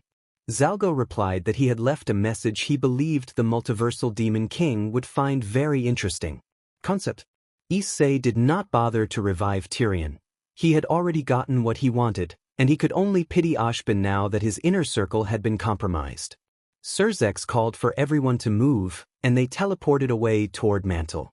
Mantle, 12:30 p.m. At Mantle a brown-haired man with glasses stood, wearing a gray and white coat over black chest armor, a scarf around his neck, dark brown pants, black shoes, and a black glove on his right hand, and he muttered that the Grimm were really getting on his nerves. Concept. Issei blocked a strike from Lilith, who was taken aback by his strength. Lilith was one of the most powerful huntresses. She sensed his magic and was shocked by its sheer magnitude. She stumbled backward, alarmed at how much power he held. Concept. Issei asked if she saw it too. Lilith reacted with horror and anger, and Ashbin was stunned while Arcadia. Issei remained unaffected because he recognized Ophus's signature in that power. Concept. Issei mocked Lilith by saying that her mother was nothing but an ant compared to their strength. Lilith insisted her mother was the strongest on the planet, and Arcadia. Issei laughed, which only fueled her anger. Arcadia. Issei taunted the belief that Salem's immortality automatically made her the strongest. Lilith argued that an old wizard had failed to kill her mother and questioned how they could possibly succeed. Arcadia. Issei and Concept. Issei laughed at that, and in response Lilith unleashed a fireball toward Concept. He deflected the attack with ease, which surprised her. Lilith cried out that this was her mother's magic and asked how he could deflect it so simply. Concept. Issei vanished from her sight and reappeared in an instant to strike. Lilith barely managed to parry with her katana, gritting her teeth as he pressed the attack and began to overpower her. Concept. Issei stated that having magic did not automatically make someone the strongest. Lilith gathered herself and braced with her katana, determined to win for her mother's sake, unaware that her opponent had defeated God-class and higher beings before. Issei felt everything fall into place as the boosted gear 2.0 glowed in his hand. He pulled it back and revealed himself, feeling that everything was suddenly within reach. His teammates watched the screen with warm smiles. The display showed faces in squares: Rex, Yang, Ruby, Olivia, Jade, Ingvild, Issei, John, Ravel, Summer, Valerie, and Music Man, all smiling. Other versions of Issei flickered across the screen: Hunter Issei, Concept Issei, Reset Issei, Arcadia Issei, Thor Regis, and Zalgo, each striking the same confident pose. The scene shifted to the Khaos Brigade, where Rizevim laughed at the chaos before an unexpected explosion interrupted him. Issei and Valerie led a charge in their balance breaker armors while others vied for his attention in quieter, heartfelt ways. John and several allies watched with amused expressions. Waves of opposing forces swarmed the battlefield. The Red Dragon Emperors and Issei's team pushed forward against the Khaos Brigade. They faced a silver-haired man and a purple-haired woman, trading blows in fast-paced, stylized clashes. Jade later presented the project to a crowd of guests, her smile bright as everyone reacted with excitement. Issei noticed a cocky spear wielder grinning across the field, backed by several allies. Issei's own team prepared to engage alongside friends from Grigori. He met the spear wielder head-on, driving him back and slipping into his semblance as the opponent activated his balance breaker. The fight intensified when a silver-haired man joined the spear wielder, but Surzex arrived to aid Issei, and together they turned the tide. Issei and his companions dashed through the battlefield in sweeping, dynamic maneuvers, repelling the Khaos Brigade with dramatic, anime-style action. They moved to protect one another and those they cared about, fending off threats with coordinated, graceful techniques. Old rivals resurfaced as Issei stepped into a new, more powerful armor. He confronted a faction of humans determined to remove him, but he parried and countered with skill. Friends watched from the sidelines, impressed by his growth and resolve as similar-faced allies cheered him on. Opening end. Terracotta Residence, Argus, 3 p.m. Saffron spoke with surprise, noting that he had never thought he would see 3 versions of the same person in one place. Reset Issei explained that they had all been drawn here by the Super Collider and had found themselves in Issei's world. Hunter Issei added that he had arrived after an encounter with a serial attacker targeting huntsmen and huntresses, and he expressed awe at the world of Remnant. Thor wondered if a similar world existed in his own realm. Zalgo responded that it was possible but cautioned that it was not what anyone would expect. Thor said he was content as long as the place was advanced and added that he had no intention of interfering with it.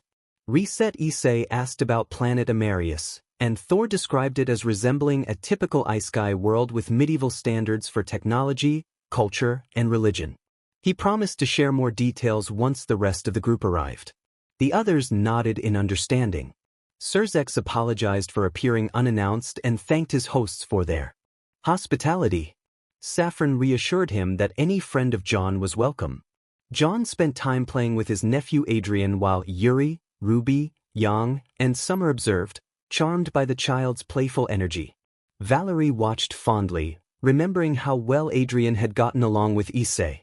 Heimdall remarked with curiosity that human children were fascinating, and Tara admitted she had never imagined her home would host a god.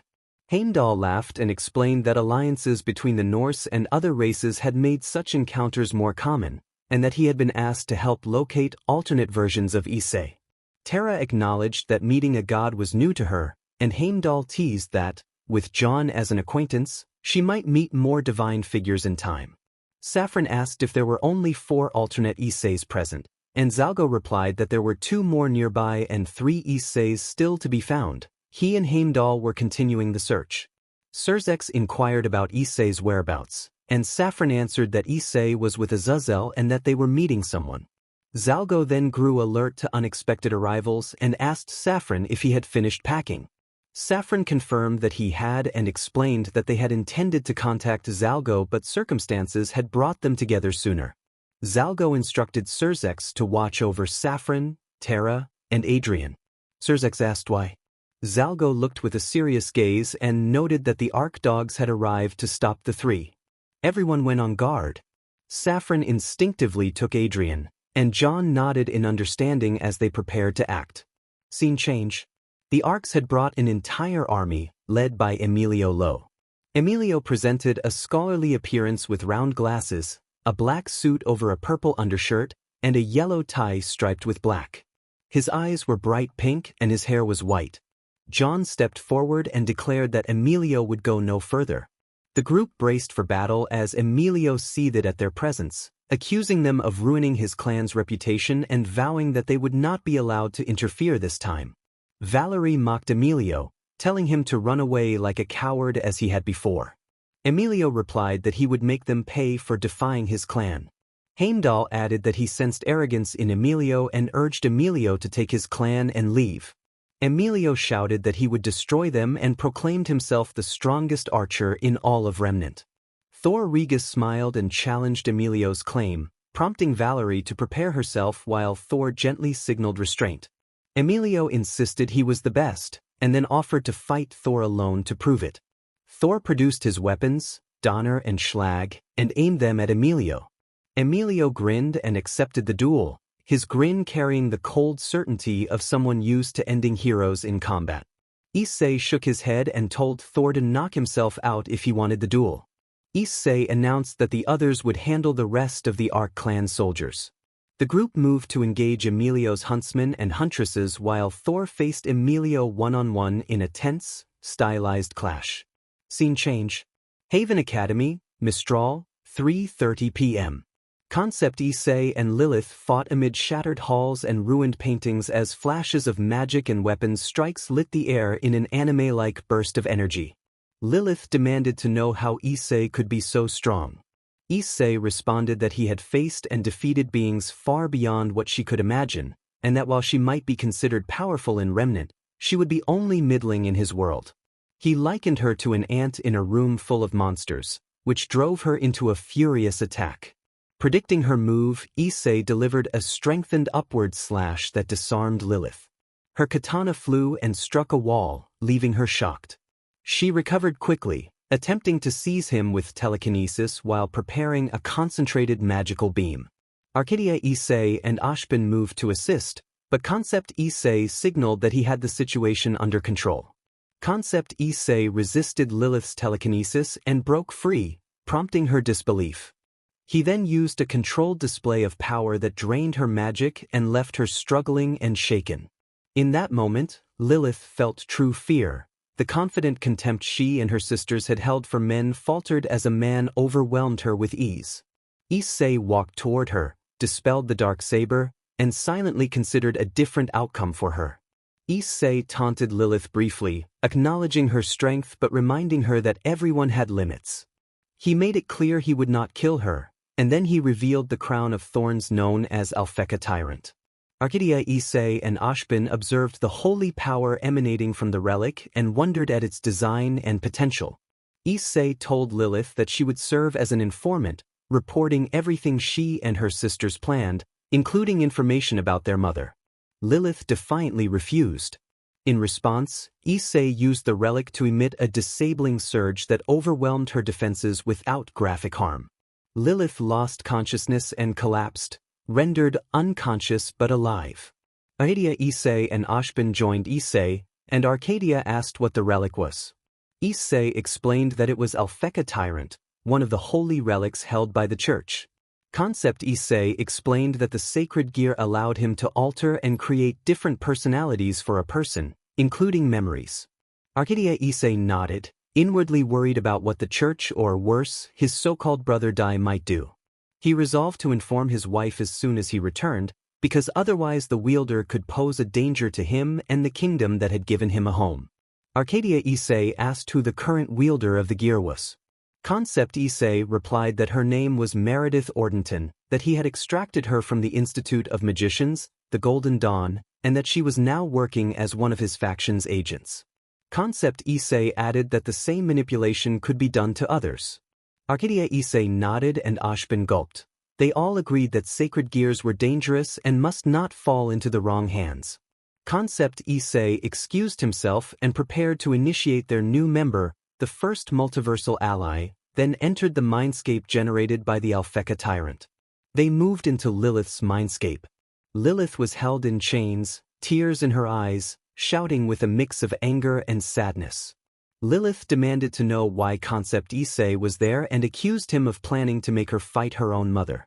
Concept Issei answered with a sigh that he would indeed force that confrontation, because Salem had become a serious problem that needed to be stopped, and Lilith would help them achieve that. Lilith insisted that her mother would always love and care for them. Concept Issei smiled and felt an echo of a past memory of a goddess who had believed her father would never abandon her. He used that familiarity to plant doubt. Concept Issei told Lilith that Ashbin had not lied about Salem, comparing Salem's willingness to discard people to a father who had abandoned his daughters to save himself. He suggested that Salem viewed Lilith and others as pawns, and that Salem had replaced her original daughters with new ones after a past conflict in which the originals had been killed. Concept Issei said that Lilith would help them destroy Salem and that there was nothing she could do about it. As he began to leave her mindscape, Lilith cried out that her mother and sisters were the only family she had. A bright light filled the scene, and when it faded, Lilith's resistance had been broken. She now functioned as a sleeper agent for Concept Issei. Later, Lilith regained consciousness. She rose and bowed, pledging her loyalty to Lord Issei, which she spoke aloud as she submitted. Inner Lilith watched in horror as the outer Lilith acted under Issei's control. Concept Issei, Arcadia Issei, and Ashbin watched with a mixture of intrigue and concern, and Arcadia Issei felt even more determined to find Meredith and deal with her. Concept Issei instructed Lilith to spy on Salem and report everything she observed. Lilith agreed and, when asked, gave the names and locations of her sisters: Pandora Arcane in Vacuo, Ariel Arcane in Atlas, and Rose Arcane in Vale. She sent their images to Ashbin, who examined them and began to plan. Concept Issei ordered her to leave and to report on all of Salem's movements. Lilith departed, while inner Lilith remained helplessly aware that her operation had been compromised. Arcadia Issei remarked with surprise that there existed a sacred gear capable of such mind control. Concept Issei shrugged and suggested they head back to rejoin the others. The three of them left Haven Academy. They had gained a spy inside Salem's inner circle and neutralized a threat to their side. Overall, the outcome was a clear victory for them. At Argus at 4:30 p.m., the battlefield swung decisively. Thor pressed the attack and overwhelmed Emilio's forces. Heimdall struck with precision and sent Arc clan hunters stumbling, and the attackers were quickly brought to their knees. John joined the fray and helped clear the way, removing any who tried to stand against them. Ruby and the others who were outside also swept through the hunters, using ranged attacks and coordinated strikes, while Young relied on powerful, controlled blows aided by the strength granted by her rook piece. Summer, Reset Issei, and Hunter Issei worked in tandem to take down many opponents, and Yuri immobilized those who got in the way. Yang shouted in frustration at the sheer number of adversaries, while Valerie blasted several opponents with magic and urged patience, saying they only needed to hold on a little longer. John observed that they were cutting through the enemy ranks like a tide, and Hunter Issei taunted that even a Naklavi would be able to handle them. The taunt prompted a charge from the remaining hunters, but Reset Issei acted quickly. He invoked Agnipath Crody, spun Durandal, and unleashed a sweeping vortex of flame that scattered the attackers and left them incapacitated. The attackers cried out, but their advance was halted. Onlookers watched in stunned fear and awe, overwhelmed by the scale and intensity of the abilities on display. They also saw the headmaster of Beacon fighting alongside them. Someone had called the Atlas military because of what was happening. Thor matched every shot Emilio aimed at him, which infuriated the Kronos member. Before Emilio could react, Thor dashed in and kicked his midsection, making him reel back. Thor followed with a strike from Donner to Emilio's chin that left him staggering. Thor noted that Emilio's aura was in the red, dangerously close to breaking after the earlier blows. Thor then slammed him with his revolvers and fired 2 shots at his legs using both Donner and Schlag. The attacks pierced Emilio's aura and sent him collapsing. Emilio fell to his knees. Thor summoned 2 crossbits and then detonated them, creating a smoke screen. When the smoke cleared, Emilio stood battered and disarmed. He reached for his bow, but Thor shot at his hand, forcing him to cry out and leaving him unable to recover the weapon. Emilio glared as Thor inspected the bow and commented on its value. Emilio brought out his chains, deny all existences, in a last attempt to defend the weapon and challenged Thor. Thor used the chains to nullify the bow's properties and shattered it, to the astonishment of Emilio and John. The bow's orichalcum crumbled to dust. Thor taunted Emilio, asking whether he would keep fighting or give up. John snapped out of his daze and used his telekinesis to send several huntsmen flying. Ruby cleared a path with swift, precise strikes of her crescent rose. Summer joined in, using her maiden powers to manipulate the nearby plants and hurl them to subdue more enemies. When one attacker tried to strike from behind, a light spear flew through and halted him. Issei, Jade, Ingvild, Ravel, Azazel, and the newly arrived Olivia arrived on the battlefield and turned the tide. Issei entered his semblance, Dragon Force Stage 1, and tore through the advancing huntsmen with powerful, focused attacks. Ravel unleashed flame magic that blasted their ranks and left many incapacitated. Jade deployed blaster turrets that opened fire, and when one huntsman lunged at her, she blocked with a gauntlet she had crafted. The gauntlet discharged stored electric mana and downed the attacker. Olivia formed a whip of holy energy and used it to disarm and incapacitate the huntsman alongside Emilio. Jade complimented Olivia on her skill with the whip, and Olivia replied that it had taken years to master. Olivia raised her hand, and the clear sky quickly clouded over. The clouds twisted into a cyclone and a lightning storm swept down across the battlefield, forcing the remaining huntsmen to scramble and cry out. The others cleared the field, leaving only a few survivors who fled when faced with reset Issei. Emilio watched the scene in horror and then turned to Thor, denouncing them and vowing that the Arc clan would make them pay. Ashbin intervened from a distance, declaring that they would not be allowed to. Ashbin stood with Concept Issei and Arcadia Issei, and Arcadia Issei stared in surprise, unsure why the Arcs would attack John and the others, especially with one of their own present. Concept Issei surveyed the fallen and dryly noted that it looked like they'd had a party. Hunter Issei made a mocking remark in response. Arcadia Issei asked what was actually going on and why the Arcs had turned on John and the others. John moved to explain, but Emilio cut him off and began to insult him. Before Emilio could finish, someone sealed his mouth and Zalgo stepped forward to reveal everything. Zalgo projected the events that had been done to John, showing the onlookers what had happened. The group reacted with disgust and sorrow at the abuses John had suffered. Jade looked down in sadness while John clenched his fists. Others were furious. Hunter Issei watched with disappointment, recognizing the same kind of betrayal that had happened to his own John.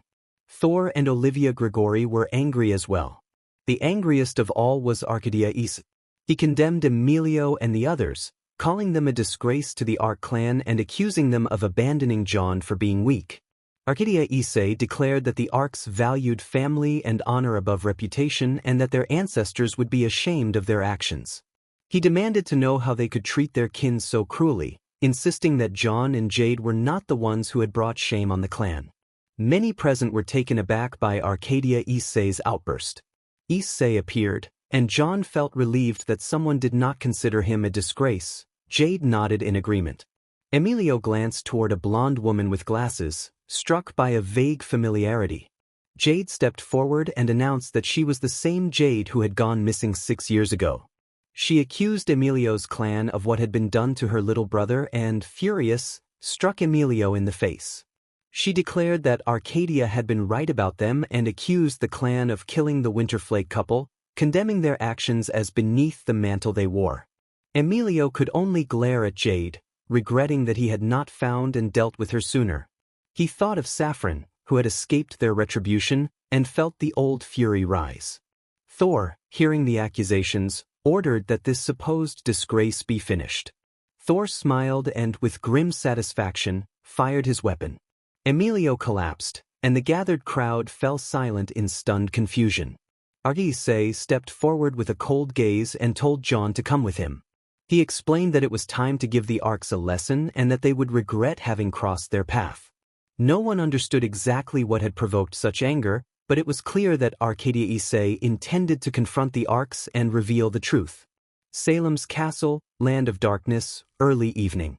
Salem stood in the land of darkness, waiting for her daughters to arrive. She reflected on the past and on how she had raised and shaped her children alone. The 4 who came to her were Ariel, Pandora, Lilith, and the youngest, Rose. Ariel, the eldest, was striking with white hair and red eyes. She wore a red ball gown with black designs and a head mask. Pandora Arcane followed, dark-haired and elegant in a black dress accented with jewelry and golden ornaments in her hair, arms, and legs. Lilith Arcane wore a style similar to Pandora. Rose Arcane, the youngest, presented a goth-like appearance with black hair and blue eyes, a white hat, and layered dark and light garments. Salem greeted them and asked for reports. Ariel stepped forward and reported that a grim attack had been largely successful until it had been interrupted by 2 individuals. One of the interrupters had used heavy firearms that dismantled Grim with surprising ease. The other had employed a potent gravity-based attack that wiped out many at once. Ariel explained that she had been away handling another situation and, had she been there, she would have confronted them herself. Salem ordered her to locate those two and eliminate them. Rose reported overhearing Salem's former partner speaking with someone from an unknown dimension about several Isseis who would be coming, and that one of them had unnerved even him. Salem considered the possibility of bringing those Isseis to her side, believing her immortality made her safe from death. Salem instructed her daughters to find the Isseis and bring them by force if necessary, promising to intervene with her own powers should they fail. Lilith then stepped forward and revealed that she had faced one of these Isseis in combat. Lilith described him as far stronger than she had expected. She had barely escaped and counted him among the most formidable opponents she had yet encountered. She admitted that she felt a strong admiration for him and believed they might be well suited as partners. Salem smiled at Lilith's admission and resolved to ensure that this Issei would become attentive to her daughter. She directed Lilith to lure him out and bring him before her, confident that if he resisted, she had the means to bend him. Her daughters teased Lilith, who grew embarrassed but remained uncertain about pursuing a relationship with someone who might not be entirely his own master. Then Salem snapped her fingers, and two coffins were revealed bearing the names of two Arc clan members. She explained that these clan members had been enhanced by Grimm, made stronger than before, and that they had become little more than criminals after what they had done to an innocent couple. The coffins opened to reveal Baldoriazes. Fengini and Krantz Maduk opened their eyes, red with black rings around their pupils. They had become Grimm, now serving their leader Salem. Scene change Arc Compound 100, 8 p.m. The Arc elders argued over what Alex had reported. John's return had angered many in the clan, especially those who already despised him, while a few wondered what would happen next. Then everyone sensed an immense presence.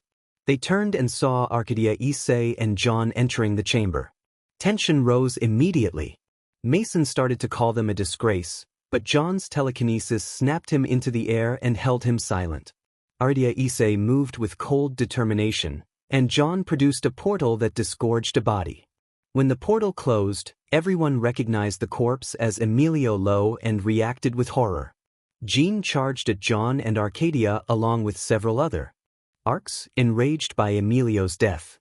Arcadia Issei raised the Star of Eden and unleashed a crushing gravity field. The force pinned everyone to the floor and forced even those who had not attacked Belize, the Cerberus, Aqua, Olivia Arc, and Train down to their knees. Arcadia Issei ordered them to kneel. His voice held the same hard edge their father once used, and the clan was subdued in an instant. Belize muttered that the power felt like their father's, and many on the ground glared in shame. Arcadia Issei looked down on them with contempt, seeing in their faces the same corruption he had fought in his own world. He approached Nicholas and struck him in the stomach, knocking the air from him. Juniper tried to use her semblance to intervene, but the gravity field pinned her and stopped her from moving. Arcadia Issei continued to press Nicholas with a flurry of controlled, punishing strikes that left him crumpled and humiliated. John watched impassively. When Arcadia Issei paused and stepped back, he warned them that he could end them all immediately, but he preferred a slower punishment. He told them, in a cold tirade, that they had dishonored the Arc name, that their elders were more concerned with reputation and power than with the clan's legacy, and that the elders would discard them without a second thought. He made it clear he wanted them to suffer for their crimes rather than die quickly.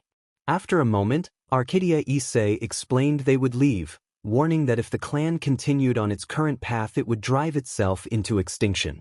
His words infuriated many of the elders and Kronos members, but the gravity field's pressure was overwhelming and they could not resist. John added a final warning that if they ever harmed him, his friends, or his family again, he would move to wipe the clan from the ground, and he expressed that Arcadia Issei was right about their self-destruction. Arcadia Issei allowed himself a small, satisfied expression before he and John teleported away, taking the Star of Eden with them and releasing the gravity field. Slowly the Arc struggled to their feet.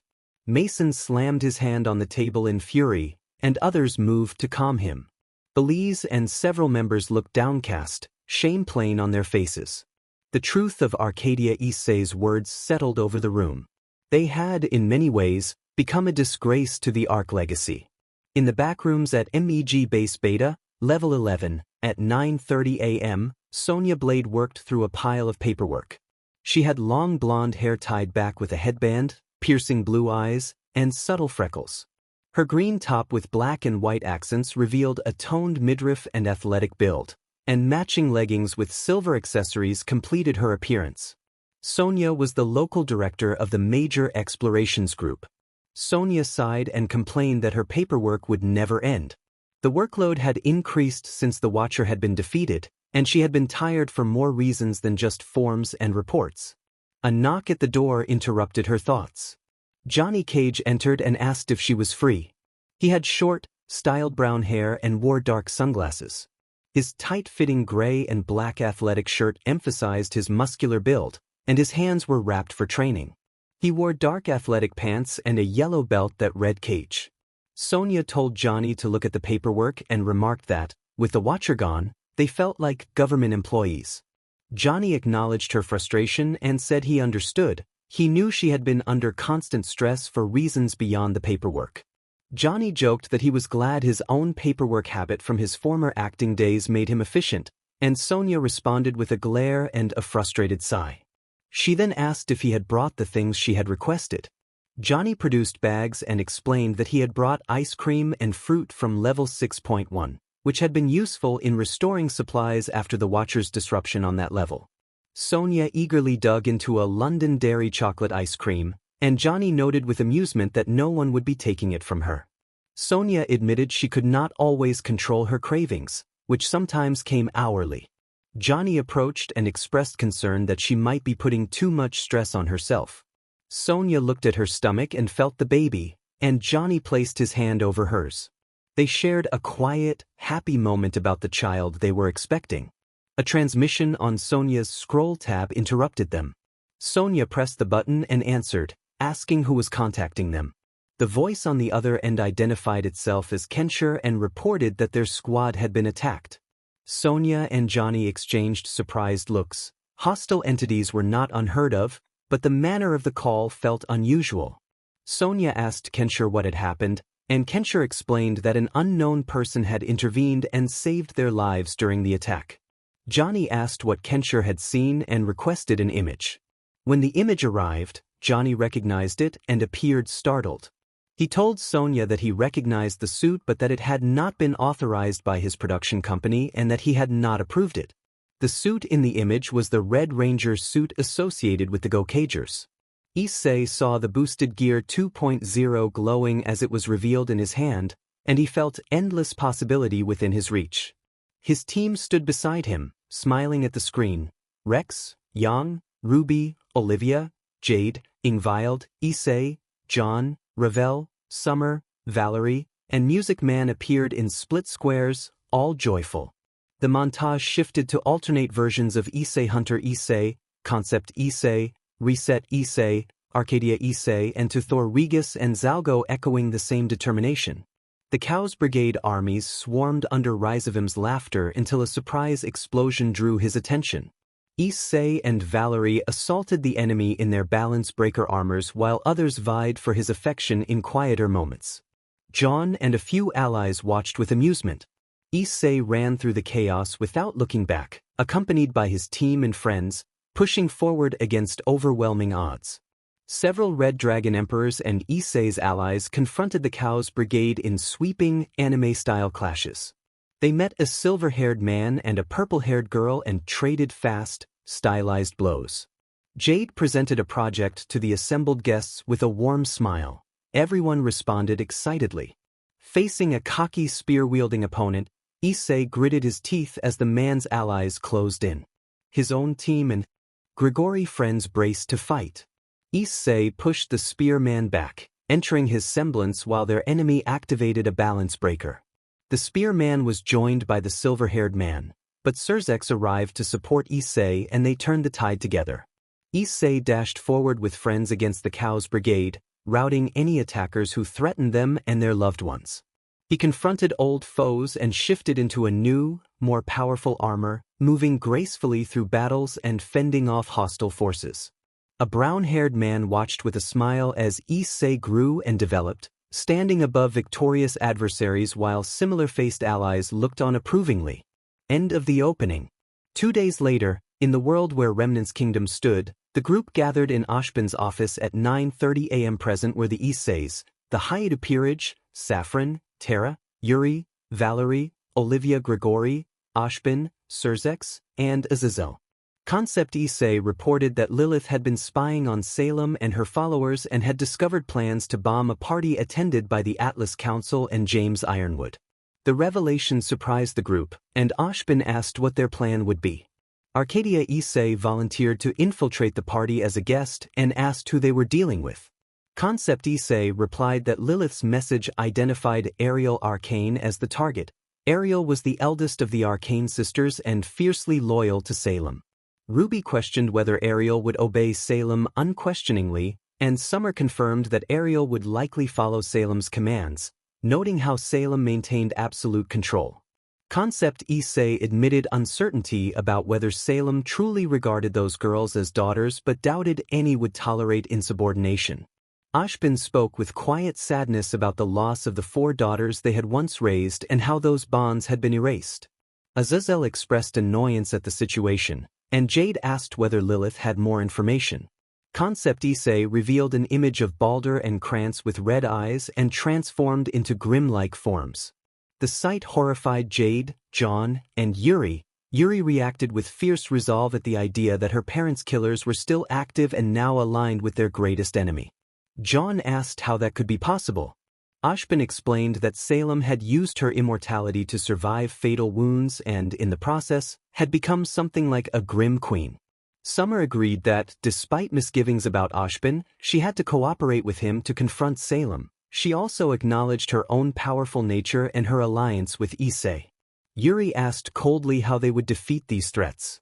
Surzex answered that there were many options, but their immediate priority was to remove Salem's daughters from high positions in the kingdom's power structure.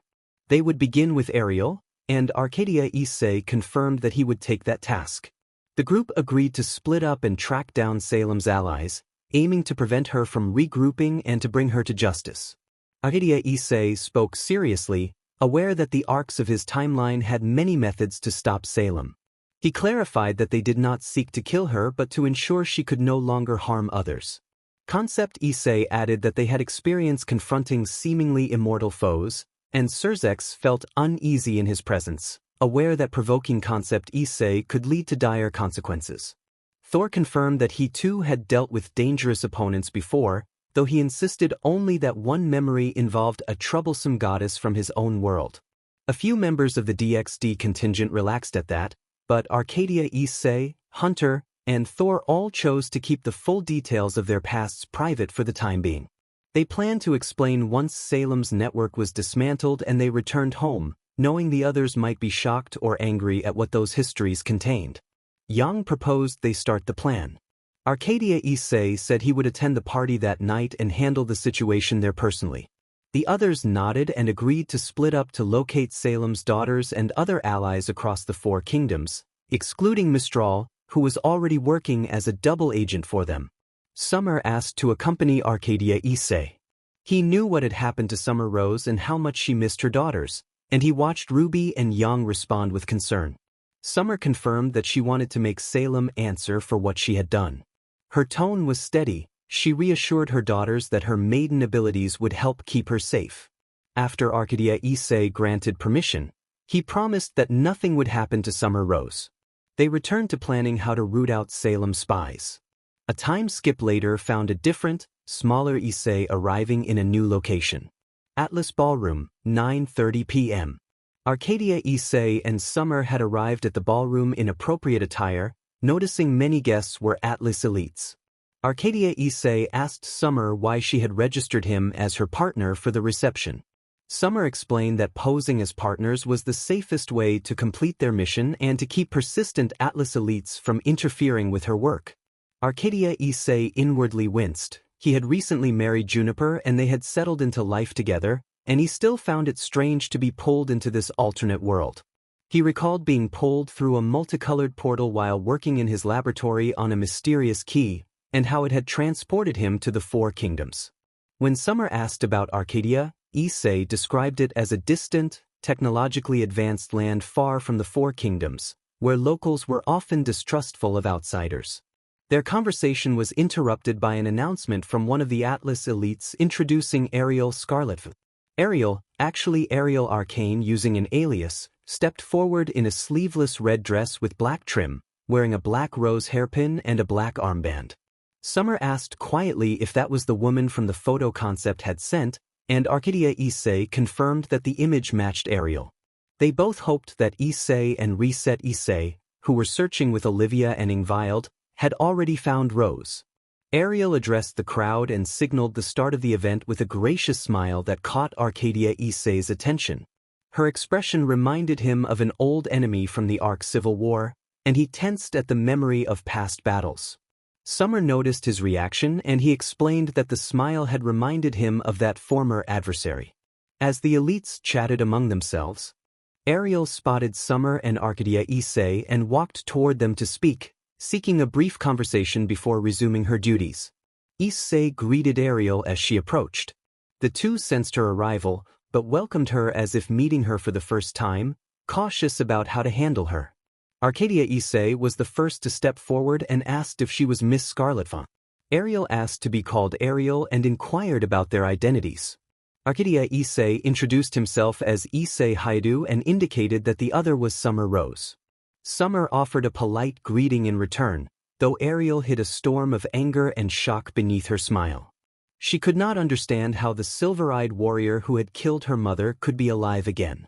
She vowed to deal with Summer before the woman became an even greater problem.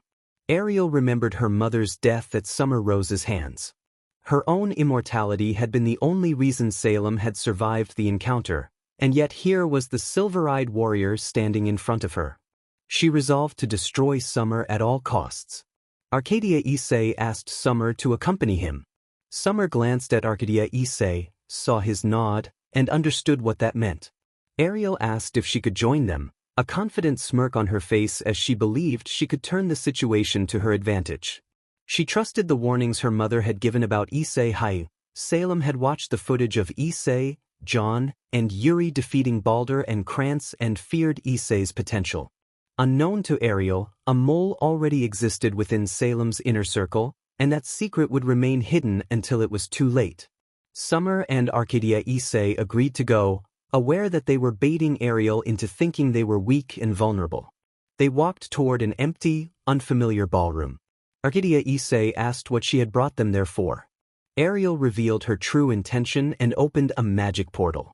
The portal spilled forth dozens of Grimm from Atlas Megalias, Yetis, Sabers, hundreds of them swarming into the space. Ariel turned with a sinister smile, confident this would be the end for her opponents. Arcadia Issei stepped forward and snapped his fingers. Before the Grimm could react, small black vortexes opened beneath them and began to draw the creatures in. The Grimm were pulled into the vortexes and vanished in spirals of energy, closing as suddenly and silently as they had opened. Ariel watched in stunned horror as the horde she had summoned disappeared. Arcadia Issei closed the portals with another snap and assessed Ariel with an almost bored expression. He commented that the infamous Grimm of the Four Kingdoms were underwhelming. The gap in power between the Grimm of the Four Kingdoms and Arcadia was massive. Arcadia could neutralize them effortlessly. There was a reason he could have overrun the Four Kingdoms in minutes. Summer widened her eyes. Even she estimated it would have taken minutes to handle an army of that size, which explained why Ariel had led them into such a large ballroom in the first place. Yet Arcadia Issei had dispatched the threat in seconds, without resorting to his boosted gear. Summer wondered what other abilities he might conceal. Ariel's plan to ambush them while they fought the Grimm had failed. For the first time outside of thoughts of her mother, she felt fear. She had known Issei Haidu was dangerous, but not to this degree. She tried to flee, but Arcadia Issei announced that escape would not be allowed and invoked an analysis magic to create a barrier. A hidden field sealed the ballroom, trapping Ariel inside. Summer stepped forward and revealed that they already knew her true identity. She called Ariel by name and then by her true lineage, recognizing her as Ariel Arcane, daughter of Salem. Ariel went pale with horror when Summer and Arcadia Issei made it clear they knew who she really was. Summer reacted swiftly, sending multiple vines toward Ariel, who countered with freezing magic. Ariel closed the distance and struck, but Summer defended herself with the Sundered Rose. Arcadia Issei moved to join the fight, but Summer stopped him, stating that she would handle Ariel. Arcadia Issei agreed, recognizing the determination in her eyes. This Summer Rose was not the reckless version from another timeline. She was a focused, serious huntress who understood duty and consequence. Summer moved gracefully, keeping pace with Ariel easily. She leaped and launched more vines while Ariel blasted the area with ice shards, freezing many of the tendrils. Ariel tried to bind Summer with telekinetic force, but Summer tore free using her own strength. Ariel reacted in disbelief at how Summer could resist her magic. Summer noted she could withstand both John's telekinesis and Ariel's. Summer pressed the attack, unleashing a barrage of vines that forced Ariel on the defensive. Ariel's anger grew as she recognized Summer's power and reputation. The woman was known as one of the strongest huntresses of her era, counted among famed names like Liam and Alcee. This Summer was even stronger than the one Ariel's mother had faced. Being in Issei's peerage also allowed Summer to draw on a portion of his strength, an advantage the former MEG agent could manifest to overpower foes. Ariel unleashed storm after storm of ice shards, but Summer dodged and maneuvered with relative ease. She did not need to rely on a semblance. Being a reincarnated devil had already granted her boosted strength, speed, durability, and stamina. The battle continued with swift, anime-like exchanges of energy, vines, and ice, each combatant testing the other's limits within the sealed ballroom. Summer dashed forward and struck at multiple points on Ariel's body, forcing Ariel to grit her teeth in pain. Ariel prepared a blast of cold energy, but Summer bound her with vines that froze almost instantly. Summer used her Sundered Rose to slash away the ice, leaving Ariel dazed. Acting quickly, Summer dispelled the Sundered Rose and produced two katanas, infusing one with electric dust and the other with gravity dust. The electric dust slash drew the nearby metal pillars inward while the gravity dust altered their pole. Together the katanas created a magnetic effect, one blade positively charged and the other negative. Ariel found herself further restrained as Summer summoned more vines that wrapped her tightly. Ariel ground her teeth in pain and anger. Summer declared that it was over. Arcadia Issei arrived and noted that they had managed to restrain Ariel. Issei said that he could have killed her but had chosen not to, and warned that they only had a few minutes before her powers could return. He suggested that they take her down and imprison her so she could no longer be a threat. Summer appeared to agree. Ariel began to laugh. Issei demanded to know what was so funny. Ariel, furious, announced that bombs planted throughout the party room would explode in seconds and take them all with her. Summer questioned whether Ariel had considered that Salem would want her daughter to survive. Ariel insisted that her mother's dream came before her own and that the four kingdoms would fall under her mother's rule. Issei concluded that Ariel was nothing more than a pawn and, with a smirk, revealed that they had already dismantled and defused the bombs. Ariel protested that he was lying. Issei replied that Azazel had taken care of the bombs right after they had been planted. Outside the party halls, 11:59 p.m., Azazel stood with a bomb in hand and looked over the field of defeated rogue huntsmen and huntresses who had served Ariel Arcane and been tasked with destroying the building. Azazel had neutralized them with a barrage of light spears, leaving them motionless across the ground. He smirked and remarked to the silent scene that they should have made better choices in following that witch. Inside the party halls, midnight, Ariel expected the bombs to detonate but nothing happened. Summer smirked and prepared to end the threat. She moved with decisive speed. Ariel's resistance was cut short and she collapsed, lifeless. Summer and Arcadia Issei agreed to lower the barrier and leave immediately, and Issei teleported the two of them away. Moments later, the Atlas elites arrived and found Ariel dead. Panic and fear spread as they braced for a possible follow-up attack. Hunters and Aesops quickly filled the room to secure the area and guard the elites. From a distance, Summer and Arcadia Issei watched the scene unfold.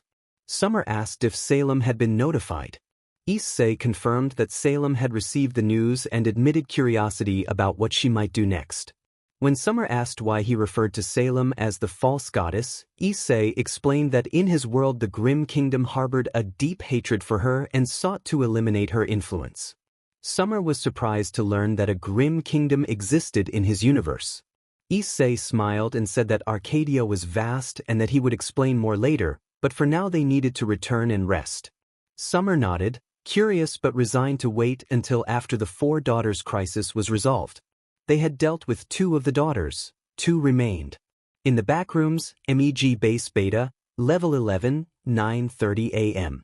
Sonia studied the files spread across the table, determined to identify the mysterious beings who had been protecting people in her absence. She noted that the trio all displayed unique abilities and that one of them bore a striking resemblance to Issei, which raised more questions than answers about how and why he had returned. She observed in the records that one suspect had white hair and always wore sunglasses, another constantly appeared in a Sentai-style suit according to her husband Johnny Cage, and the third looked almost identical to Issei but with more refined features. Johnny suggested that the similar-looking figure might be a survivor or a clone from the lab they had once destroyed, and Sonia acknowledged that possibility. Kenshiro Takahashi entered the room wearing a battle-ready outfit that blended traditional samurai elements with modern tactical armor, a red and black flowing overcoat over an armored bodysuit, angular chest plating, gauntlets and shoulder pieces, a red BLNDFLD covering his eyes, and a katana at his side. He informed them that he had seen something that could be a problem. Sonia, impatient, asked if he had seen them and jabbed Johnny in the side lightly to emphasize her question. Johnny doubled over, holding his side in mock complaint. Kenshiro thanked her for the prompt and then detailed what he had witnessed. Kenshiro reported that they had just spotted one of the trio fighting a horde of skin stealers while wearing a ninja-themed suit. The fighter moved with quick, graceful wind-like techniques and appeared to be working with another individual who used telekinetic abilities to counter the attackers. Attempts to make contact had been rebuffed. Johnny guessed that the ninja-style fighter might be linked to Hurricaneger or Ninninger and asked whether the pair had used any names or codenames.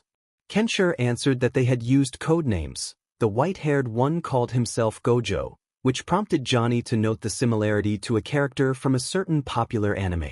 Kenshiro added that the suited fighter preferred the name Arcadia. Johnny, recovering and drinking water, conceded that they would have to work with these leads. Sonia said she planned to contact Summer Rose back in their home world to ask about Jade's project and learn more about what might be happening there. Johnny agreed that was a good idea, and Kenshiro nodded in support. They all understood they needed to keep an eye on the 2 new Isseis who had appeared in the Backrooms. It would be their responsibility to watch over them and, if possible, help them find their way back home. Issei held the glowing boosted gear 2.0, drawing it back and revealing himself as its wielder. He felt endless possibility within reach. His team Rex, Yang, Ruby, Olivia, Jade, Ingvild, John, Ravel, Summer, Valerie, Music Man, and himself appeared in a grid of smiling faces on the screen. The montage shifted to alternate forms of Issei, Hunter, Concept, Reset, Arcadia, Thorregus, and Zalgo, each mirroring his resolve. The scene cut to the Khaos Brigade and Rizevim, who laughed at the unfolding chaos until an explosion interrupted them. Issei charged forward with Valerie in their balance breaker armors while the others vied for his attention. John and several allies watched with amused expressions. Issei and his team clashed with a host of enemies, including a silver-haired man and a purple-haired girl. Jade presented a project to numerous guests, smiling as the audience reacted with excitement. Later, Issei squared off against a cocky spear wielder surrounded by allies. He pushed the man back and tapped into his semblance while the spear wielder activated his balance breaker. The spear wielder was joined by a silver-haired ally, but Surzex arrived to assist Issei, and together they turned the tide. Issei and his friends dashed through the battlefield against the Khaos Brigade, fending off anyone who threatened them and those they cared for. Issei confronted old foes and donned a new, more powerful armor. He faced a human faction determined to eliminate him and repelled their attacks with graceful efficiency, watched with approval by a brown-haired man. Groups of similar-looking allies stood behind him, cheering as he grew stronger. Opening end. Evernight Castle, Land of Darkness, Remnant, 4:30 a.m. Salem felt the presence of her daughter fading and screamed in agony as realization struck that Ariel was gone. She had lost her first daughter to an unknown force, and the thought that someone out there was strong enough to take Ariel troubled her deeply. Salem radiated a massive surge of magic. She vowed that whoever had done this would be held accountable.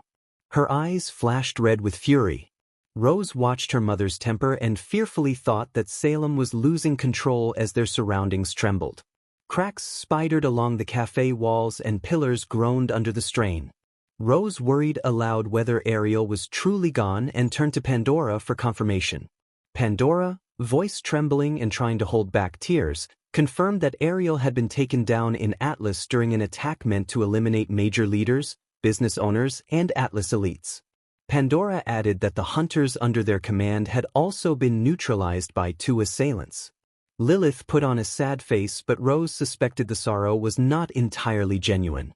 Inwardly, Lilith felt turmoil. The Isseis had already taken down one sister shortly after arriving, and Lilith was under Concept's control, unable to act freely. Rose demanded action, saying they could not let the attackers get away with this and that those responsible would regret what they had done. Her grief turned to determination and she stormed out with tears falling. Pandora called after her and hurried to catch up, trying to steady Rose and insisting they first determine who had killed Ariel. Pandora expressed doubt that Ashbin was responsible. Rose brushed past the possibility and focused on revenge, but Pandora pressed for caution and investigation.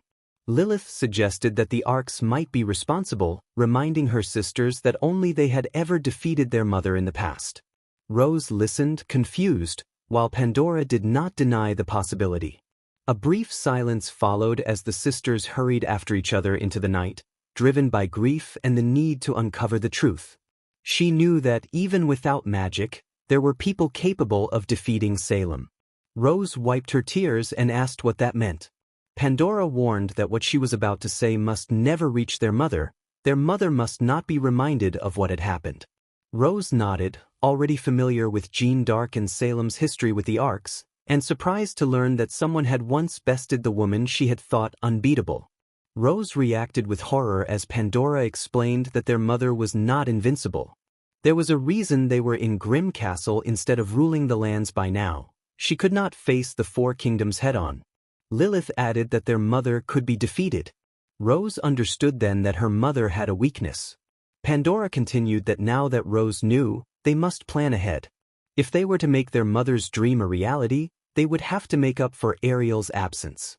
They all agreed they had been raised for one purpose, to secure their mother's dream across the kingdoms and to ensure that her line continued.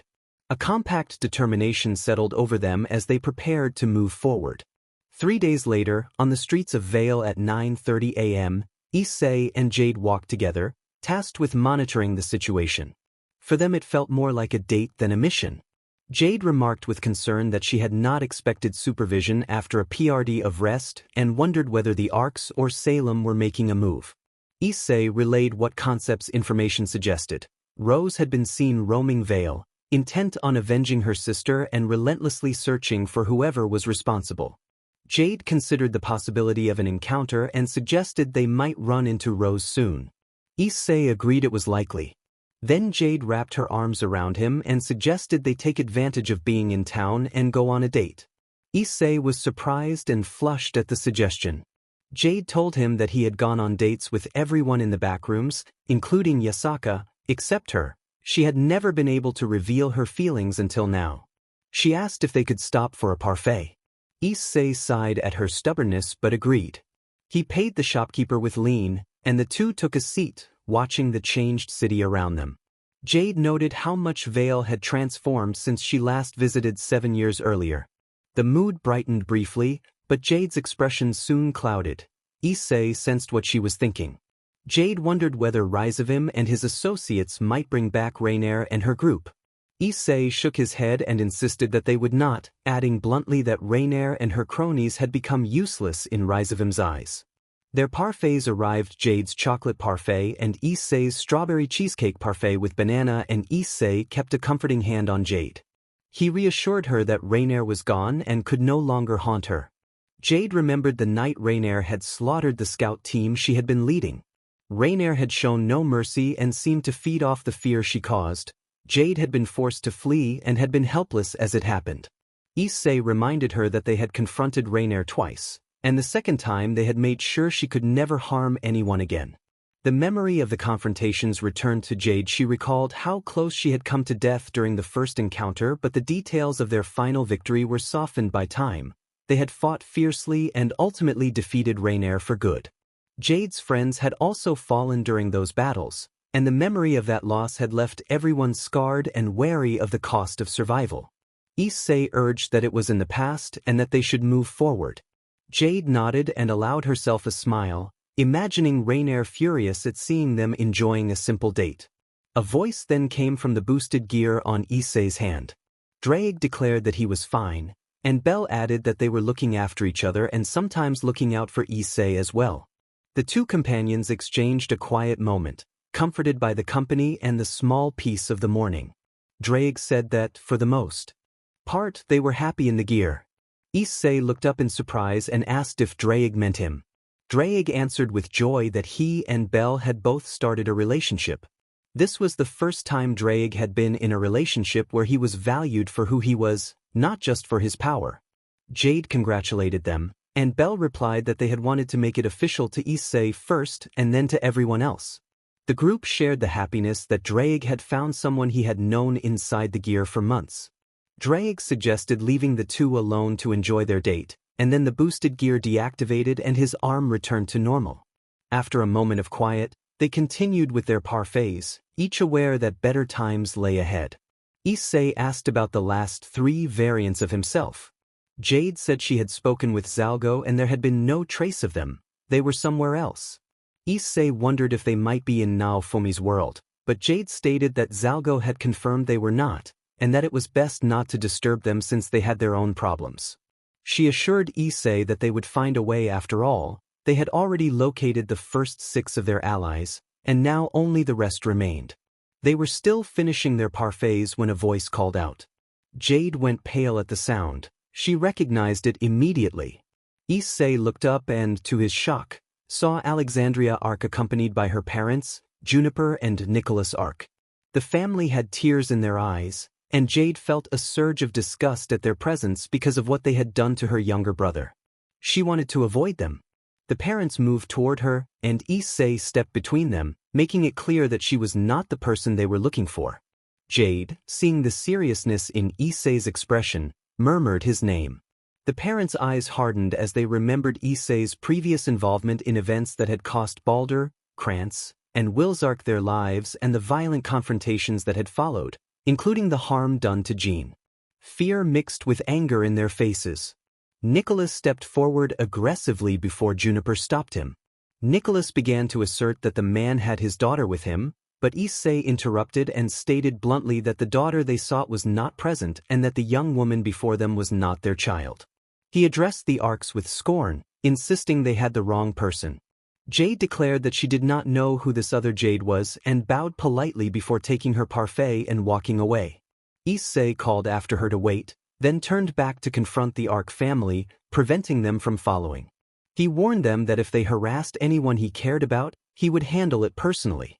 He reminded them that they had already neutralized several of the clan's members and even an elder, and repeated that the woman they had confronted was not their daughter. Juniper reacted angrily and told him not to interfere in the family's affairs.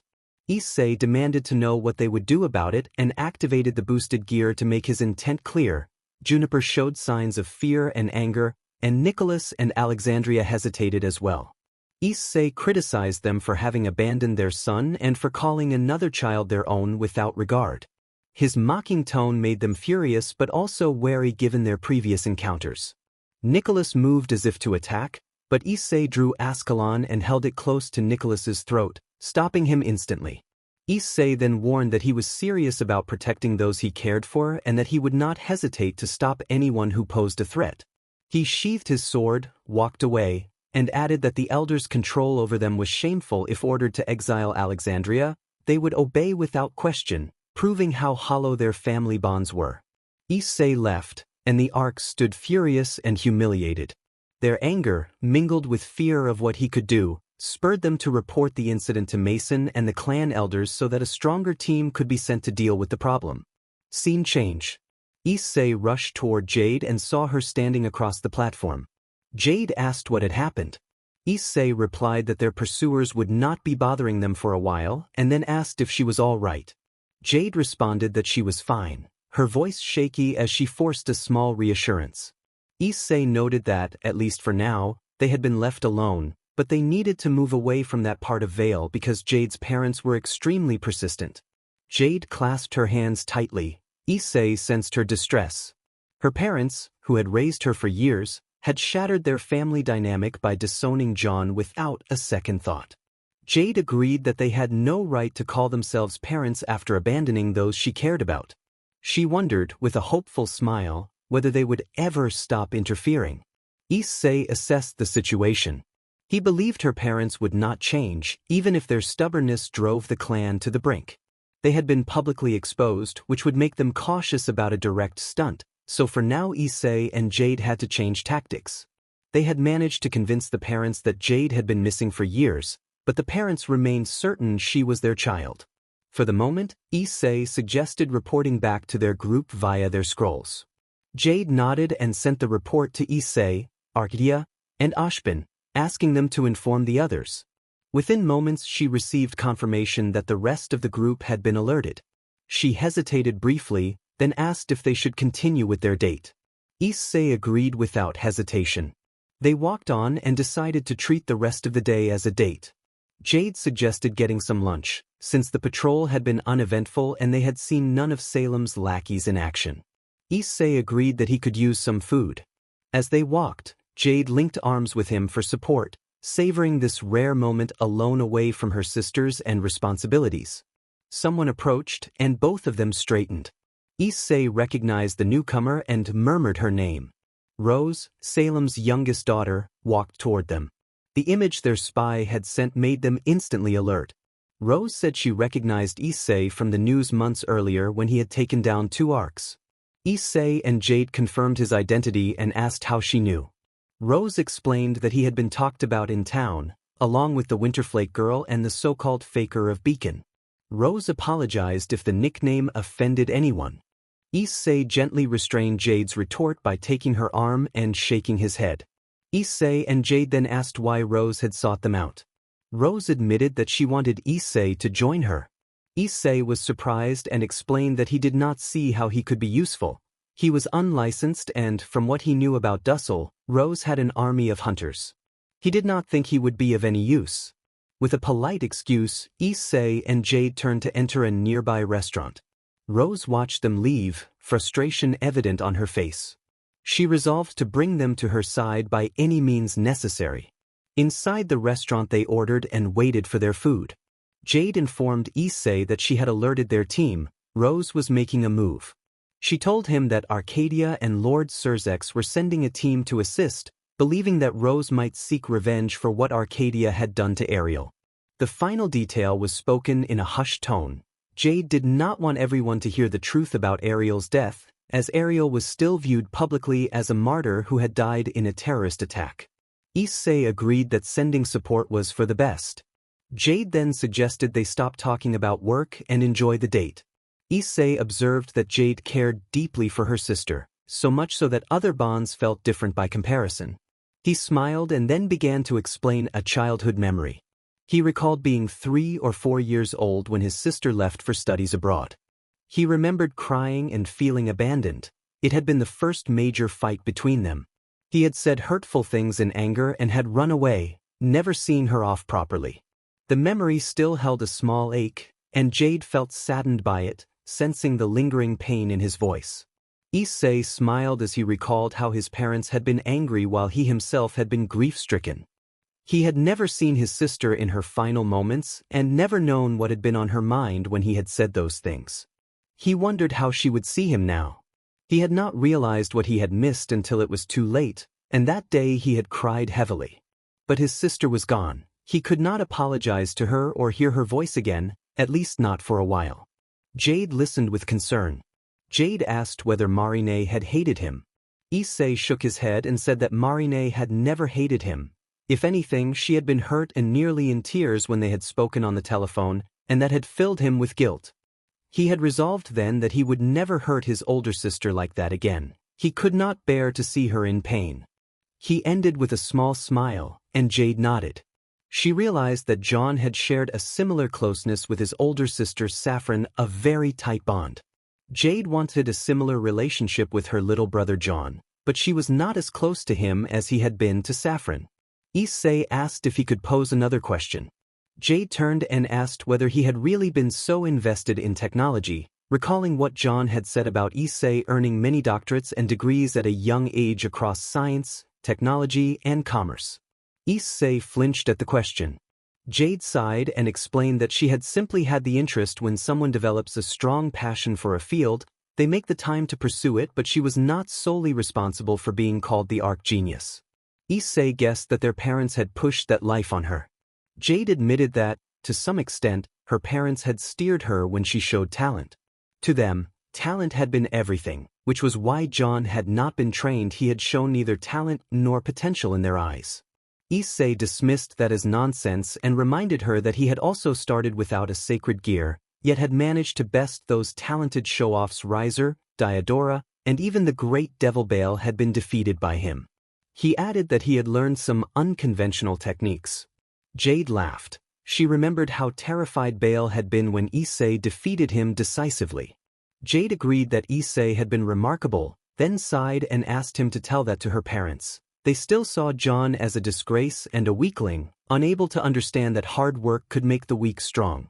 She took a deep breath and returned the conversation to herself.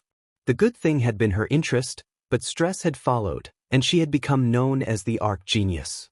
She had little time for her family. Her parents had come to see her as someone who could not spare time unless it was an emergency or a gathering. Issei realized how little time she had had for her family and felt annoyed at the Arc clan's mindset. Jade explained that after she had fallen into the Backrooms and joined MEG, she had felt some relief. Although she had done similar work for MEG as she had for the Arc clan, she felt more freedom there and learned things she could do for enjoyment. She had made friends. She mentioned a squadron whose members had later been killed by Rainier as an example.